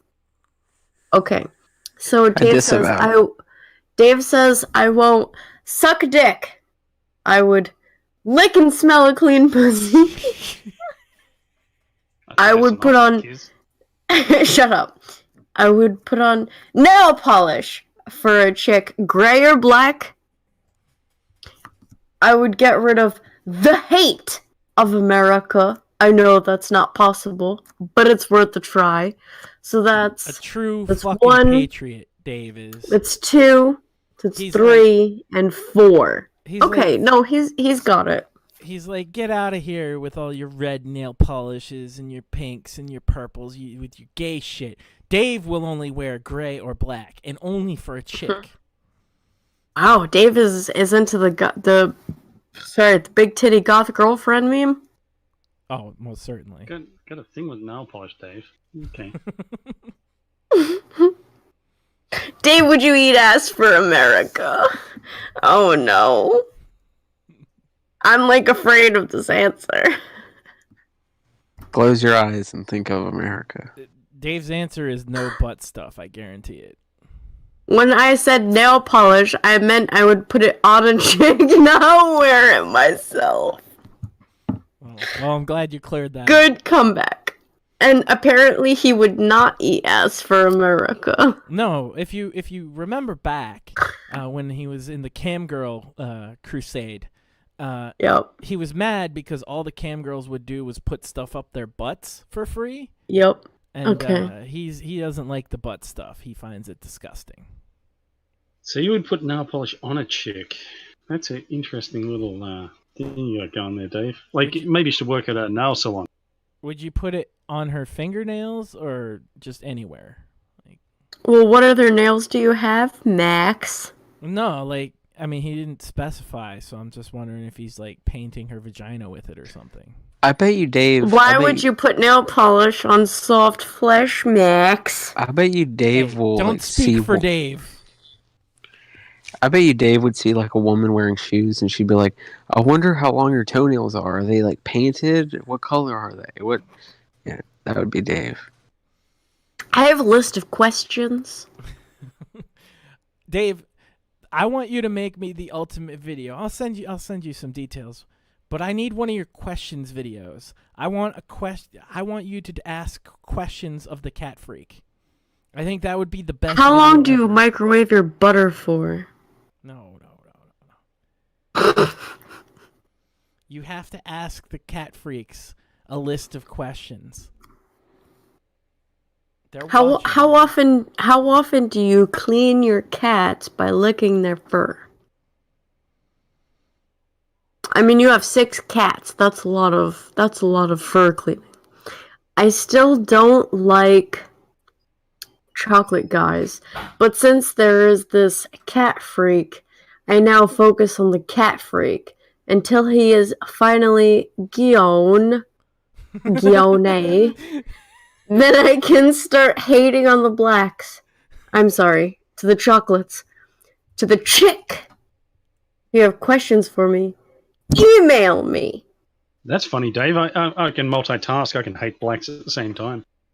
Yeah, so Dave wants to get rid of the hate of America, but he hates blacks. Hold on. Max has my email Addy. No, he's right, but the last time I emailed Dave, he said fuck you and fuck the UK, so I feel a little uncomfortable emailing Dave because now. he's a true American hero. It's right. He won't suck an alien dick, but he'll say fuck you and fuck the UK. Oh man. I'm wondering if my wife has learned something today, but I don't know if she can talk. The missus says, I learned what really fucking triggers you, and that I'm going to have a long week ahead of me. I don't understand. I have to investigate the cat Illuminati. It's like, this has to happen. Dave's email. Okay, Dave, I will email the address. So what did I learn this week? I learned that if I hate cats and cat freaks as much as Dave, maybe I'll get married and have kids. Well, I just learned that on the hierarchy of things Dave doesn't like, cat freaks are way higher on the hate spectrum than black people. So for all you people calling Dave a racist, put that in your pipe and smoke it. Dave's not a racist, except against cat freaks. He can prioritize. I also learned that there is a vast network of cat freaks, even worse than I thought. And I've learned that this show made one of them start running scared. And that makes me happy.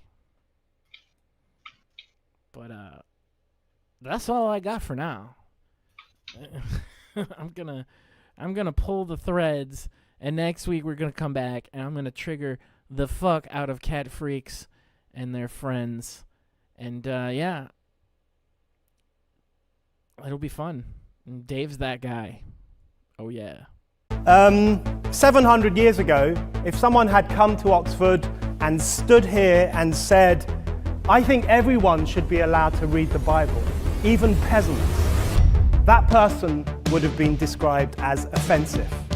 He would have been denounced, shouted at, and eventually no platform. 200 years ago, If someone had come to Oxford and stood here and said, I don't believe in God, that person would have been described as offensive. He would have been ridiculed, yelled at. 100 years ago, if someone had come to Oxford and stood here and said, I think a man should be allowed to have sex with another man, that person would have been described as offensive. He would have been booed, hissed at, no platform. So when today's student leaders clamp down on offensive stuff, they're actually carrying on a very long tradition. A tradition whereby the creme de la creme of British society take it upon themselves to police the parameters of acceptable thought and to exclude offensiveness from the academy. Need to say it's not okay. This hate conversation was not their intention. We understand that jokes are jokes, things are things, but at the end of the day, if it's promoting hate and it's promoting discrimination, you are directly a cause of it if you're allowing it to happen and you're not doing anything about it, and that goes for anyone in this country. Throughout history, the church, politicians, universities have always branded certain ideas offensive and have waged war against them. Yet, you all come to us young people for hope. How dare you? You have stolen my dreams, my childhood, with your empty words. Today, student leaders do the same. They carry out one of the oldest, foulest forms of intolerance, intolerance of anyone who gives offense. But giving offense is good. In fact, it's essential. Humans have long had the urge to offend against the natural order, the religious order, the moral order, and in the process, they have pushed humanity forward. A person that comes here and has crowds that go further than any eye can see, there's nobody that can see the end of this crowd. That's not somebody that lost an election, and now because of it, our country is being destroyed. In fact, pretty much every leap forward in history, pretty much every freedom we enjoy is a product of individuals having given offense. It costs twice as much to fill my truck up with gas. It costs twice as much to fill my cart up with groceries. Milk, bacon, everything's more expensive. You want to add on to your house, that's all more expensive. That's a direct result of Joe Biden messing up the supply chain. Having offended against the orthodoxies of their age.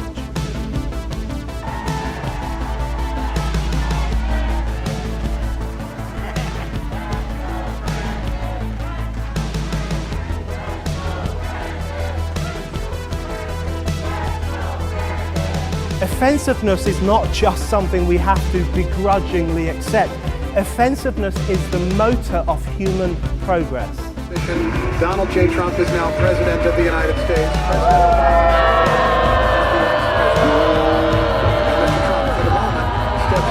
The right to offend is not some pesky little part of freedom of speech that we have to put up with.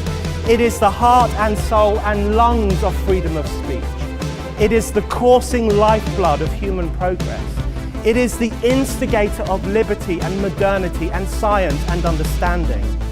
What a laughing stock today's student leaders are, that they can so casually dismiss the right to be offensive without realizing that their lovely, enlightened lives are the gift of individuals who gave offense. I know what some student leaders will say. Oh, but our no platforming is about protecting individuals. We only want to protect women from misogyny and black students from racism, so our intolerance is progressive. Please, how progressive is it to say that female students are so fragile that they can't cope with seeing a pair of tits in the sun? No, without falling apart. That doesn't sound progressive to me. That sounds paternalistic. How progressive is it to say that black students need these wise, white student leaders to protect them from harmful ideas? Because that doesn't sound progressive to me. That sounds neo-colonialist.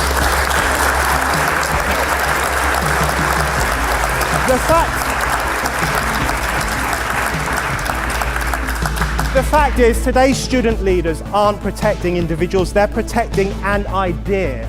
And it is the most mainstream status quo idea of the 21st century.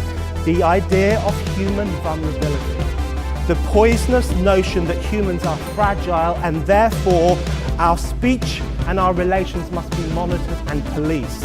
It is this misanthropic, orthodox idea that they promote and which they protect from criticism as surely as priests once ring-fenced their beliefs from ridicule.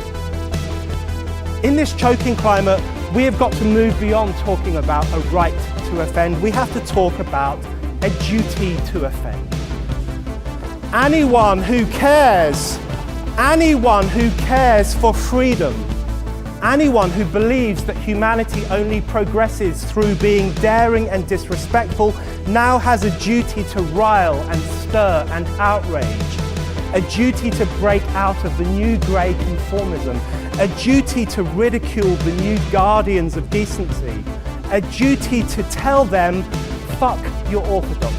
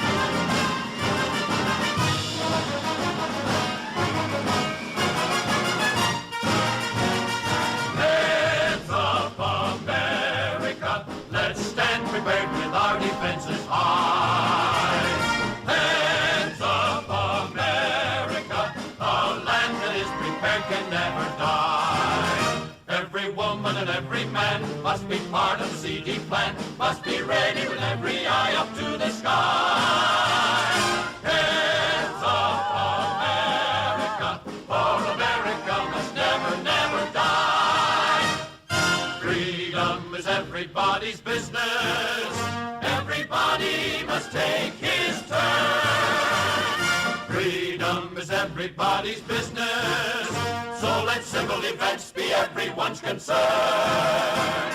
Let every family work together, and together our minds we'll show. In defense of our land, united we'll stand, ready for any call.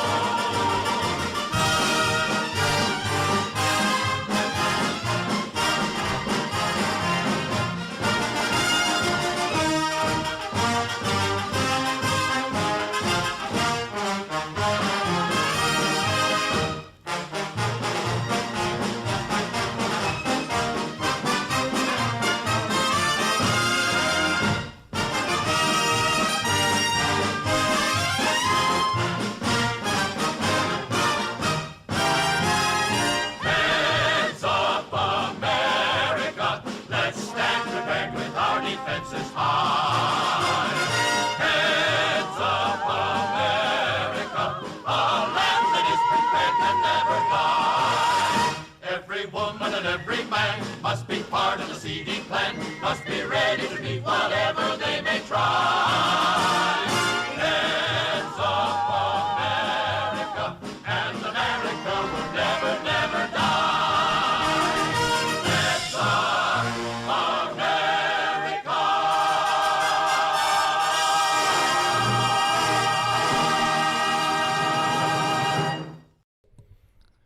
Good evening, ladies and gentlemen. Had a few issues. The Illumicati was trying to shut us down, but they won't be able to do that because the voice of truth rings deep and hard and fast and puts them away wet. Anyway, I am throbbing. I'm Max Sand. This is a Maxi position. Cat stuff, I got some of that. Dave stuff, I got some of that.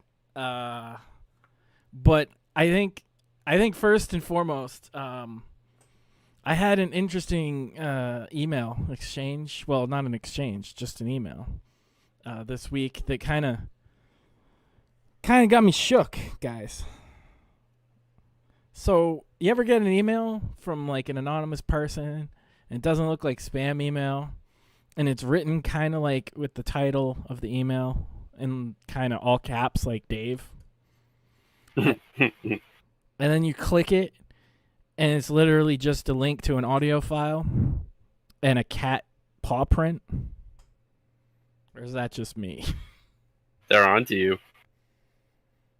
Well, They know. I don't know. There's just a quick snippet of audio, and I figured the best thing to do, so they can't hide the truth from you all once they come and get me, is just to kind of play this audio. But it's got me a little shook, I'll be honest. So. You have meddled with the primal forces of nature, Mr. Grady, and I won't have it! Is that clear? Do you merely think you stopped some cats being fed? That is not the case. Starvation has taken many cats out of the ecosystem, and now we have to put them back! It is ebb and flow, tidal gravity. It is ecological balance. You are a schizophrenic man who thinks in terms of not smelling piss when you go outside.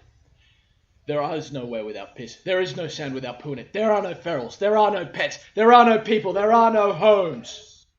There is only one holistic system of systems.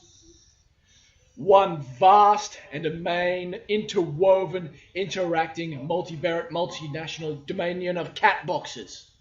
Dr. Elsie's, Arm & Hammer, Fresh Step, Pet Safe, Purina, Tidy Cats, World's Best, Nature's Miracle, Sweet Scoop.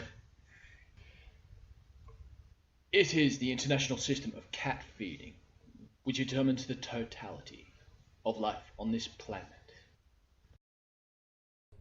So I don't know what that's supposed to mean, guys. Cats eat, cats piss. You can't explain that, all right? I'm gonna laugh. And they call you a spurg, Dave. Holy shit. I think Max's future is this. If you see a bunch of people wearing cat masks in front of your house wearing torches, I'd call the dog people to chase them off. Well, are some of the same people who feed cats the people who fuck cats? Because I feel like these are cat fuckers. Pussy is I pussy, suspect right? there's some overlap there. Well, like, think about it. Like, I've tried to, I've gone on dates with women, right? And I feed them. You know what I mean? Because you want to.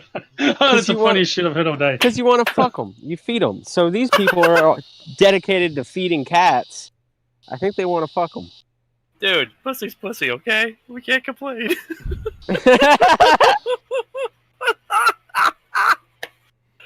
Wait, are you tying the cat Illuminati in with the furries now?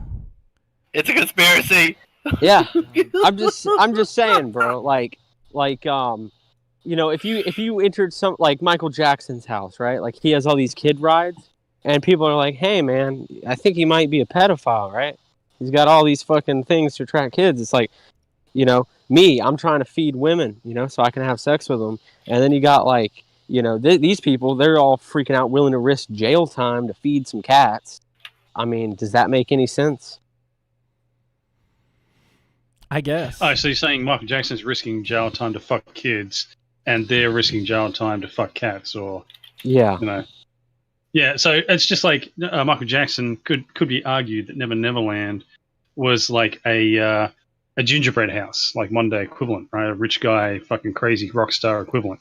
So like their fucking shit they're doing is kind of like their fucking very strong indicator that they fuck cats. It seems to be the case. I mean, they're literally marking emails with paw prints and threatening to kill people who are digging deeper. Does that sound? That sounds more like some Clintons or Epstein style shit than people feeding cats. Well, who's to say? Well, I wouldn't be shocked if Max woke up with a dog head in his bed or something like that. Who's to say Epstein didn't have like a cat colony on that island? Has anybody checked on that? I mean, I just want to say, in case the cat freaks are tied in with the Clintons, that the Clintons are very great people and they've done a lot of good philanthropy, and I don't have any evidence of them doing anything illegal. Whoa! Dave's in the chat with some breaking news, guys. He says Bill Clinton is still alive. Wow! He didn't look alive in the last photo I saw of him. Yeah, it looked like a zombie.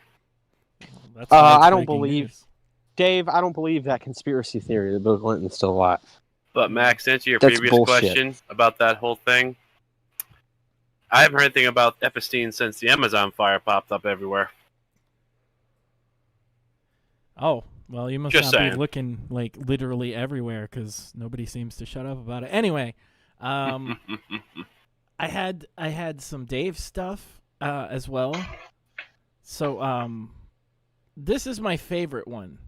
Okay, this is probably my favorite Dave video in a long time, and if you're not watching the video, it probably will have even less context, which makes it even better. So yeah.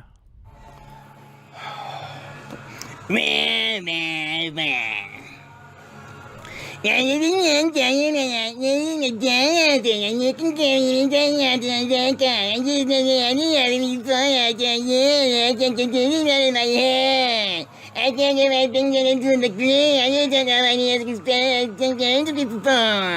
Wow. This person sounds like they are.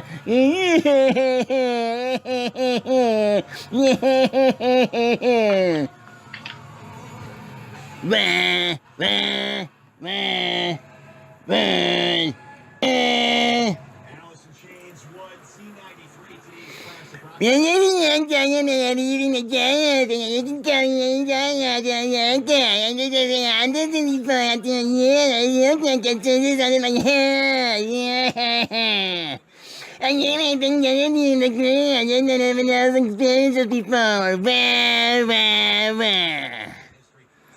Ugh.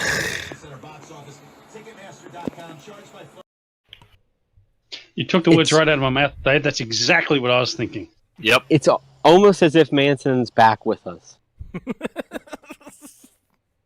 Channeling the spirit of Charles Manson. He says he sounds like Eric Cartman from South Park. Dave better watch out, or some neo-Nazis will like claim that they're following his philosophy and lie about his philosophy. Nah, dude, that'd be the Marxists and the communists. No, like they'll literally do to Dave what they did to Manson, right? The whole siege thing. Like Siege. They'll make like a different fucking version of that, right? Watch Dave videos. Exactly. Watch Dave videos, faggots. I think the cult of Dave is growing every day. Well, when he puts out high quality content like this, how could it not? You know.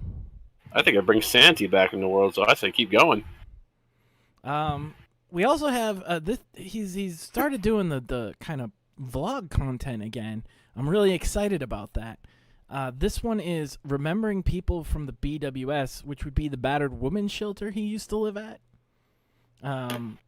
So yeah, he's taking a trip down memory lane here. Sounds like a Hey porno. there, folks. I just thought of this. Yesterday, I had to take care of some business, which I really didn't want to do. Anyway, I saw somebody who I knew yesterday when I was out, and I found out that the guy... Dave's in chat saying I never respond to his emails. No, I respond to some of them, but man, I'm a busy guy. I got other shit to do. I can't just email back and forth with you all day. He does send me tips for the show. In a couple of cases, I haven't used them. Not because they were bad tips, but because they were like too cringe, even from fucking like there was a chick that cut her tits off in one of them, and I don't know. Oh, what a classic prank! No, she did it on purpose. Oh no! Because she was like a transgender or something. I don't know. I can just Becoming picture Sorry, Theo. But kind of like getting a transgender surgery is like one of the ultimate fucking badass pranks you can do. Like it's the best example of like gaslighting ever. Like everybody, you know, just you need to get this surgery, you know, because you're the wrong gender. Yeah, you were born that way, and then they cut their dick off, and then it's just a great prank. Theo, I can picture Dave lifting up the sunglasses. Like, you know when you got that package, he's looking up and down like, what the fuck? I can picture him doing that when he sees this woman thing. I get you what you're saying there, right? Like they go and they get their dick cut off, and then like Ashton Kutcher jumps out and he's like, "You've been punked." Yeah. I can just picture Dave doing that. I think it'd be shocked. You can't change your gender. You can't orgasm now. You're mutilated. You can't reproduce. Go kill yourself. You know, that's great. Disavow. What, you avow transgenderism? No, disavow the go kill yourself, please. No, that's what they do. Yeah, but say it anyway. It's okay. He says he sent me a link to RTG. I don't even know what that is, man. He says it's roll to the grave. I'm not in the business of just showing cute girls, Dave. Like, there's plenty of things like that. Like, Is she over 21 at least? I'm not even gonna fucking find out. For that very reason. Exactly. But I just want to hear what he's got to say about the former people he used to live with. This should be entertaining. You guys remember Gloria 2.0 or 1.0 or whatever I call her or whatever the fuck? The girl with the blonde hair or whatever? Yeah, she's still living over at the BWS. The girl who used to, she always used to whine and complain, and, I had to go and take her to, like, all these doctor appointments and shit like that. Yeah. She's still over at the BWS. So is my friend Tom. Tom's there, too. Tom, the guy who used to go out bike riding with. Because when I what saw... does BWS mean? What the fuck are you talking about, Tay? Oh, what does BWS mean? The Battered Women's Shelter. If you were paying attention, I said that already. My question, Dave, is why were you at the BWS? I'm trying to pick up some freshly bead W's or something? Kinky. I was out yesterday, and one of the managers or whatever from the BWS, I saw her yesterday, and I was like, is Gloria still there? And she's like, yeah. I'm like, what about Tom? And she's like, yeah, he's there too. Wow. I'm like, give him my number. I was like, give her my number and have Tom, and then she's like, oh, I'm not a matchmaker. Yeah, great, whatever. So now I have no way of, I don't know what Gloria's number is. I tried to reach Tom the other day. His number wasn't, not one of them workable numbers or something. I'm not gonna go out. I'm not gonna go out of my way to go down to the BWS. Maybe if I'm on my bike. So to be fair, he answered my question. He didn't actually go to the BWS. I get you. I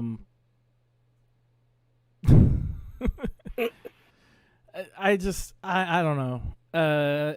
He's trying to send me the links to this clear thought of some. Is ready to glare a tranny, Dave? I'm not positive. Just by that. It looks like a tatted up fucking horrible thing to me. Yeah, I'm not. 30 facts about me. That's 30 more than I'd like to know. Yeah, I'm not with Dave on this one. Sorry.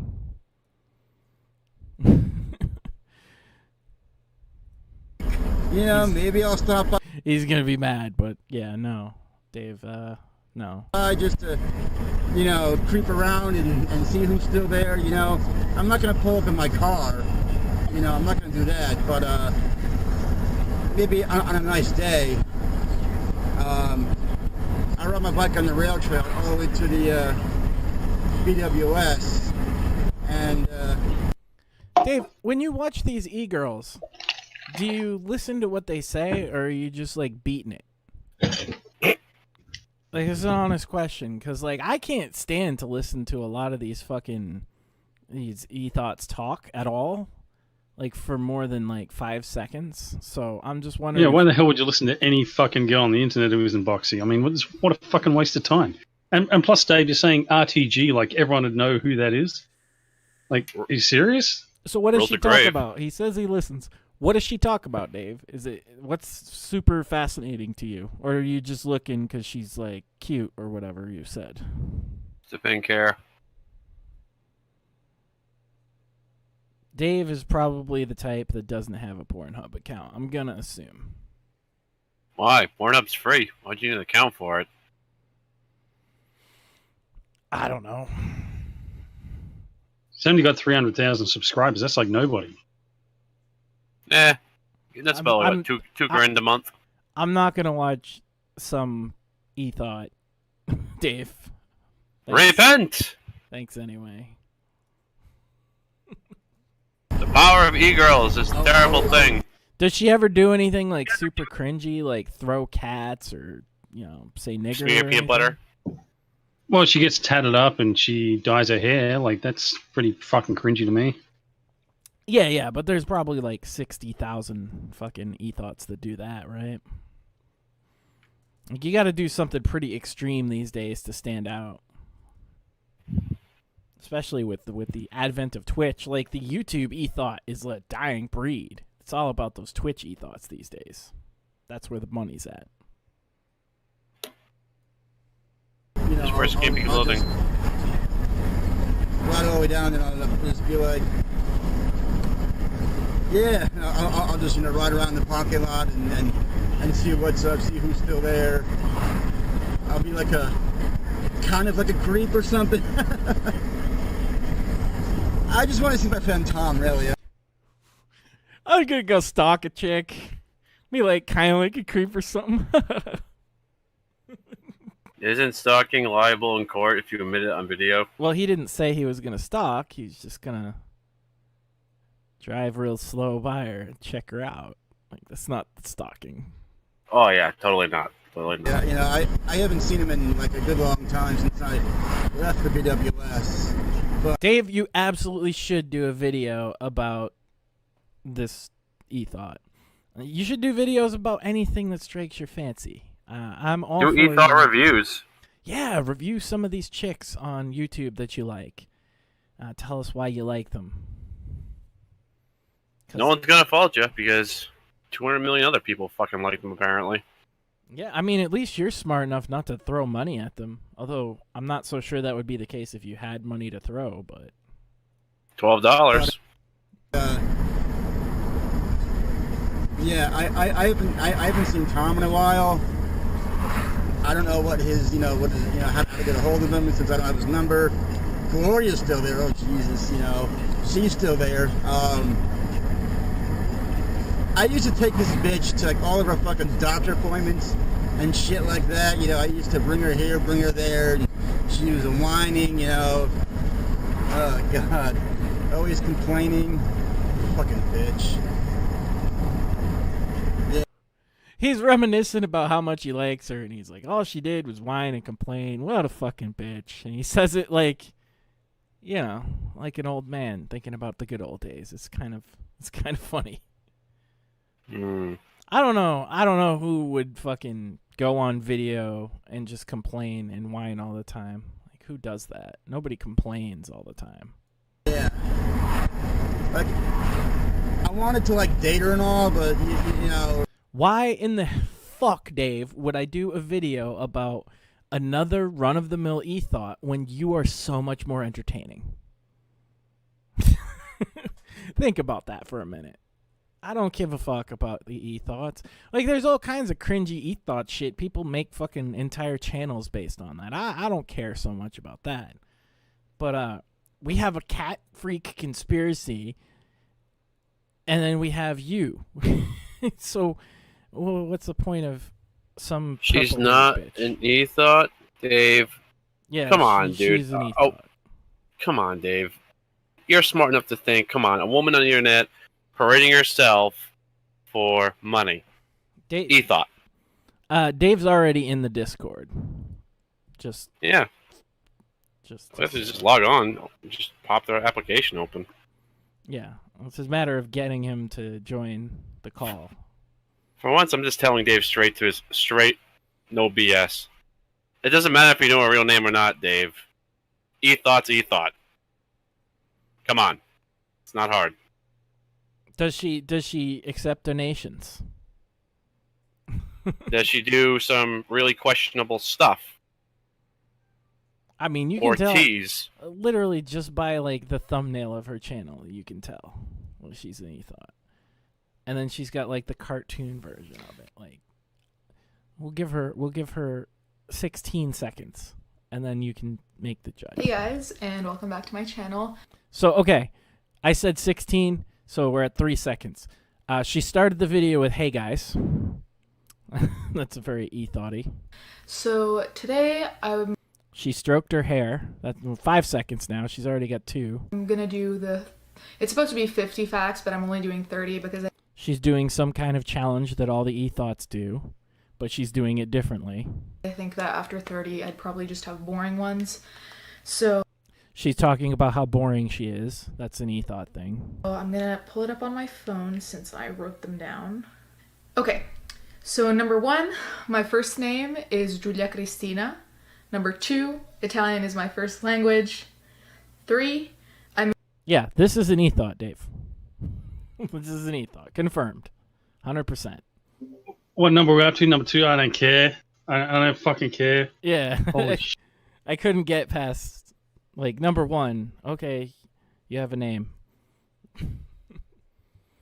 I'm just saying. Like, that is an ethot. 100%. I'm also surprised you can count to 2.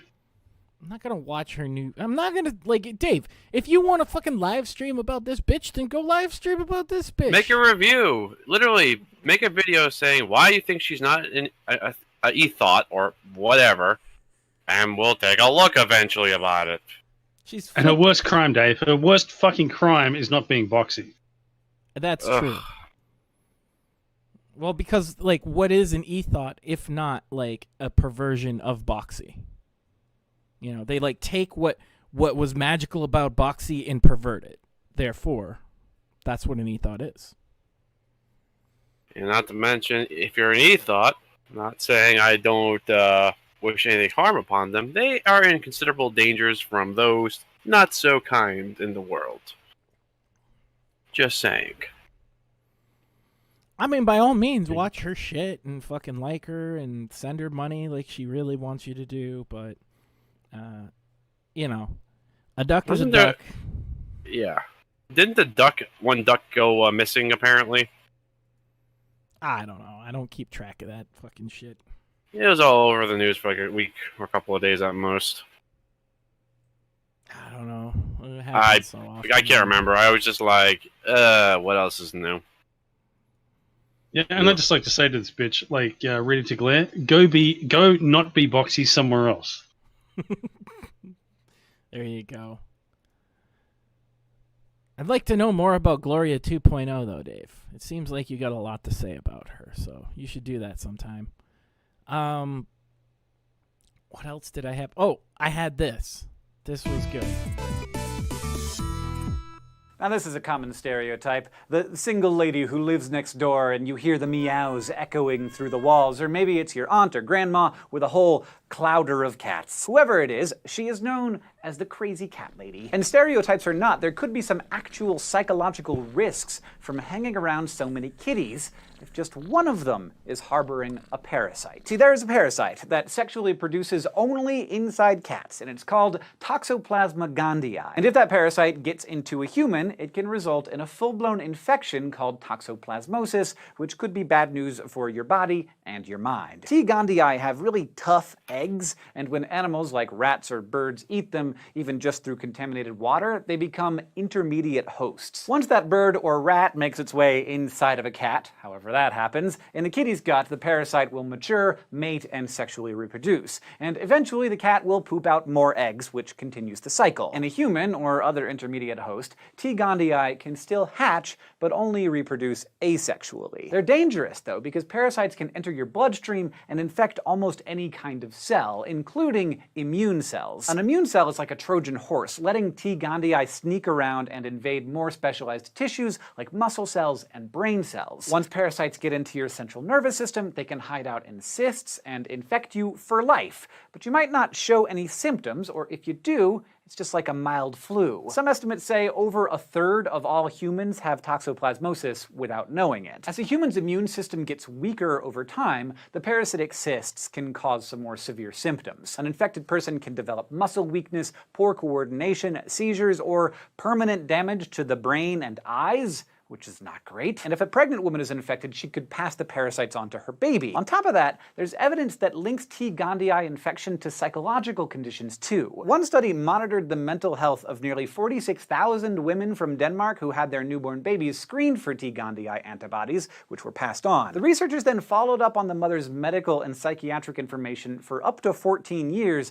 and found that infected women seemed to have more risk of depression, anxiety, and self-harm later in life. Many studies suggest that T. gondii affects how a couple of different neurotransmitters work too. These are the chemicals that travel between neurons all over the body, not just in the brain. And when neurotransmitters get imbalanced, that can lead to physical and mental illnesses. One 2011 mouse study from the University of Leeds showed that T. gondii infection in brain cells led to higher dopamine levels because the parasite makes an enzyme that controls how dopamine is made. Dopamine helps regulate parts of the brain tied to pleasure, mostly the amygdala and the nucleus accumbens. But too much dopamine flooding the brain has been linked with illnesses that distort thoughts and moods, like psychosis, schizophrenia, and bipolar disorder. A more recent study in 2016 showed that T. gondii infection can also mess up a protein that transports glutamate, which is usually an excitatory neurotransmitter that makes neurons more easily activated. Failed transporters lead to a glutamate buildup in the space between neurons all over the nervous system, like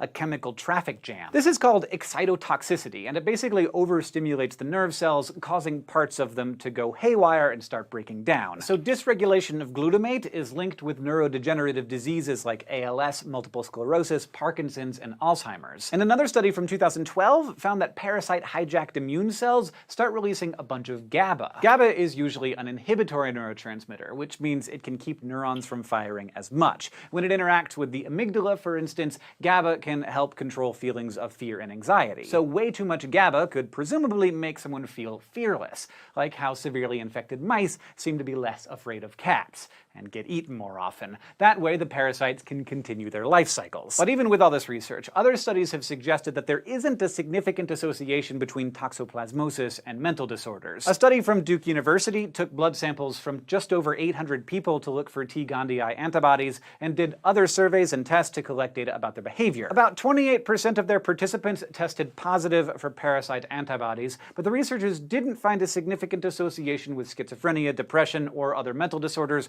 or any link to impulsive activities like crime or car accidents. So research in this field is tricky, because animal models like mice aren't entirely comparable to humans, but it'd also be super unethical to do controlled experimental studies on humans, like giving people toxoplasmosis and monitoring their brains. But there is no reason to ditch your cats. They bring happiness and cuddles. There is so many positive health outcomes associated with having a fuzzy thing in your house. Just be careful around their poop, like make sure it doesn't go in your mouth. Try to keep them from eating mice and birds, if that's possible, and make sure your food is cooked properly so you don't accidentally eat any uncooked parasite eggs. Thanks for watching this episode of SciShow Psych, which was brought to I'm not gonna help plug his sponsors.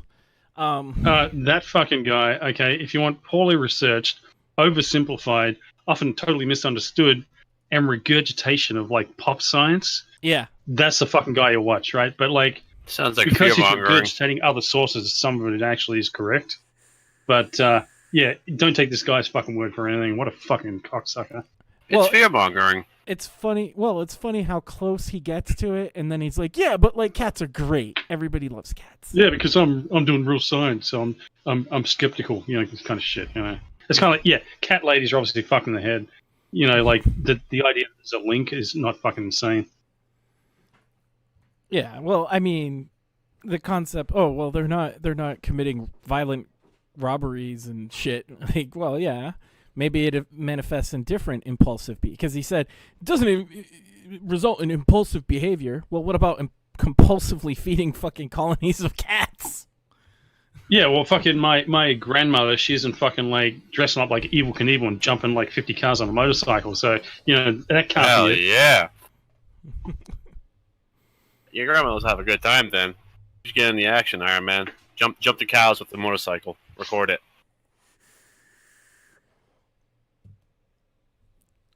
You're the next sensation. Way to miss the point.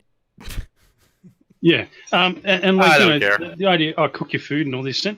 Some of these people don't even wash their fucking hands, like after fucking with animals, you know, or the cats are getting under the table and into their food. There's no way they don't have cat shit in their food. Which kind of leads to what our crack research team found this week. I had a sneaking suspicion we would find like a semi-centralized forum for cat freaks.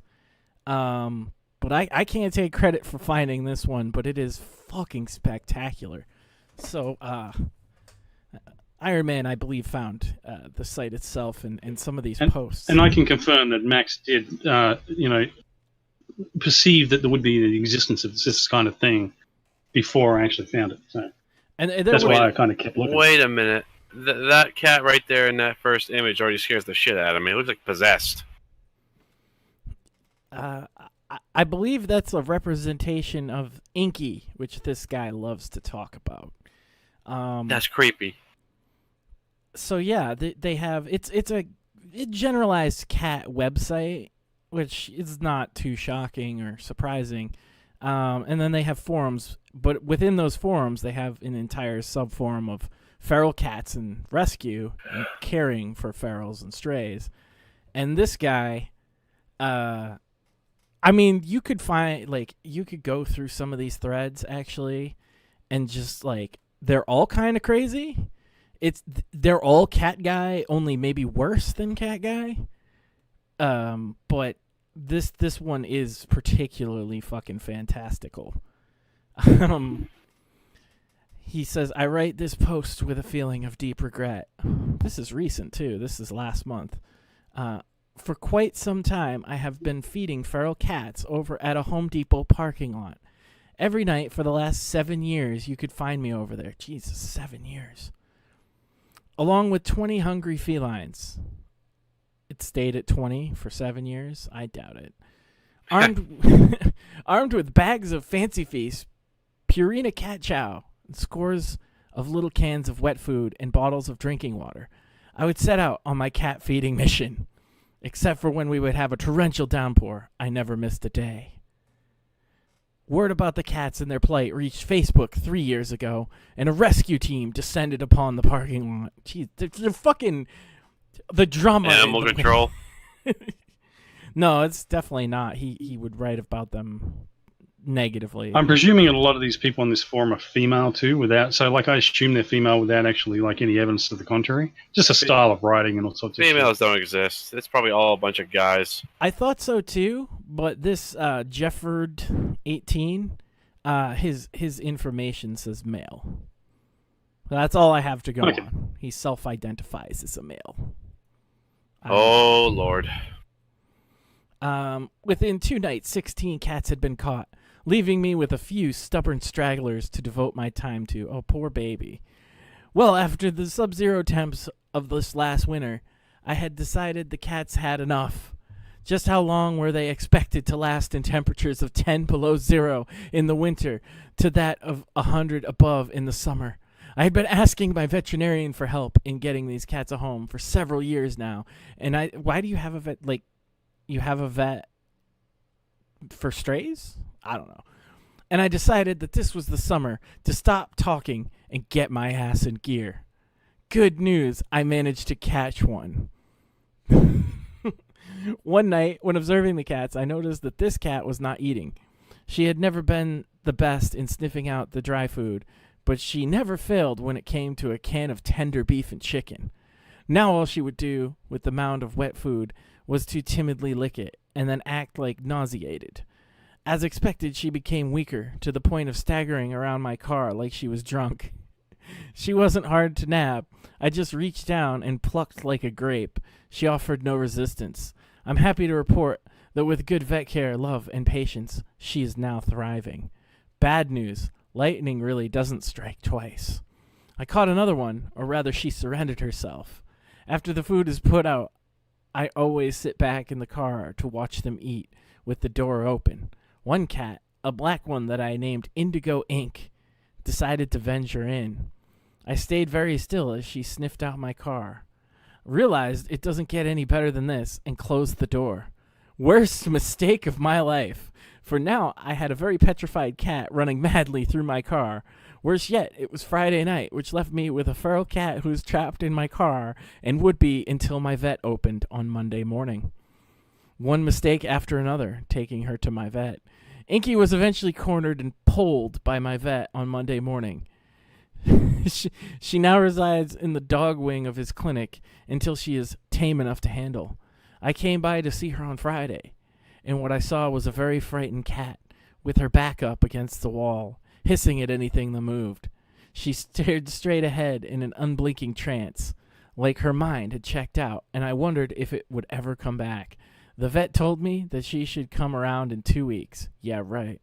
Yes, I protested. I couldn't believe that a veterinarian would be so clueless as to think a feral cat could be tamed in 2 weeks, or that she would calm down while being surrounded by dogs. As of date, she hasn't eaten, and the staff is still afraid of her. I was arrogant in my assumption that I could save these cats. My vet was arrogant and stupid in thinking that he knew anything about feral cats. I'm so sorry, Inky. I should have left well enough alone. These people are just... Oh, you're right. This is a man. I looked it up. Holy shit. Yeah. I was cringing. I couldn't even pretend. And then, of course, everybody's, like, you know, very supportive. And, can you release him back where he was? Yes, a feral cat is hard to tame, but it is possible. But it's a very slow process. I'm assuming that the vet fixed the cat. So maybe being outside isn't the worst thing. Don't be so hard on yourself. You did the best you can. Sounds like the vet is more dog person than cats. If you don't agree with these freaks, like, you must not like cats. You're evil. If you're not part of the cat Illuminati, then you're clearly a dog Nazi. That's why do people like this think people care? Not sure why you're feeling regret. I mean, she did climb into your car on her own. What were you supposed to do? Shoo her out? You know how the people anthropomorphize animals, right? You can see it here. It's a very basic thing. Oh, how are these animals going to survive outside in fucking 10-degree weather or whatever the fuck it is, right? And it's like animals do that all the time, right? You wouldn't like to be out in that weather. But you don't have fucking fur and fucking you can't dig holes and shit like that. Like, animals are totally fine. That's the kind of thing where it starts, like, oh, you got to feed this thing 3 meals a day and you got to fucking treat it like a fucking human being. No, you don't. These people's fucking screen names. Cats Know Me. J Catbird. Furball's mom. Fiona's mom. Like, Jesus Christ. I'm aghast at some of the stuff that goes in here. Let's see what Furball's mom said. I completely agree with both posts by Cats Know Me and J Catbird, which I didn't read those. You have done so much already, and it paid off with the first kitty. Please give Inky a chance. Even the tamest of cats and most confident of dogs will freak out at the vets. It smells of disease and death, and the strange barks and lack of escape routes will terrify any cat. Once Inky is in your home, she will need to have time to decompress. Oh my fucking god! Decompress. Seeing, hearing, and smelling her colony may help with that. May have some suggestions for you. At least the vet can offer you some time. Meanwhile, I would try to bring home items that she may have scent-soaked at Home Depot. Yeah, find shit she pissed on. Even if it's weathered cardboard or detritus from the bushes there. Please keep us posted. Sending prayers and vibes for quick success. Oh my god. This is insanity of the highest degree. And prayers? Vibes. I don't know, dude. Vibes? You're kind of faint, Theo. Yeah, I can't hear you too well. Vibes and prayers. Yep. Why are those two things together? Seem like they shouldn't. Dave, you don't need an invite to the Discord. Just log into your Discord. You're already in here. Maybe he forgot his information already. Oh, I can't help him with that. Get that cat home with you, says J. Catbird. I have socialized many, many cats. She got in your car because she felt you would help her. No, she was looking for more food, you fucking retard. You did. Now take it the next step. Get her out of that vet office. As long as she is there, she will probably be terrified. The sooner you get her in a quiet room by herself, the better. She wanted to be with you. There is already love and trust there. It has not gone away. She will be so grateful to go with you. I personally would not release her back out after this period. She will run and probably keep hidden. A quiet and safe spot would be pure heaven to her now.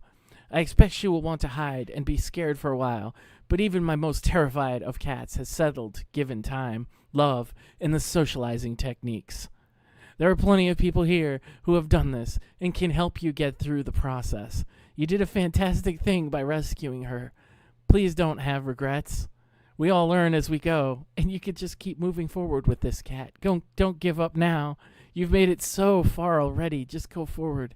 Get her where she can calm down and be near you. Patience and love works wonders. I would urge you to get her away from the dogs as soon as possible. Have a small room, like a bathroom, already prepared for her. Give her a carrier or a crate to hide in. Clear and medicines or unsafe items from the room. If you must use the bedroom, try to block off under the bed. They love to hide there, and it's hard to get them out or work to socialize under there. A carrier can be her safe haven from now on. Taking her home in it may establish it as her hiding place and safe spot from now on. Jesus, these people. Even with the little heart emoji here. Like, Christ. Yeah, these people are fucking enablers, right? It's kind of like Tumblr. Like, if someone's like, some kid's confused and they go into fucking Tumblr and they go, I think I'm a transsexual fucking vampire fairy stair dragon or something, right? And fucking, like, they don't get pushback from people with fucking half a brain. They get confirmation from all these other freaks and support for their stupid ideas. And so, like, when anyone says, like, this person takes a feral cat to the vet, right, which is fucking insane, and the vet's going, okay, I'm dealing with a fucking cat fag, okay, I'll take care of your cat, but they don't, there's nothing they can fucking do, it's a feral cat, right? Right. And this person's going to start blaming the vet, which this fucking guy does, starts talking to these other fags online, and they say, oh yeah, that vet must hate cats. And fucking, that's their little fucking narrative in their head. So anyone who says, I mean, you saw that bitch going to court, right? The comments she was getting, or the comments on those videos, were that the judge must hate cats. And the judge said, you know, I got cats, I'm a cat lover, fucking blah, blah, blah. That can't be true. She must be lying, right? She fucking hates cats. Anyone who doesn't believe all their fucking bullshit by right into their fucking narrative fucking hates cats. Oh my. They're the enemy. God. Iron Man, I agree with everything you just said. Like, I'm just dead on the inside right now. And sorry, I'm being a little serious here. When I was first reading this forum, I was laughing my fucking ass off. I was laughing out loud to myself just at how fucking retarded these people are. You know, because it's, to read this stuff, like, you know, it doesn't sound like fun at the moment, but it's actually really funny. Just like reading, like, those fucking Tumblr fags who think they're transsexual, or fucking, like, they're a dragon inside, or a fucking, you know, a furry fucking, you know, all that delusional fucking shit. It's fucking pure delusional. And once you see it for what it is, then it becomes hilarious. Yeah, it would be hilarious if this wasn't actually real. This is just sad. It's still hilarious. Well, furries are real too, you know? Yeah, and that's just pathetic. So but the fucking mental fucking gymnastics they have to fucking do, you know? And it's, the toxoplasmosis thing is fucking a possible explanation that makes total fucking sense. They're, like, fucked in the head. So it goes on. He's basically says, I can't just take the cat, you know. And Furball's mom responds, you're saying you can't alienate him, meaning the vet. But I'm asking anyway, because this cat cannot last in the dog wing for another couple days. Never mind weeks. So please, surely you have access to another vet, or figure out some way to get her out of there. Same question I have. Is he really the only vet in the area? Like, clearly, he's a dog person, so, you know, you got to get him out. Probably other vets tell them to fuck off. You know, like, I never thought about it, but, you know, it's like some of these jobs that you wouldn't think have the problems that they do. Like, you know, if you wanted to sue, I'm going to go around I'm going to be a doctor, I'm going to vaccinate people against fucking diseases, right? And then you got the anti-vax fags calling you fucking Hitler, you know? Or, you know, you're going to become a comic book artist or something like that, and suddenly you got the fucking Muslims up your ass for, like, drawing fucking pictures of fucking Muhammad or something, right? I mean, you wouldn't think that was a big controversial fucking career to go into when you're first doing it. Until But, bullets like, start flying. So vets, I never realized before, but they got to deal with all these fucking cat fags who are fucking insane. Oh my god, you put down animals. Oh my god. Oh, Yeah, humanity. that's why you want to be a doctor and you got to deal with hypochondriacs and fucking crazy people coming in and druggos wanting fucking medications that they don't fucking need and all this kind of shit. Oh, see, Dave left the server. That was the problem. You should have permission. It's because he's a quitter. He's a coward and a quitter. That's true as well. You have permissions now, Dave. You can jump into the call if you so choose. I want to hear Dave's thoughts about this cat stuff. I'm kind of curious. Like, serious. This is the response to the one about the vet here. How do I get her back? Technically, the cat now belongs to him. Trust me, I could get bounced out on my ear if I tell him what is on my mind right now. Oh yeah, the vet's gonna beat you up. See, they're talking about the vet says he's gonna release the cat back into the wild. No, he's not. He's gonna put it down, right? Like, he just doesn't want to tell you that because you're a fucking crazy cat person, and he's probably dealt with like fucking 50 of you before. I'm rooting for Dave to actually win the war against this cat guy, this place now. Hands down. Well, that's what I'm saying. Just tell him you thought it over and you would like to foster her. Tell him your situation and how you would be there practically all day to check on her. And she would have a quiet room all to herself. Unless the guy is a total jerk, he shouldn't have a problem with that. We're going down the rabbit hole for this stuff, aren't we? I told him 3 times last week to allow me to take her home. Twice while I stood right next to him. And the 3rd time in a note that I wrote to him on Friday. Oh my god, they're writing notes like little girls. I don't know if he is afraid of legal repercussions, if she should really hurt somebody. I honestly don't know what is causing the hesitation on his part. You are causing him to fucking freak out. You're writing him fucking notes passive-aggressively saying, you should let me have the cat. And there's a part a little further up I was reading while we were talking here. I keep telling him that this is the one cat out of the bunch that would allow me to pet her and that would come to her name. But my words are falling on deaf ears. This evil vet. Hello. Welcome, Dave. Hi, Dave. Hey, Dave. Yeah, well done, Dave. We're just looking into the crazy cat people. What do you think?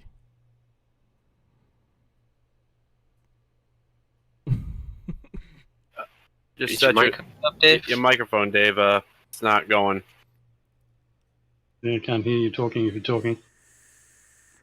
I like your spiderweb video, by the way. Like, takes an hour for a spider to weave a web like that. Just so you know. What's your opinion on Greenland, Dave? Yeah, one at a time. Wait till he starts talking.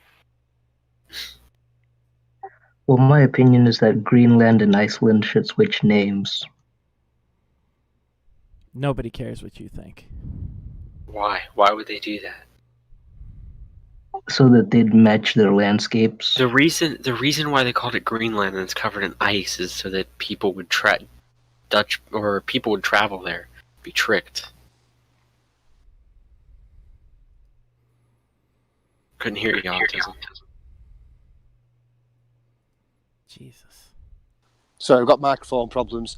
Yes, in the hot world of cat ticks and what to do about Greenland. Yeah, till Dave gets some fucking muted and stops acting like a boomer, I'm here to save the fucking day once again. As a resident animal lover, Rick, what do you think about the cat conspiracy? The cat conspiracy? Could you fill me in on some of the details? Finer points. I've had real bad connection issues. I couldn't even get connected for the first fucking half an hour. So in the past couple weeks, we've discovered there's a cat guy that comes to Dave's house to feed ferals. And that led us to understand that there is a vast network of people that do obsessively to the detriment of their own lives. Sometimes these people end up in jail. They get put into nut So it's houses. like Fight Club, but with cats. It's like a load of weirdos who go and feed cats and like, I'm the cat man. No, Yeah. I am. Pretty much, yeah. Madness. They do actually compete.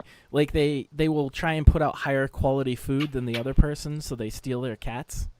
Right, I feed ducks, pigeons and chickens on a regular basis, and even ones that aren't mine. And it's fucking hilarious because I'm the only one who does it. I've not yet run across someone who I've had to compete against to win favour for the animals. I'm the only duck man in the area who's actually feeding them. So fucking, I'm glad I have a hobby that's just for me anyway. Otherwise, it wouldn't be very special. Yeah, fucking. In conclusion, yeah, these cat people sound like absolute fucking lunatics. What do you think it is? Do you think it's toxic plasmosis? Hello. Yeah. Hey, Dave. yeah. We hear you. Hello. What's up, Dave? Yeah, gotcha, Dave. How you doing tonight, Dave? I'm great. That's good. Yeah, glad to hear that. So What have you been up to, buddy? You been getting that cat guy's fucking shit from behind the dumpster? I'm sitting here watching Transformers: Revenge of the Fallen. Cool. What do you think about the cat freak sending emails? Yeah, did you hear the email he sent me? Oh, you gotta hear it, Dave. You're gonna be like amazed. I can play it again for you if you missed it. Yeah, can you do a screenshot? No, Well, he's just gonna play it in the channel. It's audio. He sent me the only thing in the email was a paw print and then this audio file. So I'm gonna play the audio file for you. All right. You're gonna be amazed. You have meddled with the primal forces of nature, Mr. Grady, and I won't have it! Is that clear? Do you merely think you stopped some cats being fed? That is not the case. Starvation has taken many cats out of the ecosystem, and now we have to put them back! It is ebb and flow, tidal gravity. It is ecological balance. You are a schizophrenic man who thinks in terms of not smelling piss when you go outside. There is nowhere without piss. There is no sound without poo in it. There are no ferals. There are no pets. There are no people. There are no homes. There is only one holistic system of systems. One vast and amain, interwoven, interacting, multivariate, multinational dominion of cat boxes. Dr. Elsie's, Armand Hammer, Fresh Step, Pet Safe, Purina, Tidy Cats, World's Best, Nature's Miracle, Sweet Scoop. Okay. It is the international system of cat feeding, which determines the totality of life on this planet. That is the natural order of things today. That is the atomic and subatomic and the galactic structure of things today. And you have meddled with the primal forces of nature. And you will atone. What the fuck is atone? Mr. Grady. You Never get that on your little balcony and howl about cat freaks and keeping them away. But there is no private property. There is no unpissed on door. There's only Purina and Whiskers and Fancy Feast and Hill Science Diet and Felix. Those are the solutions to the problems of the world today. What do you think the Grady Brunch talks about when you aren't listening? They get out their dartboard and discuss the little issues of the world. We no longer live in a world of dogs and hamsters, Mr. Grady. The world is a colony of cat feeders. Inexorably determined by the immutable bylaws of our cat overlords. The world is a cat colony, Mr. Grady. It has been since man crawled out of the slime. This guy does not get out often, does he? I don't. If I were Dave, I'd be shitting myself right now. I'd be thinking, how the fuck do I balance this karma somehow? Dave, seriously, man, get feeding some cats or something. Yeah, this is worse than gang stalking. That guy was that guy's a fucking weirdo. Whatever. I agree. All I know, we have all these fucking cat freaks. They're probably from the UK. I think it's a conspiracy of international connections at this point, man. It's just the UK, it's everywhere. really is the Illumicati. Like, I'm just getting emails telling me to play this for fucking Dave, signed with a cat print, threatening him. It's getting crazy, man. I think you're onto something, Dave. Like, no bullshit attached. Like, I think you really uncovered something here. You've kicked the cat's nest, so to speak. You've kicked the cat litter tray. No, you've exposed the global conspiracy. The fuck? Ready to Glare. Like, she does, like, topics on, like, you know, she has an Instagram. She's really cute, really hot, but she lives over in California somewhere. She's originally from, like, Russia or some shit like that. It's all on her Instagram. I'd watch out, Dave, with Russian Instagram thoughts. They could be fucking deep cover agents, man, trying to get info about the cat conspiracy off you. I'd watch out, dude. Yeah. Beauty's in the eye of the beholder, Dave, but I don't find her particularly attractive. There's way hotter women like elsewhere on the internet. What do you think she has down there? Do you think she's like, shaven, or does she have like a landing strip? Oh, Jesus, here we go. What do you think? Jesus, here we go. It's a fair question. Yeah, that's why I'm saying it. It's like a landing strip. I don't know. That's actually good. Dave, do you like women who have had a lot of pricks in them? What? Women who have had a lot of pricks in them. Do you like women who had a lot of pricks? Like a dartboard.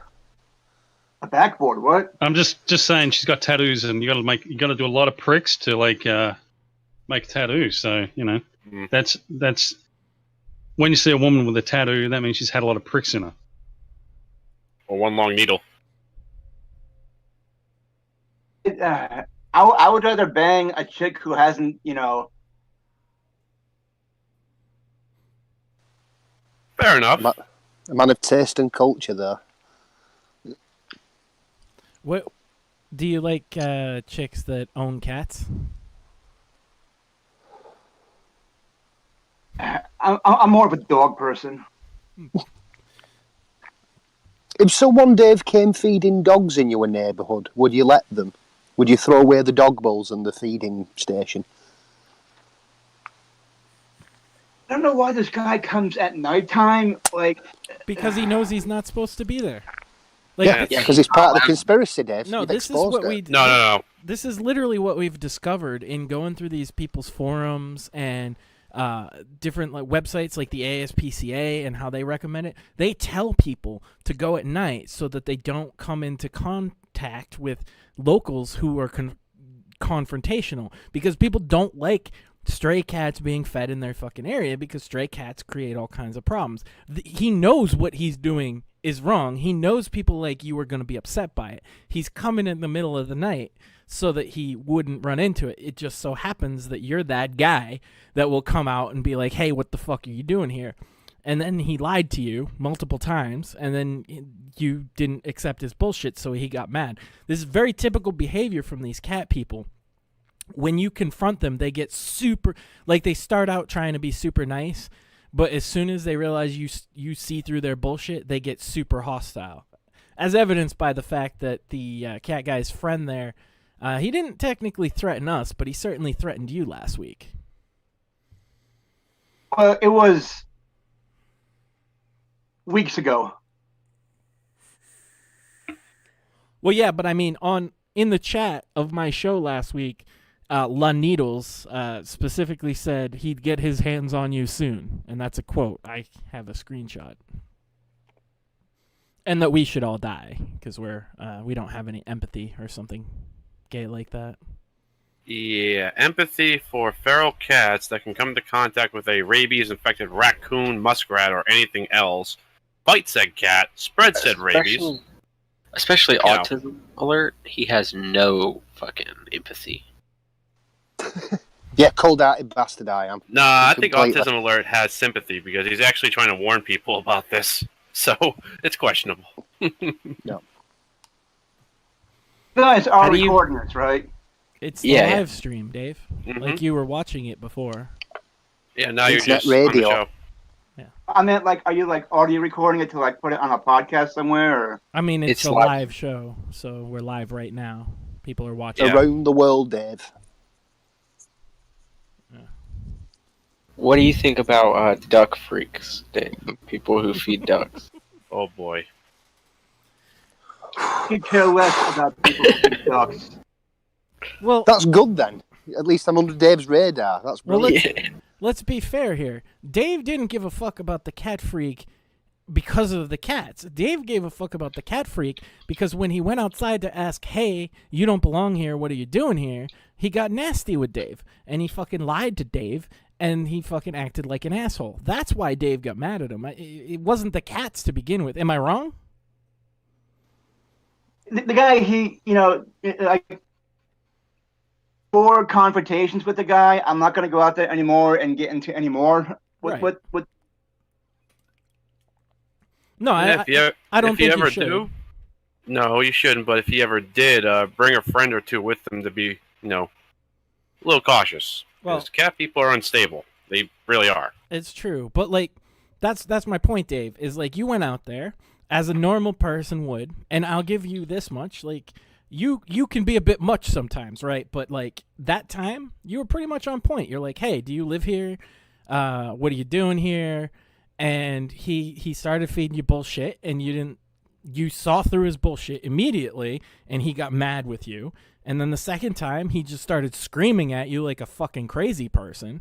And then the third time, he brought his friend to fucking intimidate you.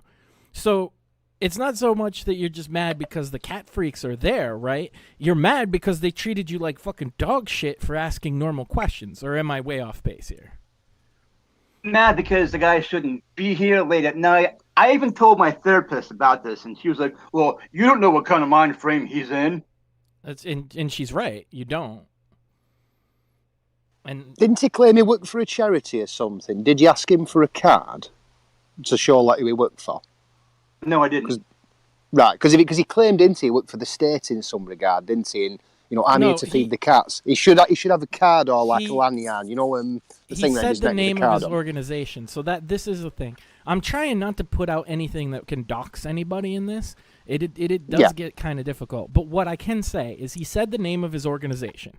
I looked into it. It is a legitimate 501c3 organization. But that doesn't mean that he has the right to be on Dave's property. And in Yeah, fact, so he didn't stray animals. Yeah, at your front Yeah, door. It's not exactly. That's a is it? health hazard. Like, Well, yeah, that's what got to start on the whole thing, right?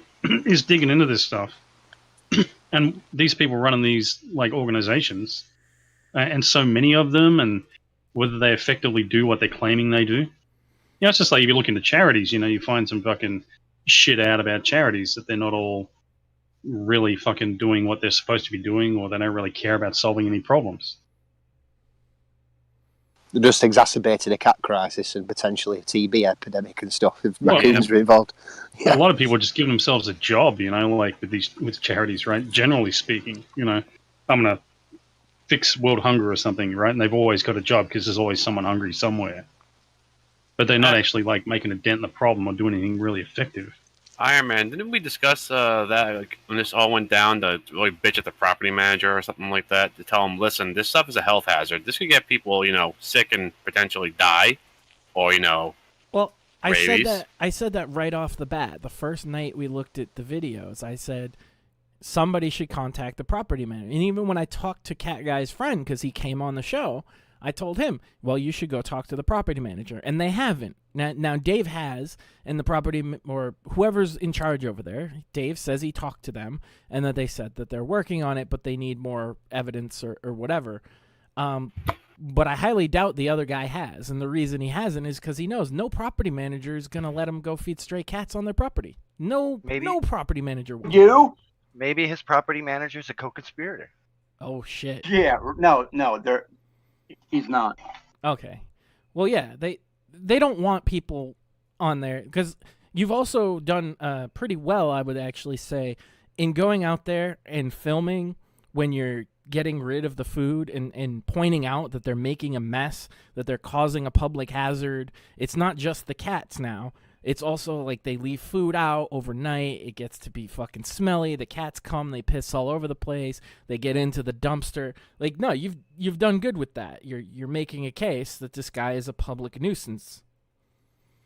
Yeah. Public hazard, not nuisance. And that's why I say don't confront him. Keep doing what you've been doing. That's the best thing you can do. I'm not going out there.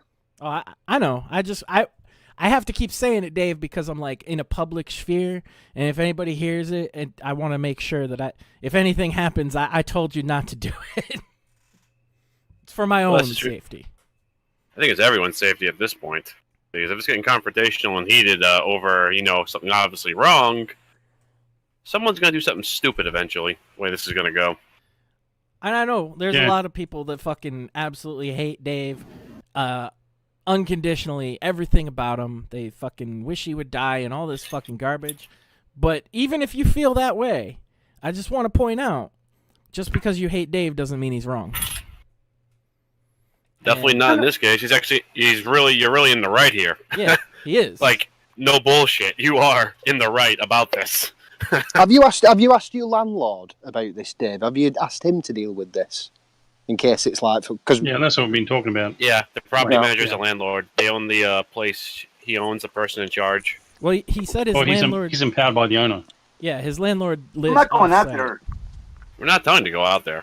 No, don't go out there. Yeah, Just that's don't. fine. That's cool. What you're doing with filming the mess and getting rid of the food is the right call. You're doing the perfect thing. And keeping track. Hey, he showed up at this time. That's good too. Yeah, that can be used as evidence in court. Like, when cops write in their notebook, like, you can just keep a log of things that happened, and that you can, make that can be actual evidence of something. Essentially, just get a notepad and you see Cat Freak, just say, oh, it's 10 o'clock, he's here feeding cats. Make a list like that for a couple of days to a week or whatever. Just and get his license plate. Yeah, it makes it harder to claim that. No, I just did it yesterday when you caught me, right? He like when the cops come around and get him. Plate number. I just want to make sure to say don't say his license plate, Dave. I'm trying not to put out personal information on anybody involved if I can help it. Yeah, there's no benefit to you, Dave, if you do that. Yeah, don't risk your own skin over this, Dave. Just do the right thing by chronicling it and fucking building a case against these cat freaks. Because they need to be put an end to these motherfuckers. They're sending not threatening, but quasi like warnings and emails now. It's like, okay. Yeah. They're escalating it because they're panicking. Well, the fact he brought a friend to his fucking door, I would not have been impressed about that shit. Yeah. If someone fucking came to my house with a friend and were trying to intimidate me, that'd be the end of that fucking situation. But Dave handled it very well, considering. Yeah, he did. I just tell the friend he's a big fucking idiot. If you're defending a guy for doing a public hazard now, it's clearly getting out of hand. Well, that's the thing. His friend is also a cat freak, right? He got mad at me last week because I said people who have more than 2 cats. Wait, Needles? Are you kidding me? Yeah. Oh my. He said people that have more than 2. I said people that have more than 2 cats tend to have a messy house, and he got super pissed. He said we should all die, and then he said he was going to get his hands on Dave.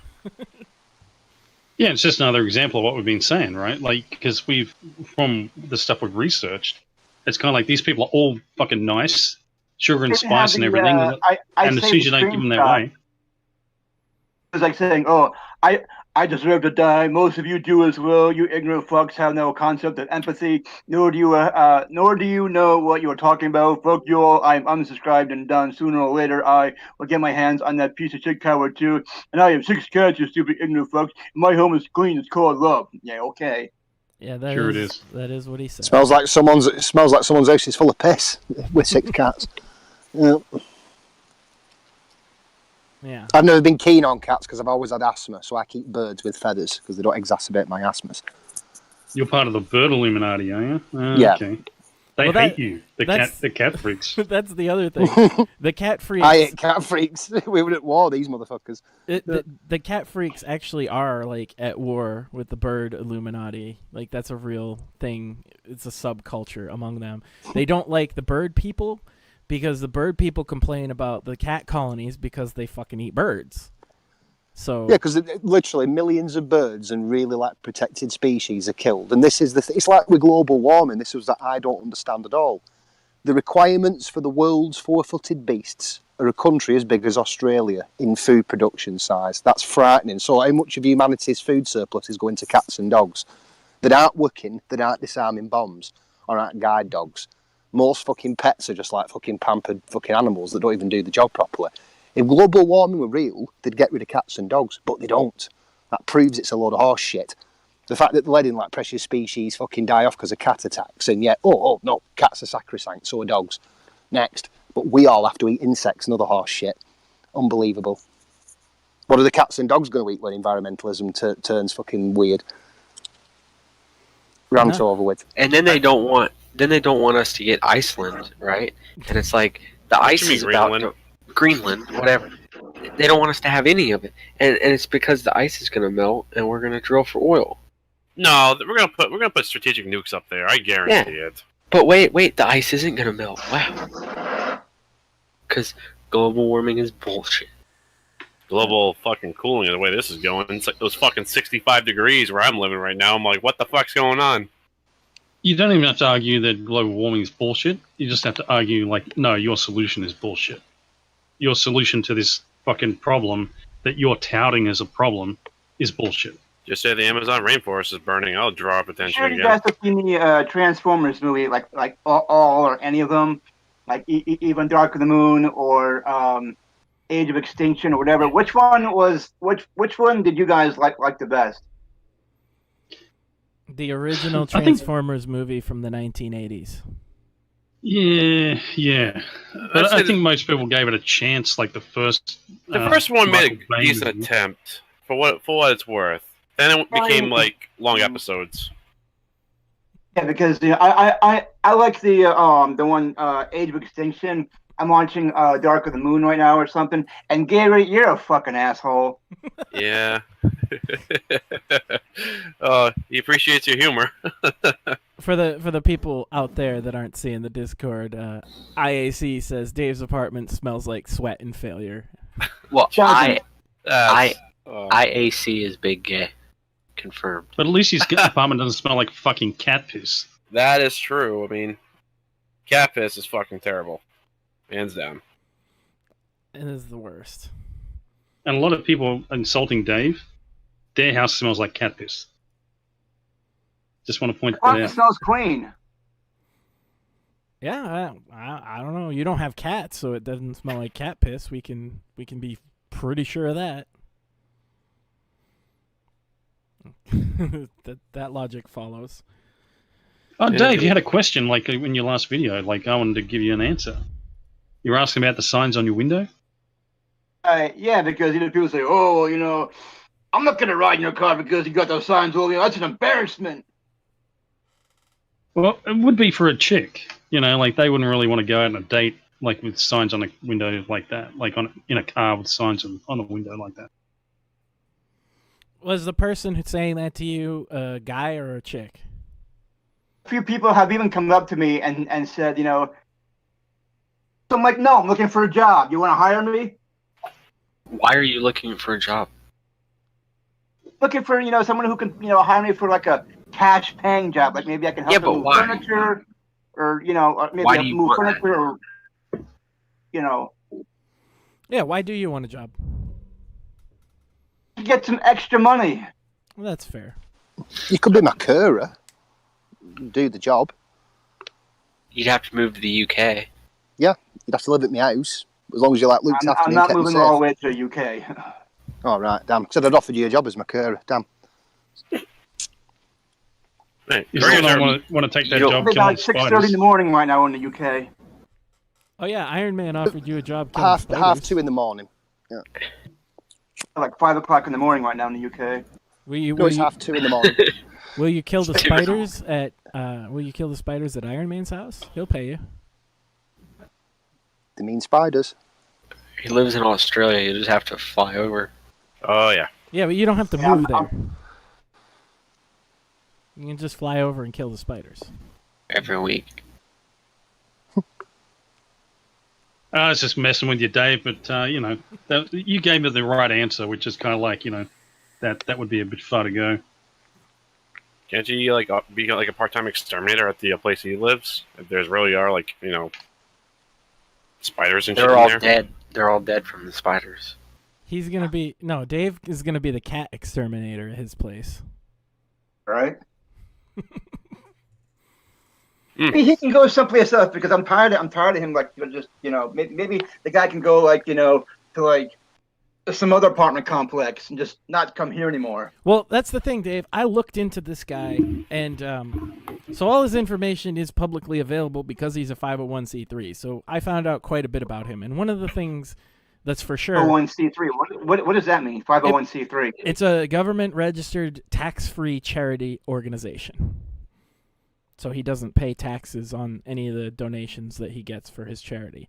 And so what he does, he goes to 17 different locations in your town, and most of them are other apartment complexes. So he doesn't just come to your place. He goes all over that fucking area feeding the cats. And that's why there's a lot of cats popping up everywhere. Well, that's the thing, is we've discovered that there's essentially two types of cat I feeders. has no life. No life. L-I-F-E. No life. That's pretty true, considering he probably spends 2 to 3 hours every night doing exactly that, if not more. And I just want to point out how damning that is coming from you, Dave. Like, this guy should feel fucking bad. Feel bad. You should feel like the worst guy in the world at this point. Yeah, so there's two types of cat feeders, it seems. There's the type 1 and type 2. This guy's type 2. Type 1 are like the cat ladies that just accumulate as many cats as possible, or they go to one place and feed a lot of cats at one place. And type 2 is like your cat freak. They're almost like Johnny Stray Cat Seed, where they go around the area feeding in places so that the cats go to those places. Then the cats are in close proximity and they reproduce. He's basically starting little cat colonies, and then some old lady or some crazy cat lady is going to adopt his little colony and grow it into 80 to 100 cats. That's basically what he's doing.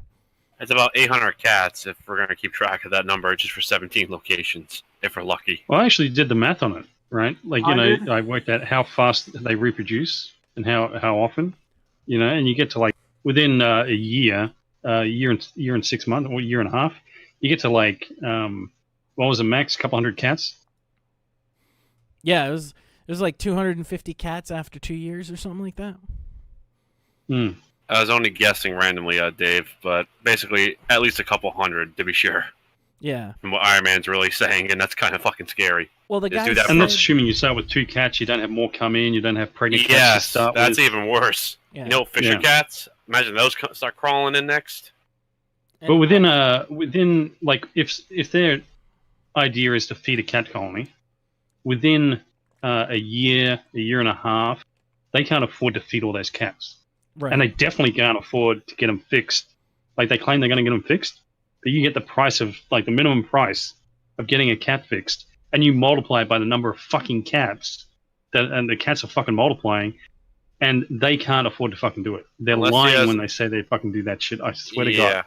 How much is it for fixing a cat, Iron Man? At least in Australia right now. So I know in the U.S. it's pretty expensive. No, I looked up the U.S. prices. Yeah, the bottom price here, the cheapest you can find is $100 per cat. So $100. Let's say, and that's for a male cat that you're neutering. It's more than that if you're spaying a female cat. Let's just say, for the sake of an argument, guy feeds 30 cats at Dave's complex. I don't know how many there are. Each, I'm going to say half and half are male and female, and they have a litter of 3 kittens apiece? 4? The average is 5. Okay, so 5. Let's take away 2 or 3 from minus health effects, other predatory animals. So 3 times 40. They will boy. inbreed too. Is another thing that people. Oh, yeah. Yeah, cats will inbreed. Right. So, I looked it up, and the cheapest I could, absolute fucking rock bottom I could find was 30 for a male and like 50 for a female. So, like, even if you multiply those figures, it gets ridiculous. And you not only got to worry about the money, you like the time. Okay, so unless you were like went to a cat colony, you had a vet actually go to a cat colony with a fucking van where he's going to spay and neuter him in the fucking van, right? Like, even if you were doing that and you were doing assembly line fucking fixing cats, you would. It would take you fucking like 2 days to do one of these fucking colonies. Like 2 days straight, no sleeping. Yeah, they claim, and here's the thing, this cat guy himself claimed to Dave that he was doing that. And they have a word for it. They have their own little like cult speak. So they call it TNR, which is trap, neuter, release. Some of them say TNSR, trap, neuter, spay, release, but it's the same thing. And it's what they say to people when people ask, why are you feeding them? Oh, because we're going to TNR. We're going to trap them and have them fixed and then put them back here so that we can control the population. But the thing is, these people just don't do it because, like we just said, the cost is out. It's astronomical. They can't afford it. It's impractical. I literally just posted that, and I know it's wrong, but basically that's just me just rationalizing insanity. I remember, like, at one stage it was 71 cats. I think it's like if you had 2 cats and then you get plus 6 cats, like average litters and stuff like that, being conservative numbers. And then once you get to 71, then you go, the next tier is like 300 or something. So, like... It's ridiculous. Like, within a year and a half, you've got like 71 cats. If you just had them at home, like a cat lady. And then fucking the next year, you can't afford to feed the fuckers. Right. Back in the olden days, and it were horrible, I was talking to a guy up building sites, and he was like, he was brought up as a kid in 50s, and he says, what you do with strays, he said, you get a bucket of water, drown the cat, and you put a slate over it so it can't get out. And I went, that's fucking barbaric. He says, how the fuck were we supposed to pay for their food and their neutering? And and it sounds horrible, but that's how they used to deal with cats back in the olden days. As a overpopulation? Cruel to be kind, it's called. Well, and that's the thing, is these people, too, are so opposed to euthanizing these strays at all. They make it a point. They won't work with any shelter at all that has a euthanasia policy. So they only work with these quote-unquote no-kill shelters if they work with any. And, yeah, they get really mad about... If you suggest that you should put some of these cats down, they get very hostile with you. I've already experienced... How'd you like that, cat? What did they... In Britain, we used to drown cats just to keep them fucking from being a burden on society. How do you take that, you sick bastards? Well, you kick the rest out to the woods. Yeah. I mean, like I said, you were a kid, and the kids used to do it because it was just like you said, you'd have a cat, they said you might keep a kitten, you'd drown fucking the other 4. And that was just how they did it. And no one fucking ended up as a psychopath for everything. And it weren't classed as being cold either. It would be there's signs up all over the place. Don't feed the animals. It's better not doing it because you're encouraging fucking, especially in winter time, in nature. Like especially if you're feeding animals in nature, and people always feed ducks, example, in summertime. Come winter, got massive amounts of ducks. No people feed them, so they all end up dying or fucking turn into cannibalism and other weird shit. So to be nice to the ecosystem, unless you're like me, a sick bastard who goes out in winter feeding ducks, don't do it. And it's the same with cats. You're just encouraging hardship upon others. Well, man, they have a response to that actually too. When you start looking into it, they're like flat earthers or something, where they have a response to everything. And so their response to that is that they talk about the vacuum effect. So they say if you got rid of these stray cats, that what would happen is other stray cats would just come around and fill in the vacuum that they leave because they're there because there's a food source. Funny enough, the people feeding them are the ones saying that they would come because there's a food source. Max, Dave's got a question, I guess, for this conversation, so I just figured to let you know. I'll go for it, Dave. Fire away, Dave. It's a totally random question. But on your channel, whatever, on the lower left-hand corner, you got Hulk Hogan playing guitar. When did he ever play guitar? Like, what year? Like, when? He was the bass player for Metallica. You didn't know that? No, he wasn't. That's what he said. Hulk Hogan. Yeah. Hulk Hogan says he was a bass player for Metallica. Apparently. That's what he said. On the thing, it's on the, you have on the lower left-hand corner, you got him playing guitar, and then you have some kind of a game puzzle or something. Yeah, that's the flag of autism. Yep. The puzzle piece. I don't think Hulk Hogan ever played. Actually, that particular GIF, Dave, with the Hulk Hogan and the fireworks, it comes from his entrance video. So that's where it's from. Oh, if you look to the right, Dave, in Discord, that is a real picture of Hulk Hogan in North Korea, apparently. Yeah. One of the 30 other illegal photos smuggled out, so who knows what Hogan were getting up to in that shindig. Yeah. I found my calculations. I was thinking actually about. Oh, sorry. I'm thinking about this argument about the vacuum effect. Have they ever argued about vermin overrunning a city? So, example, they were saying we're breeding strays to kill rats. That would have some roundabout logic to it, but I've not heard that mentioned yet. They say that the cat colonies inherently keep the pest population under control, but there's really no way to prove or disprove that. Because there's no pest to speak of to begin with, because we pretty much controlled them pretty well, because rats breed and spread fucking everything on them. It's a circular argument, though, right? Like, you could say there was none to begin with because the cat colonies have always been there.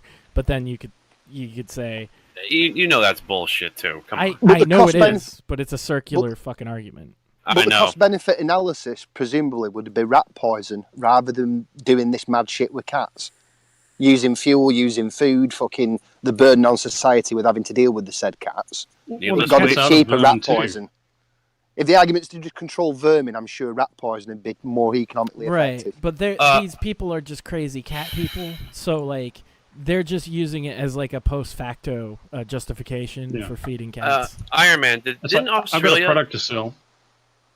I got a question about the Australian policy. Did they introduce an invasive control for certain pests down Australia early in its history? Yeah, how did that work out? No. To work that out, that sort of thing usually works out not as planned, right? So so they introduced cane toads to control some kind of fucking locust or whatever, and these things would fucking you could test these things and see if they'd eat that fucking type of fucking insect, and sure they would. But they preferred other fucking animals, including the ones that fucking already fucking ate that type of pest.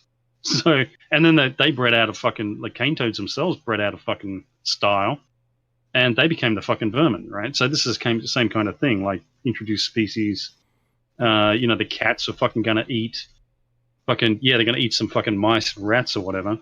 But they're also gonna eat fucking birds. They're gonna eat other fucking things that eat the fucking rats and mice or keep them under control by competing for food or whatever. That sounds like a because rat poison had saved the bird population. Because if you take cats out of the equation, we save the birds and the rats are killed cost effectively. This definitely sounds like the reticulated python thing in Florida right now, where they're eating alligators and every other fucking thing around. What Rick just said is exactly why they hate bird people. Yeah, you're part because of the we're completely correct. Because again, we're killing the rats humanely. Because all it does is rat poison. It just causes bleeding, hemorrhaging. So the rat just they can get through tiny holes, and the slightest movement causes fucking rupture in the skin. They die of internal blood loss. That's a bit more humane than a cat ripping it to bits. So even, you get what I mean? If you start doing all the fucking autisms on this, then you think, take cats out of the equation, we save the birds, we kill the rats humanely, and we're all happy. Well, it's a good thing we have a lot of bullets.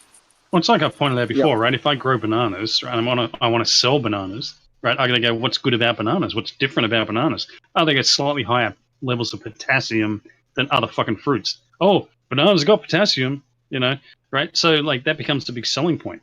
These fuckers, they just ignore all the bad shit. There could be bad shit about bananas, if you eat too many, you'll fucking drop dead. But then I'm going to mention that, right? So with this, they go, oh, they control the rats. And you go, what about all the birds they eat? Oh, well, that's not true. They didn't fucking mention that. Yeah, they'll say it's not true. Mm-hmm. Yeah. They say in the human world, we do this with charity, for instance. We give money to countries that can't afford and can't sustain their populations, and it still goes on. It's just the same as feeding cats. Maybe we should take a look at the Chinese on the homeland of China. Just consume them. That'll make them run. Well, what do you think, Tay? Yeah, Tay likes cats. Well, how is a cat gonna eat a bird? Birds fly. Bird has to sleep. Yeah, because your country fucking exterminated all birds in. Well, not you're not from China, but in China they had the 4 pests that they had to get rid of. One of them were finches, and they literally exterminated. They were all at the Polish embassy, the last final finches, and everyone wanted to invade the embassy and kill the finches, and instead they stood outside, banged pots and pans, and killed them. Yeah, your culture wouldn't understand the link between birds and cats. Yeah. Dave, do you guys? Who the fuck is taking notes? Are you okay, Dave? What? You're just. Who is taking notes? What? Let's not punch the keyboard. Who was taking Hey, notes? I'm responding to an email. Oh. Were you taking notes, you son of a bitch? I have pen and paper. Yeah, so the thing I noticed, like, early on with this fucking thing, when we started looking into this, is when these fuckers tell you something, if you do the numbers never fucking add up, right? They just don't fucking add up. So, like, I did my little calculation here, and it was pretty rough, like, just fucking... But if you start off with a couple of cats, in 6 months you'd have 6 cats, right? Based on the litter size. In 12 months you'd have 21 cats. And you think of a cat lady, she's got them in her house, she's not getting them fixed, she's like, keeping them isolated, just because she loves cats, she's letting them breed, right? So in 18 months, she'd have 71 cats. And in 2 years, you would have 246 cats. And then 6 months after that, you'd have 738.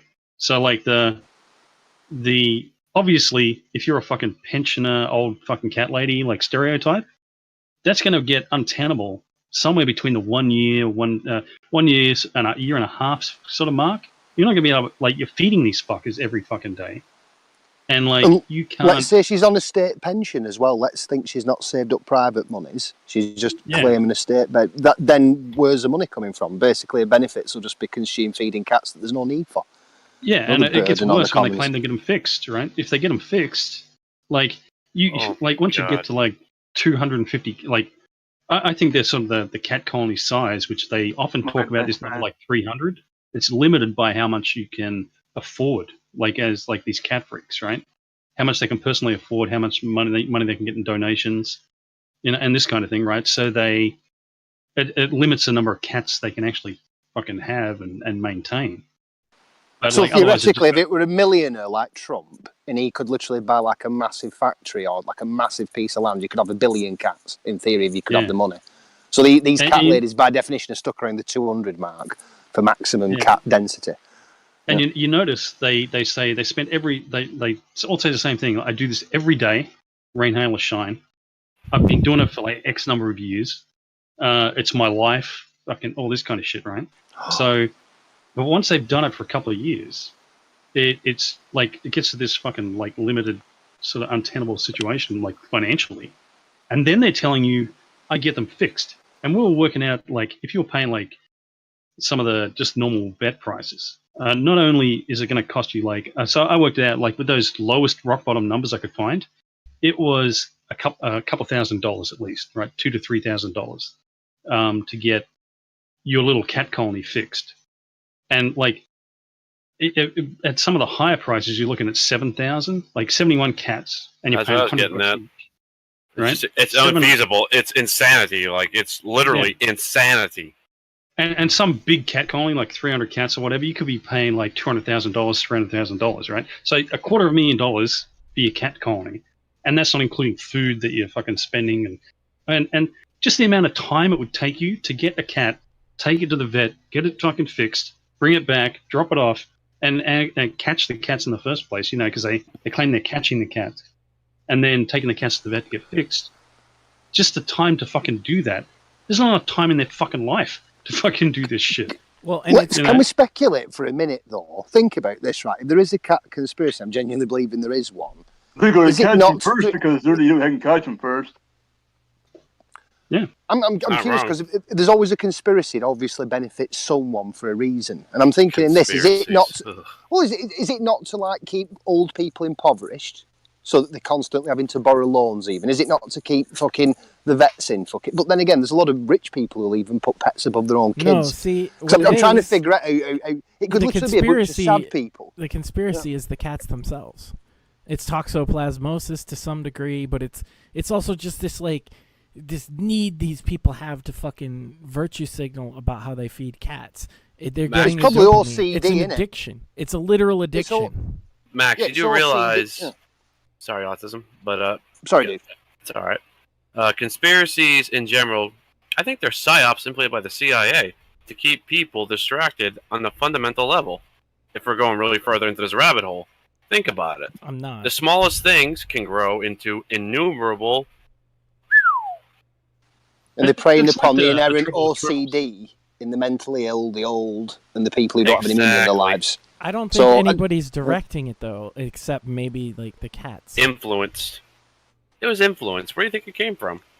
No, it's just like an evolutionary thing. It's like trouble with tribbles, like out of Star Trek, right? Yeah. Like the things reproduce so fast, but they're cute, so no one wants to kill them, right? Except the Klingons, they have the great fucking tribble hunt and wipe the fuckers off the face of the planet, right? Oh, they're like the bird people. They hate cats like me. Oh, so that's the whole trouble with tribbles. We're just a parody of all this, like the bird autism versus the fucking cat. That's why I dickheads. think it's a psyop, man. It might be at this point. I'm kind of curious.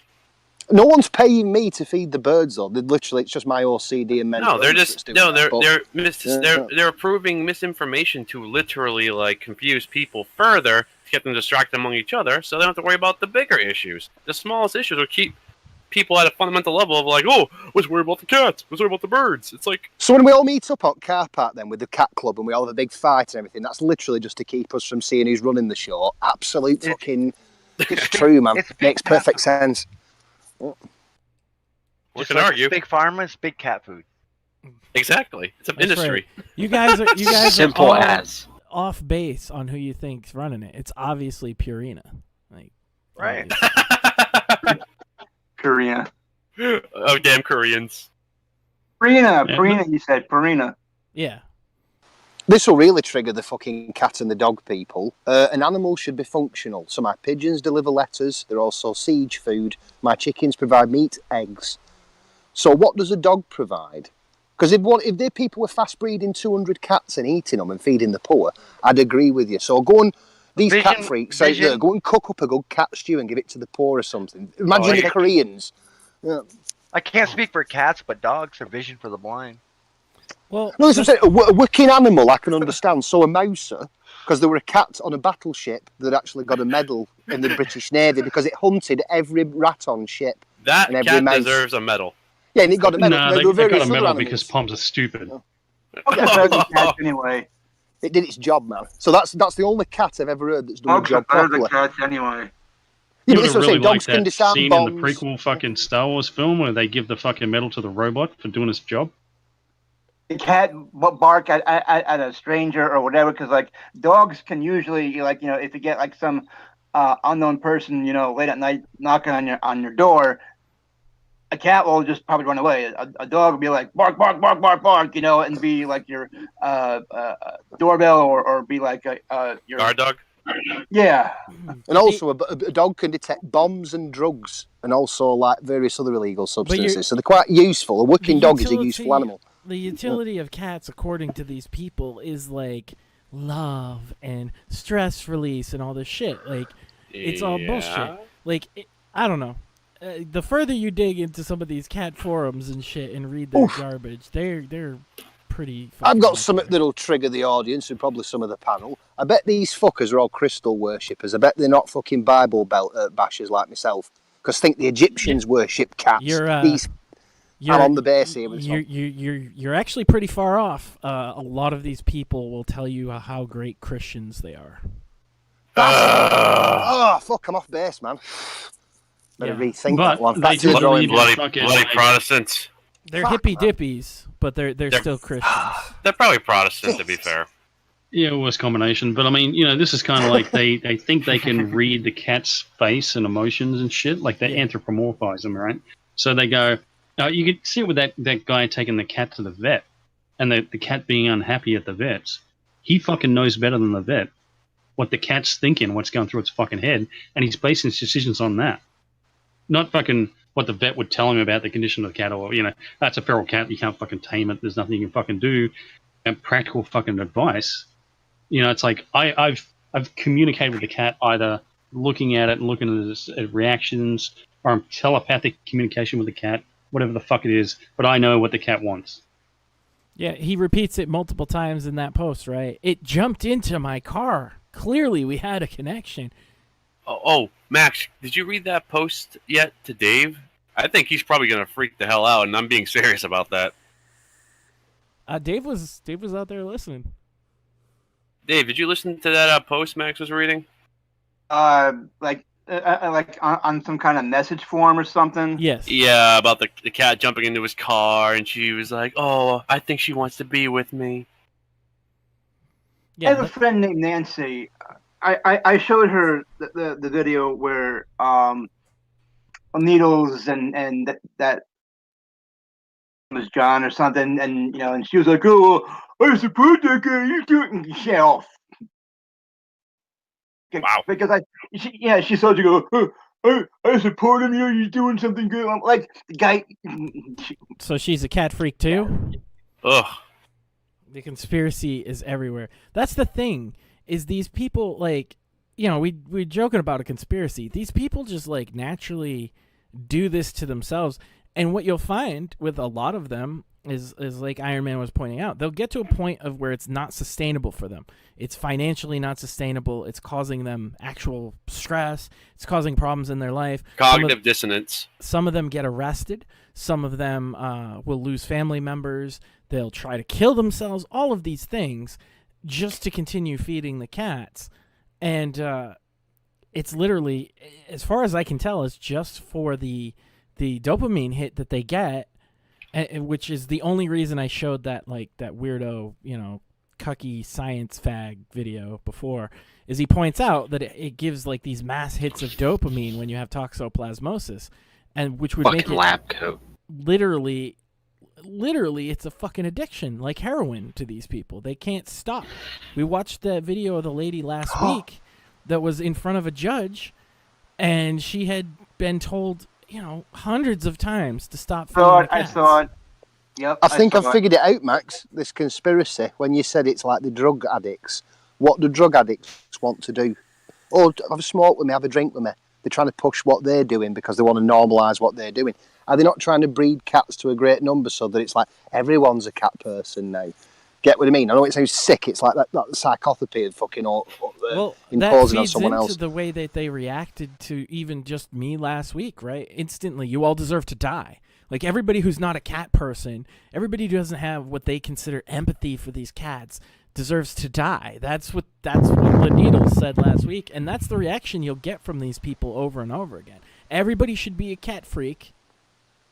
Well, that was what was in that audio file I got in my email too, right? He was saying, yeah, the crazy cat. Everybody should be a cat freak. Why should everybody be a cat freak? That's stupid. Because they're trying to push the addiction onto us. That's the thing. It's like, example, Dave. Let's say someone's smoking weed and they're going, "Come on, bro, have a smoke," and you're going, "No," and they start pushing it more on you. Yeah, like, no, everybody should vape, or everybody should eat, green veggies, or everybody should do that. Yeah, like, my weed, dude. Everyone should be smoking weed. It's like that. It's exactly the same with cat people. Fucking, you need to look after a cat because they do. They have to normalise their sad lives.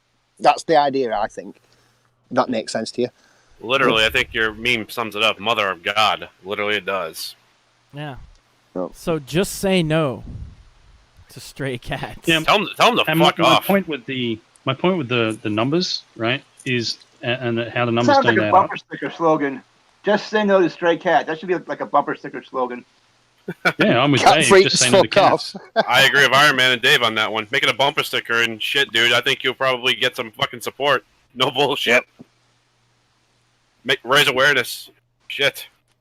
And make it into writing that down. Just say no to put that on like cars or bikes or something, or Pretty much. But, hey, Dave, you're always wondering what, like, get me a job, do this, and that. Start a little business like this. Print bumper stickers, and literally, I'd buy one. Half the guys here would buy one. Start. I don't have a printer. I don't have a printer. No, you can send designs off. So, for instance, like, well, we'll discuss this later, but for instance, you could get 50 bumper stickers and you could sell them for like $2 a piece or $3. And then from there, like, people go, "Oh, fucking hell, them are really edgy." Think about that, maybe. You don't have to have Just a like we're talking about with press. the t-shirts. Yeah. You can People you buy don't shit need like to this. Yeah. don't need to touch the product at all. Yeah. There's actually websites for that where you can just look up online and essentially they print out things for you and they send them to your place, and you can sell them off for like $1 or $2, and there you go. You sell, say, 20 of them. That's $20 out of your pocket right there. Done.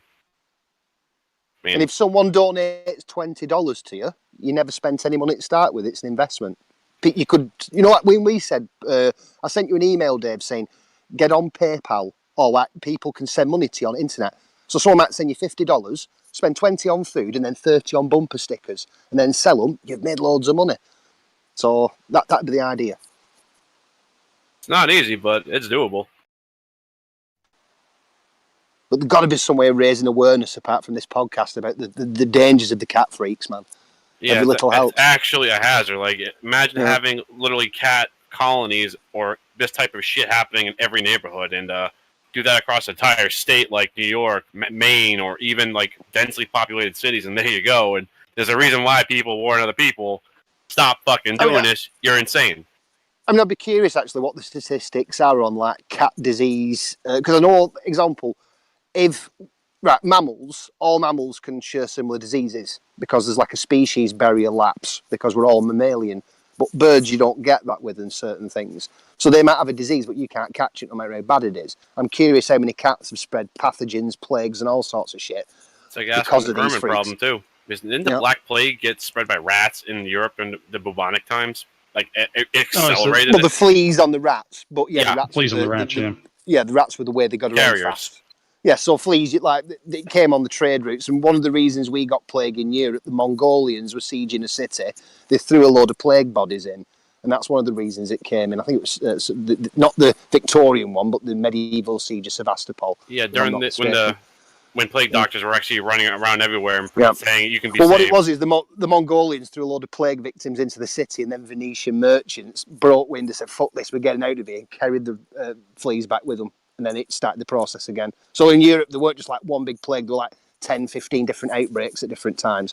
And it like killed in some areas like 60% of the population in Tuscany. So the Mongols the Mongols were the first biological warfare experts, technically speaking here. Kind of. All they knew it worked. All they knew it worked. They didn't understand the science. So they knew that just throwing bodies over it resulted in plague. Well, they're throwing a diseased person that they know they're probably used to into a place that's never seen it. They had an immunity to it as well because they actually had a modern outbreak of this. They were hunting actually in Mongolia and places. I think it was like this vermin, and it had these certain glands. I think it was this marmot or something. And when these poachers had got it, they then got the plague again. And be honest with you, we've all got a natural immunity to it because we all survived. If you're a European or an Asian.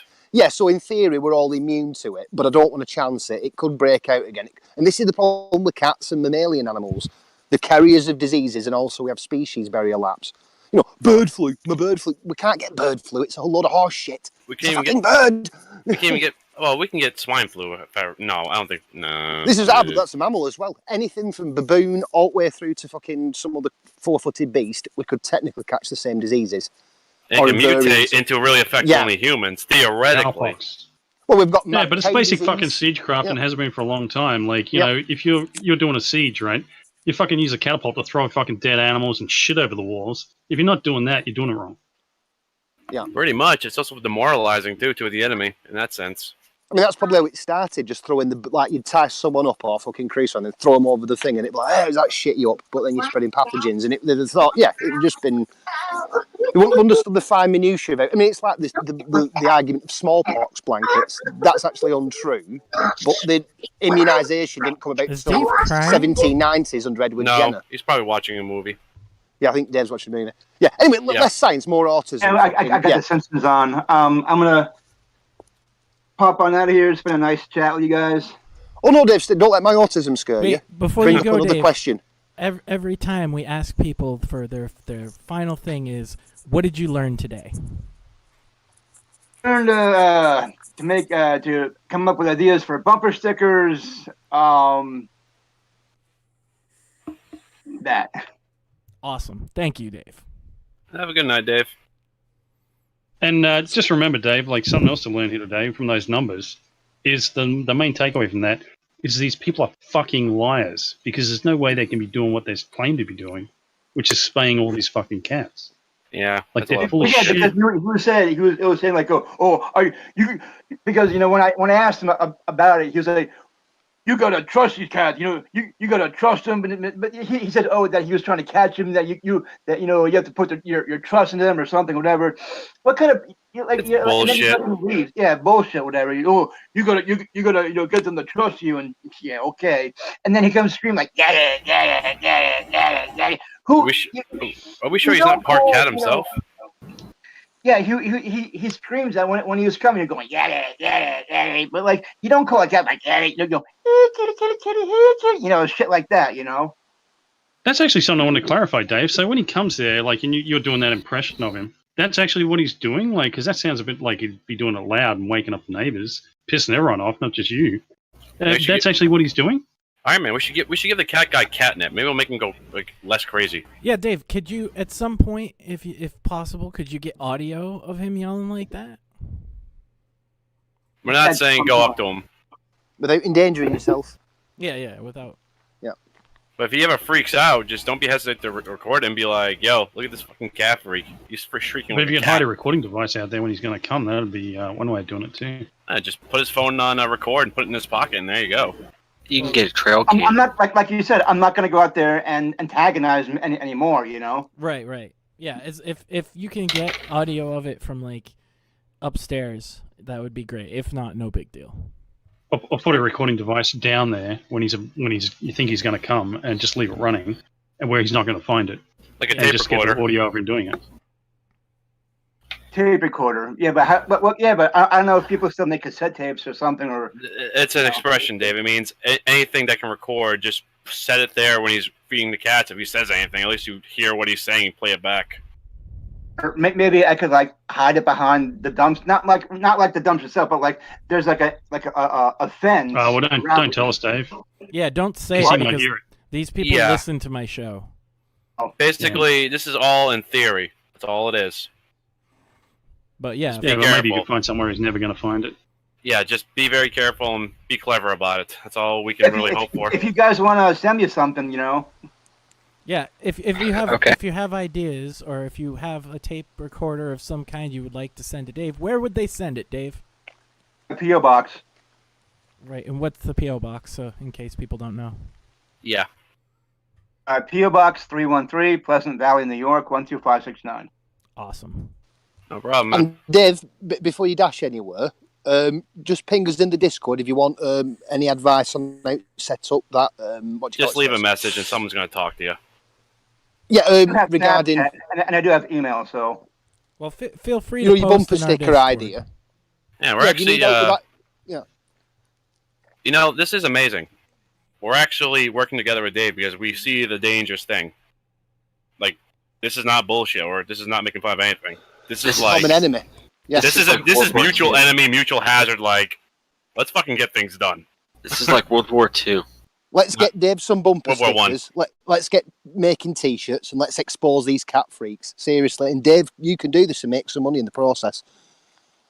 Fucking, you'll get loads of subscribers. All the bird people will be like, fucking yeah, stop the cat Or freaks. even the anti-cat Selling people, to be t-shirts. fair. Yeah. It's like Do the world a favor and get paid for it. the people Yeah, who have seriously. bitched at for saying cruelty to animals, they're gonna be like, this guy's posting shit that's actually, this is real. This is not stupid bullshit. Like, you see the hell that these cats are doing.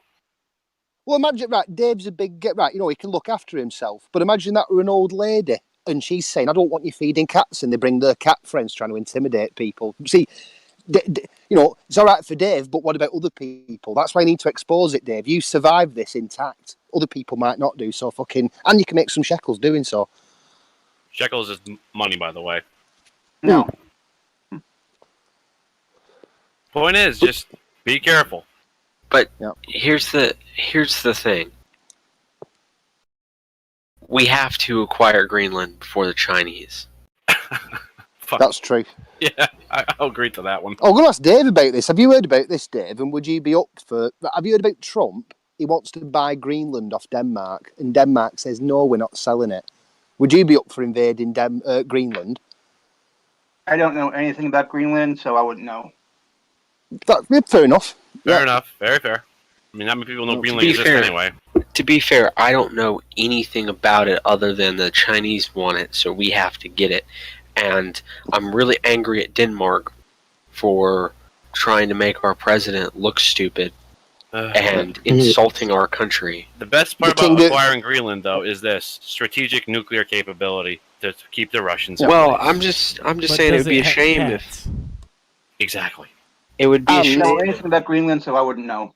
Okay. That's fair enough, Dave. I was just saying, basically, if Trump said to you, here's a rifle, you're conscripted and you're a soldier and salute you, would you go to Greenland and liberate it for the future? Because yeah. Without Greenland being American, there won't be a Space Force. There won't be a Space Force without it, man. Oh, God, Space Marines incoming. And here's the thing. It would be a real shame if, there turned out to be weapons of mass destruction in Denmark. It'd be a real shame. Yeah. Oh, Radical Greenland insurrection. Where have I heard that before, Theo? It would be a real shame. Yeah, yeah. Where have I heard last that time one? the US expanded their territory, like purchased land or... 1917. 1917, and guess who sold it to them? Denmark. It was called the Danish West Indies, and then it became named the US Virgin Islands. That's how that came about in 1917. Denmark were cash straps, and America wanted a naval base. One of these insufferable fucking Danes was like, would you be willing to sell some land in Australia, or, will you be willing to sell some of America's land in Australia or fucking Alaska? It's like, yeah, let's make a deal. My argument is this, right? Would you exchange Danish privileges for inalienable rights? So, for instance, like if someone said, do you want to be an American or do you want to be a filthy European? You'd be an American, wouldn't you? And want your apple pie and flag that red, white and blue. Yeah. You gotta remember, though, Europeans and Americans... Scared Dave off. Europeans and Americans, people like to call us all the same, but... Europeans have that smarter passive edge, but Americans are just aggressive jackasses that we say, we're getting shit done. That's not true. Europeans are not That's smart. not true. They're not smart. No, don't call me a European. I will be a European until October 31st, and then I'm a British. Oh, you're an Anglo, then. I had a question about that, Rick. Anglos. Are you planning I scared Dave off. I said, should I leave so Dave can come back? No. He was leaving anyway. Yeah. All right. I have an important question, Rick. Are you planning like a big stream for Halloween? Well, I've got myself an EU flag to burn, and then I've got a Union Jack to wear. So that's probably going to be. I'm going to be like draped in a Union Jack, absolutely pissed. They'll be like fucking high energy. You better raise the St. George Cross flag on that day. Well, the United Kingdom is free, so yeah, I'm relatively. I'm English, I suppose, so I'll be doing that as well. But the whole point is I'll be burning an EU flag, telling them to fuck themselves, getting extremely drunk, and celebrating independence British style. Oh, I love this. Oh, it's going to be fun. I love this conversation. This is like the 4th of July, but with a lot less fireworks. Yeah. And we're hoping that Boris Johnson will turn round on everybody the day get of drunk freedom. for a holiday. Well, I'm hoping, I'm praying to God that Boris Johnson will say, we've had a Brexit, who votes to re-establish the empire? And I'll be like, let's do it. Yeah, that's what I'm hoping happens. But, I swear to God, if I see British fucking redcoats come here on this soil, I'm going to be calling the British to come in and get my rifle. Don't even start that shit again. And everyone will say, they're that's not a that conspiracy. I know. Don't start that shit again. We had that once, and now we have this. It would be kind of cool. Like it would be kind of cool, just a war for old time's sake, Well, look at the Falklands. Like a nostalgia war. Hey, the Brits got the fucking Falklands back, okay? Let's give them that. And this is where I think the crucial part is now, right? Europe is intransferable. They're saying we owe them 39 billion. So can someone get a calculator out? If we're having to give money to anyone, shouldn't we give it to Trump and say, can you invade Europe on our behalf for 39 billion? Sure, we'll just march down the street.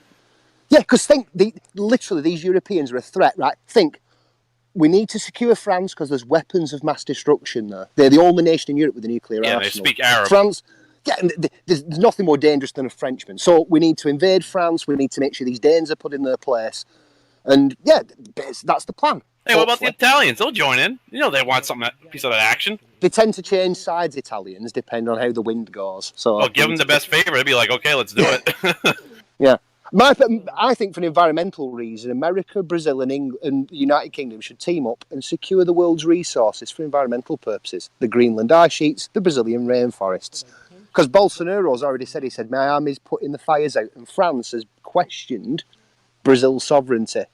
They basically said, oh, you can't possibly be doing this, and it's like, hang on a minute, fucking... Oh, if you are you look at talking about eco-extremism, like, on a scale of, like, unprecedented, like, are you... Oh, my God. Well, basically, that's genius. France is arguing there should be an international effort to put out Brazil's fires, and Brazil's saying, no, our army's putting it out. So I'm already sensing the wind blowing this way. I'm thinking the world's going to align a certain way. Trump's already suggested with Greenland. They're better custodians than the Chinese. Well, we're shuffling the pieces again, dude. I can guarantee it's going to happen. It's been like, and I'd rather be on the right 80 side of years, history. almost? Yeah. I mean, this is the thing. The Europeans are so disrespectful to everyone. I mean, not only like Britain, and that really pisses us off because Europe's just bad news, but America. They literally look down upon you people as plebs. They treat British people with disdain and think, we've had 2 world wars come from Europe, and now they're building a European superstate that's going to become a caliphate that has nuclear weapons via France. These people are a danger to my fucking security and my sovereignty, and hopefully America's too. So, with the £39 billion in a divorce bill settlement, I suggest we give it to Trump and encourage the American expeditionary force to make Europe fucking at least know their place. So Well, to that's be my fair, idea. Americans have to get out of the sandbox in the middle of the fucking world somewhere and stop, doping up on the... Cutting them too long is better than cutting... Oh, sorry. Yeah. I was doing something else and I thought I was muted. Oh, we're having fun, Max. Don't worry. We me and Autism are having a hell of a fucking time over here. Yeah, we're ready to establish the Anglo-American Empire again. Anglo-American Just steady on, Union. Rick. Like, it's got to get Trump to tweet about Gamergate 2.0 yet. Yeah, that's a you priority. go, Carl. I love that thing in the earlier in the week when I wanted to they were ask giving him Rick. a load of shit. Oh, Rick, carry on, yeah. How's Carl Benjamin doing over there? I haven't heard much about him. Exactly, he's disappeared into obscurity because of a 20-year plan that he claimed to You have had. sound like my rapist. Last I heard, he just got a bunch of free milkshakes, so... His main problem was he should have sensed what were going on. So, example, everyone thought UKIP were going to do big because they're the only Brexit group. Then Farage decided to step back into politics, and because it's all about him, because it's the big personality, Carl Benjamin and UKIP, who became pro-Robin... I mean, I were actually on the UKIP side of things. I actually voted for them. I believed in, pro-Tommy Robinson, anti-grooming gangs, let's make Britain great again. Oh, isn't Farage... It's Luckshire, right? Or what the fuck is that village called? It was there for like 15 years. It was ridiculous the amount of shit they uncovered, and cops are looking the other way or joining in on the shit. Rotherham. It's ridiculous. Rotherham, that place. Rotherham. Yeah. Thank you. Yeah, I mean, my town probably has this going on, but it's that corrupt we'd never know. But my town, strangely enough, is exempt from the grooming gangs, but we suspect there's something going on. But yeah, with the Rotherham case, it were literally not just the police complicit, the council, and the social services. Yeah. Well, in that case, though, nothing got done, though. This is the thing about the Brexit thing. It's because no one's willing to do anything on the small scale, they'll do something nationally. So the idea is we start big and then work downwards. So once we've got our sovereignty, like Boris said, a load of people are literally in boats coming from France, claiming to be migrants and refugees. I'm sorry, but there's no war in France, and Boris is correct. He says, you come here, you're an illegal migrant, you will go back again to France. So we have to start big. We need sovereignty, so then we're free to make fucking immigration rules, and then we can work down to the scale of fucking getting rid of the filth off our streets and stopping parasitism. God damn, I love nationalism. Yeah, this is what I'm saying. I think we should start big. Obviously, we need a Brexit. America needs to be great, and then we work down from that until eventually we've got a policy society worth living in. That's all worth bleeding for, is one way of looking at it. Because at the moment, people are fucking... Would you shed blood for your polis? You know what I mean? Would you be sent to Greenland? You might do, because if America's winning, yeah. But would you go to the Middle East or Vietnam? No. So not too far away. Yeah. And plus as well, remember Greenland's got 56,000 people. Out of that 56,000 people, 50,000 are Eskimos. And I heard on the grapevine, inside every Eskimo is an American waiting to get out. That's what I heard. So basically, just dealing with 6,000 Danes. There'll be a pushover, man. It'll be fine. God damn, I love this guy, Max. Yeah. Rick is a hero. No. He's what I call the Brit nationalist who's not afraid to give a fuck and say it. He's the autistic Uberman. No, he's a nationalist. I don't give a fuck. You can say otherwise. That's heart and spirit I sense in that voice. My God. I believe the union. Anglo cousins. That's all I gotta say. I am Britannia, and Britannia is me. We're fucking one and the same. So fucking. Oh fuck you! I'm an Americana, motherfucker. Don't go in that conversation. Let's do this. I am Brexit made flesh and dwelling amongst you. I fucking. Theo, you know you're loving this too, man. Oh, I love him. He's great, dude. This is awesome. Thank you, Max, for giving me a good time to laugh tonight. Me and him go way back. He loves his country.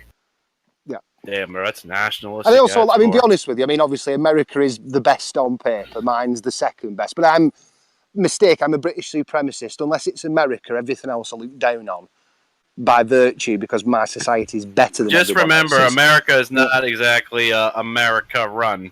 Just FYI. Well, I'm a bit like the rule book. Shut your commie mouth. Yeah. I ain't talking about the commies, man. They're secondary to the ones I'm talking or mentioning here. I won't mention the word. Oh, Not man, here. it's the Jews. Oh, my God. Oh, there we go. Well, it's technically the Zionists, but, you know. It's really radical Greenland insurrectionists. Them are the people we've got to worry for. Man.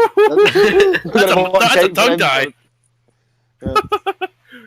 But no, like I'm tempted to grow a John Bolton mustache as well. I'm that much of a neocon at the minute. I'm like rubbing my hands for Boris to re-establish an empire. I want to. Well, to be fair, the Ottomans were doing that in Syria right now to reestablish Ottoman aspirations of the empire. So they're not You're not exactly wrong. It's making a comeback pretty hard. What's funny from an historical point of view, though, when they said this, it's going to be an anomaly in history since World War II. They're going to look back and think, wait a minute. There was this massive hyperpower called America. It had hegemony across the planet. There were McDonald's everywhere. Yet it listened to third world nations on what to do. People like France told it how to do things. They would literally look and think, what the fuck happened there? And the only explanation is because we lived through it. It's cowardice. Yep. So Trump's doing the right thing. Boris is doing the right thing. Start big. We'll work down to the lower level with that. This sounds like a bunch of Jacobism going on when we listen to France in the recent memory. Yeah, there's no reason for us to pay attention to the small yapping voices of all the other countries around us when we aspire to greatness. You don't want to listen. They want to be us anyway. They really do. They look at the European powers and go, how can these motherfuckers manage to do all this? And they still flip you off and say, you want to come over now or stay over there? It comes down to, no. You continentals... The Cartesian spirit. Go away, continentals. Africa, quiet down. The big boys are talking.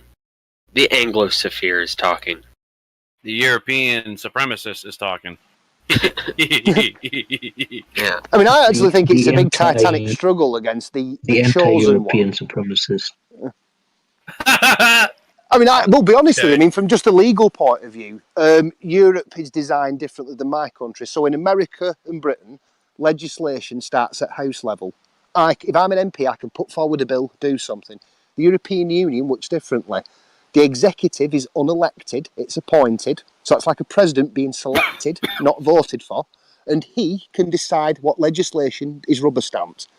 I have common law, then people live under tyranny. I feel sorry for Europeans. I want to free them with the fucking horrors of fucking war and a crusade to free them from their fucking selves. Yeah, but you don't ask them. You got to remember about the EU, though, from my understanding, is that the EU's executive boards, the ones above the national state legislations, are the quasi-federal, the commissions of federal quasi, they can enforce shit and make things harder, and it makes people realize these fucking bureaucrats are just chosen by fucking bureaucrats in the nation states to say, hey, let's benefit us. Well, the executive in Europe, the commission, so the president is selected by the elected 27 heads of member states. So that's Prime Minister Boris, that's Angela Merkel. So 27 elected leaders all sit there and then select the commission.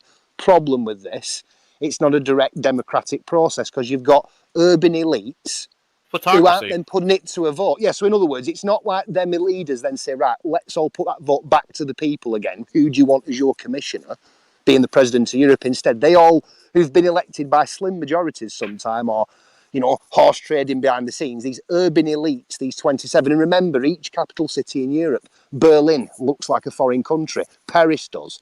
So literally, it's not like we've got like a rural group selecting a commission. No. It's these people. So they call it European democracy. I call it a tyranny. And literally on the news, even the British commentators joke and say, well, that's how they do it in Europe. And it's like, we fought 2 wars to free these fuckers, and look what they're doing. At this point, they all deserve it except for England, because you're the only ones that have the nuts to say we're getting the fuck out. We're hoping a domino effect will happen. We're hoping that, like Farage said... Well, Italy is actually, from what I heard, Rick, isn't Italy in the Northern League and under that coalition of right-wing government actually really looking at getting the fuck out of the EU after Britain says fuck you or out of here? Like, it's going to be I think they're the most likely after Britain, followed by France and Poland. If they're not going to make the case for self-governance, then they don't deserve it. I mean, this is one of the reasons, and it's understandable from a European perspective. Let's get into their shoes. They've got this fledgling super-state that potentially could be pretty fucking bad. You know, like in terms of like literally 300 million people, nuclear weapons, and this culture and everything that everyone around the world thinks. You mean cultures? Yeah, like example, like all the fucking, all the art and all the fucking history and everything. So they go off that, like our royal family parlays that as well. The thing is, though, if they don't make Brexit really, really difficult, all the countries will say, well, that were easy. Like, and especially post-Brexit, the economy, there will be a bit of an hiccup for a couple of weeks, and then it'll go through the roof. And this place will end up like fucking different place. And European countries will think, fuck me, why can't I do that? A place like where there's lots of money on the island, like maybe like a place like it used to be. Yeah, like they think it'll turn into a Jersey tax dodge, is the idea. Basically, cost of living increases, but taxes are more or less fucking reduced to hardly anything, is the plan. So fucking... That sounds like a lot of Keynesian economics right there. I don't want to get into that. There's loads of different... I mean, this is the thing about Brexit. It's interesting. Boris has his vision of it.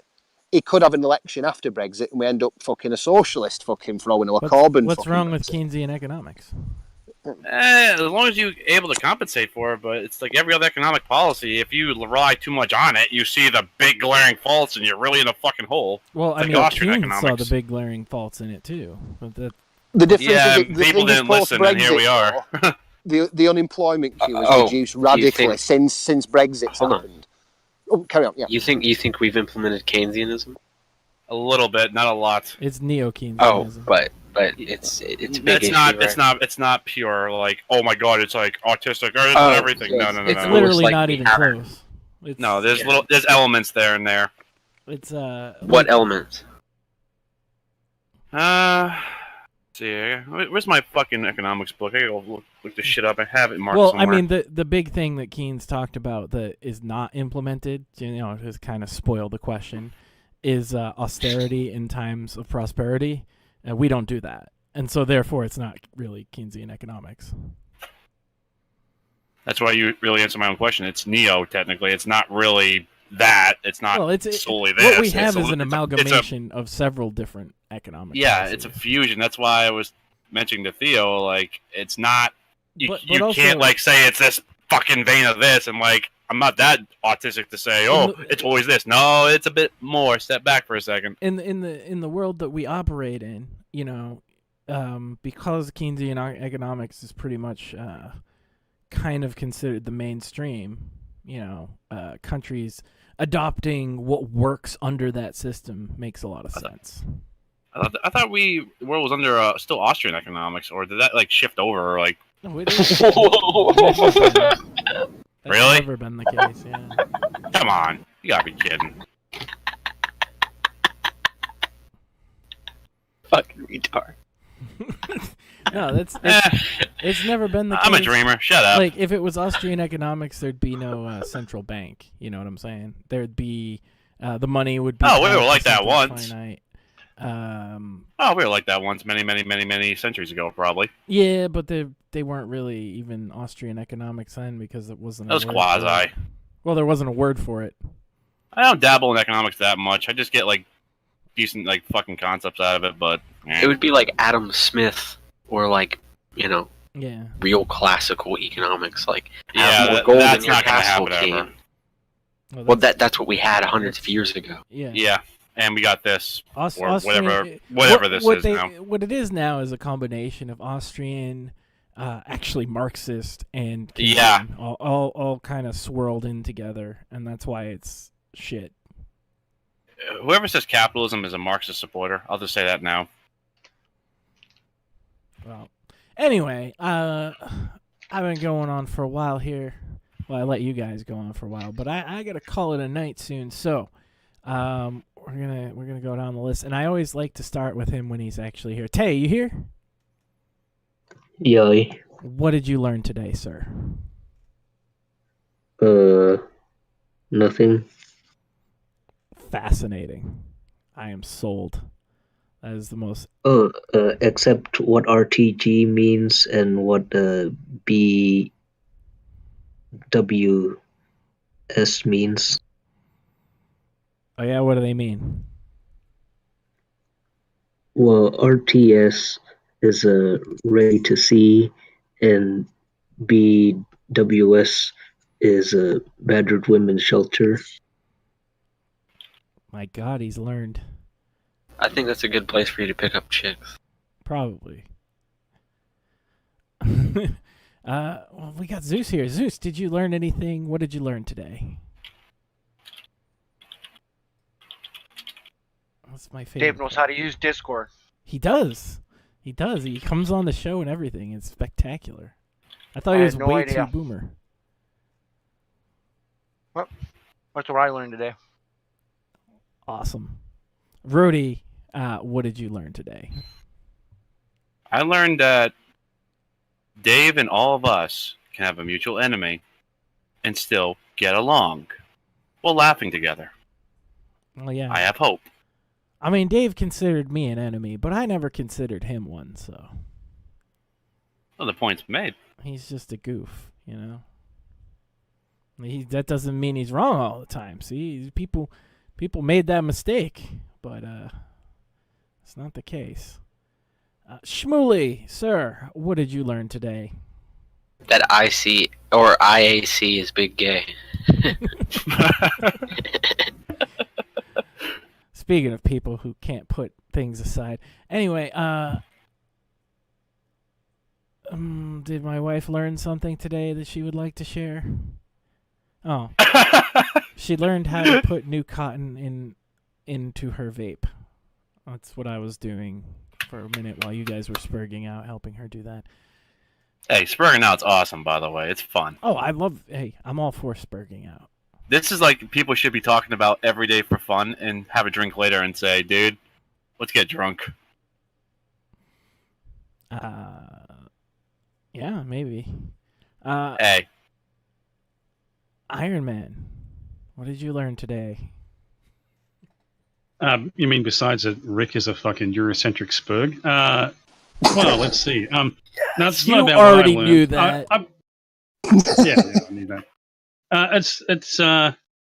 I've been learning all week, reading this cat site. So I put the link in the internal chat, Dave. You want to take a look at that, right? Like on Discord, it's in there if you just scroll up. You want to sit there and read a bit of that, because what you can learn, what anyone can learn from going to thecatsite.com and reading their forums, is these people are fucking insane and they're fucking liars. That is 100% accurate. I mean, if I run out of fucking content on any given week, I could just pick a random post from here and it would be fucking batshit. So yeah, that's true. This furball's mom seems to be a prolific poster. I assume it's a she. They get the positive person award for 2018. So clearly they are a big shot in the Catspurg community. Rick, what did you learn today, sir?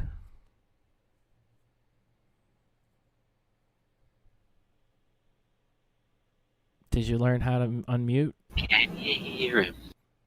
Oh, he's having technical difficulties. I think the thought police are after him. They know. They heard St. George Cross. He's getting all his ducks. He's getting all his ducks in a row. Come on. Okay. Oh God. There we go. I'm back now. I'm back. What did you learn Yeah, by today? the way, guys, what did I learn? There are no unknowns, just facts we haven't come across yet. That's what we've all learned. And according to this, what's it saying, Ziggy? We can't jump till we've ended the podcast. So fucking, yeah. Iron Man will understand that quantum leap reference. He's a spurg out of time. Yeah, I can't jump till we've ended the podcast. So do us a favour, Max. Cut the feed. One can argue that facts not discovered, they were just ignored. I learned that maybe I don't push Dave hard enough because Memetic Militia pushed him in chat and he actually came on. So maybe next time I'll have to push him harder. You have to cajole Love the boy. that guy. That's all it is. I mean, I'm not trolling the man. I wanted to help him set up a PayPal account, and I'm genuinely serious about it. I think he can make some money off doing bumper stickers and alerting everyone to the cat crisis. Well, I was going to name him as like a board member of the Dave Grady Foundation. A 501c. Oh, how clever! Tax exempt. Well, Dave can get all the money he needs. I don't know if we would get 501c3. I would hope so. But like the important fact is that the Dave Grady Foundation is going to be created with the sole purpose of euthanizing stray cats.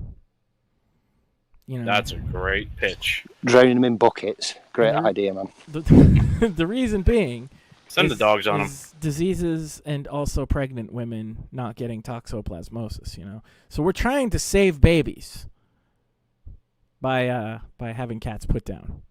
Pretty much. And I think it's a good cause, and I think we could get lots of people to donate. And if we get enough donations, we could even draw Dave a salary, and like he would be then empowered under the charity to really go after these cat freaks where they live, and kind of help to put a damper on their parade and try and put a dent in this epidemic that's sweeping not only the nation, but as you can see by the post that I've left on screen for a while here that I didn't actually read, the world too, because there are these cat freaks posting on this forum from Korea and many, many other places. So we really need to fight back against the cat freaks, and the Dave Grady Foundation will be on the cutting edge of doing that once it's established. We'll pay Dave in cash to his PayPal. Oh, wait, no, to his P.O. box. Sorry. Anyway, that's all I got for tonight, guys. Thanks for everybody for joining. And, support the Dave Grady Foundation. 700 years ago, if someone had come to Oxford and stood here and said, I think everyone should be allowed to read the Bible, even peasants, that person would have been described as offensive. He would have been denounced, shouted at, and eventually no platform. 200 years ago, if someone had come to Oxford and stood here and said, I don't believe in God, that person would have been described as offensive. He would have been ridiculed, yelled at. 100 years ago, if someone had come to Oxford and stood here and said, I think a man should be allowed to have sex with another man, that person would have been described as offensive. He would have been booed, hissed at, no platform. So when today's student leaders clamp down on offensive stuff, they're actually carrying on a very long tradition. A tradition whereby the creme de la creme of British society take it upon themselves to police the parameters of acceptable thought and to exclude offensive-ness from the academy. Need to say it's not okay. This hate conversation was not their intention. We understand that jokes are jokes, things are things, but at the end of the day, if it's promoting hate and it's promoting discrimination, you are directly a cause of it if you're allowing it to happen and you're not doing anything about it, and that goes for anyone in this country. Throughout history, the church, politicians, universities have always branded certain ideas offensive and have waged war against them. Yet you all come to us young people for hope. How dare you? You have stolen my dreams and my childhood with your empty words. Today, student leaders do the same. They carry out One of the oldest, foulest forms of intolerance. Intolerance of anyone who gives offense. But giving offense is good. In fact, it's essential. Humans have long had the urge to offend against the natural order, the religious order, the moral order, and in the process, they have pushed humanity forward. A person that comes here and has crowds that go further than any eye can see, there's nobody that can see the end of this crowd. That's not somebody that lost an election, and now because of it, our country is being destroyed. In fact, pretty much every leap forward in history, pretty much every freedom we enjoy is a product of individuals having given offense. It costs twice as much to fill my truck up with gas. It costs twice as much to fill my cart up with groceries. Milk, bacon, everything's more expensive. You want to add on to your house, that's all more expensive. That's a direct result of Joe Biden messing up the supply chain. Having offended against the orthodoxies of their age.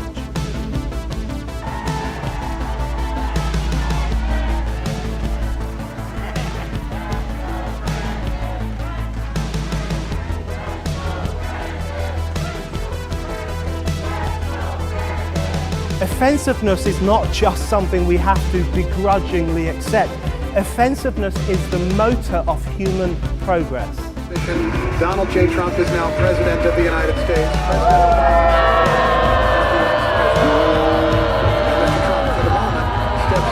The right to offend is not some pesky little part of freedom of speech that we have to put up with. It is the heart and soul and lungs of freedom of speech. It is the coursing lifeblood of human progress. It is the instigator of liberty and modernity and science and understanding. What a laughing stock today's student leaders are, that they can so casually dismiss the right to be offensive without realizing that their lovely, enlightened lives are the gift of individuals who gave offense. I know what some student leaders will say. Oh, but our no platforming is about protecting individuals. We only want to protect women from misogyny and black students from racism. So our intolerance is progressive. Please, how progressive is it to say that female students are so fragile that they can't cope with seeing a pair of tits in the sun? No, without falling apart. That doesn't sound progressive to me. That sounds paternalistic.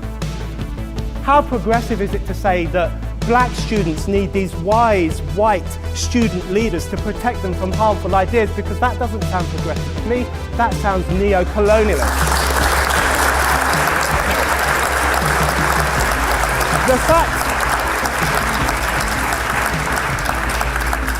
The fact is, today's student leaders aren't protecting individuals, they're protecting an idea.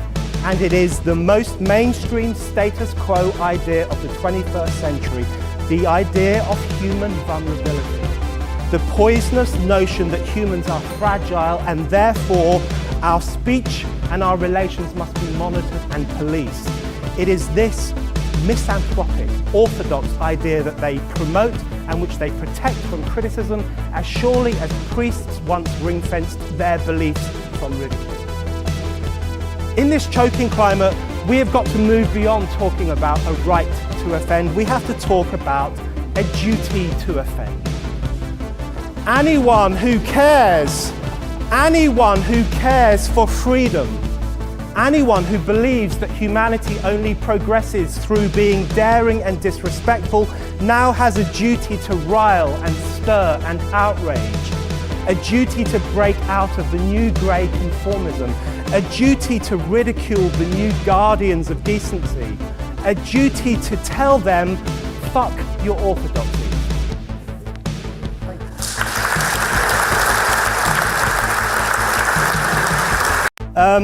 700 years ago, if someone had come to Oxford and stood here and said, I think everyone should be allowed to read the Bible, even peasants, that person would have been described as offensive. He would have been denounced, shouted at, and eventually no platform. 200 years ago, if someone had come to Oxford and stood here and said, I don't believe in God, that person would have been described as offensive. He would have been ridiculed, yelled at. 100 years ago, if someone had come to Oxford and stood here and said, I think a man should be allowed to have sex with another man, that person would have been described as offensive. He would have been booed, hissed at, no platform. So when today's student leaders clamp down on offensive stuff, they're actually carrying on a very long tradition. A tradition whereby the creme de la creme of British society take it upon themselves to police the parameters of acceptable thought and to exclude offensiveness from the academy. Need to say it's not okay. This hate conversation was not their intention. We understand that jokes are jokes, things are things, but at the end of the day, if it's promoting hate and it's promoting discrimination, you are directly a cause of it if you're allowing it to happen and you're not doing anything about it, and that goes for anyone in this country. Throughout history, the church, politicians, universities have always branded certain ideas offensive and have waged war against them. Yet you all come to us young people for hope. How dare you? You have stolen my dreams and my childhood with your empty words. Today, student leaders do the same. They carry out one of the oldest, foulest forms of intolerance, intolerance of anyone who gives offense. But giving offense is good. In fact, it's essential. Humans have long had the urge to offend against the natural order, the religious order, the moral order, and in the process, they have pushed humanity forward. A person that comes here and has crowds and go further than any eye can see, there's nobody that can see the end of this crowd. That's not somebody that lost an election, and now because of it, our country is being destroyed. In fact, pretty much every leap forward in history, pretty much every freedom we enjoy is a product of individuals having given offense. It costs twice as much to fill my truck up with gas. It costs twice as much to fill my cart up with groceries. Milk, bacon, everything's more expensive. You want to add on to your house, that's all more expensive. That's a direct result of Joe Biden messing up the supply chain. Having offended against the orthodoxies of their age.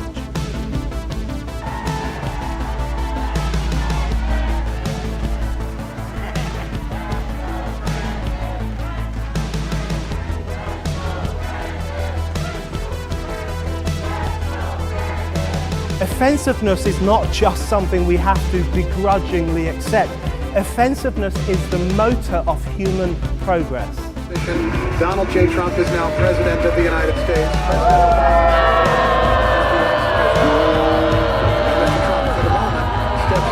The right to offend is not some pesky little part of freedom of speech that we have to put up with. It is the heart and soul and lungs of freedom of speech. It is the coursing lifeblood of human progress. It is the instigator of liberty and modernity and science and understanding. What a laughing stock today's student leaders are, that they can so casually dismiss the right to be offensive without realizing that their lovely, enlightened lives are the gift of individuals who gave offense. I know what some student leaders will say. Oh, but our no platforming is about protecting individuals. We only want to protect women from misogyny and black students from racism. So our intolerance is progressive. Please, how progressive is it to say that female students are so fragile that they can't cope with seeing a pair of tits in the sun? No, without falling apart. That doesn't sound progressive to me. That sounds paternalistic. How progressive is it to say that black students need these wise, white student leaders to protect them from harmful ideas? Because that doesn't sound progressive to me. That sounds neo-colonialist.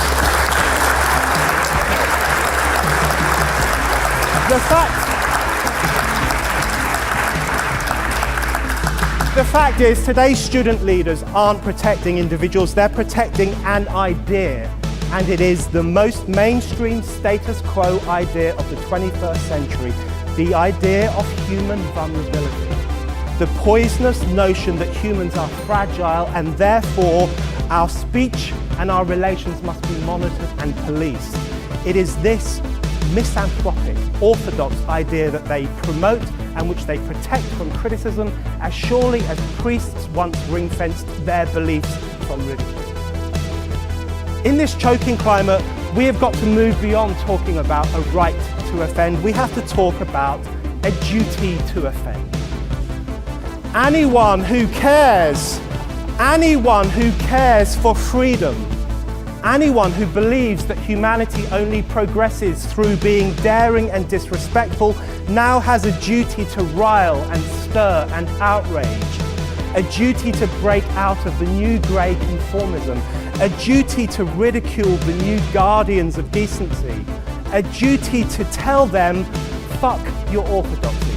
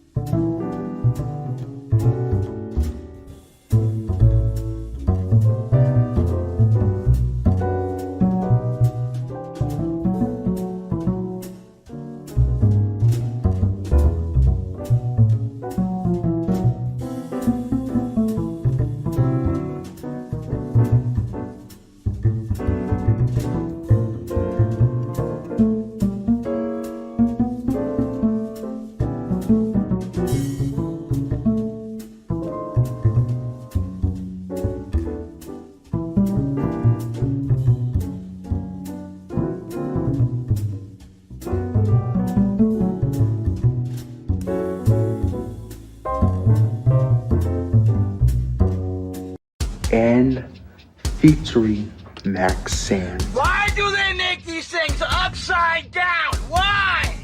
Come on! Come on! Come on! Come on! Ew, a spider! Why do they make them upside down? Why? Why the fuck do they build trailers with these fucking things upside down? They're all over my goddamn place and they're upside down! Why don't they make them right side up? Why? Ew, a spider! Shut up, Max. Shut up, Max. Shut up, Max. Shut up, Max. Shut up, Max! Shut up, Max. Shut up, Max! Shut up, Max. Shut up, Max! Shut up, Max. Shut up, Max! Internet scumbag! I never leave the mind of the people I taunt over the years, so I'm gonna be in your head forever.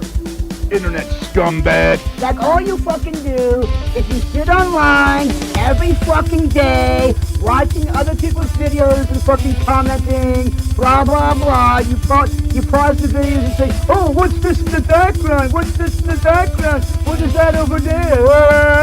You're a fucking creep. Internet scumbag! Because dummies, don't you freaking realize that if you don't put your phone in the fridge, that it gets too hot and it won't fucking charge? You gotta be thinking about these things, right? Internet scumbag! You gotta be thinking about these things, right? Internet scumbag! You gotta be thinking about these things, right?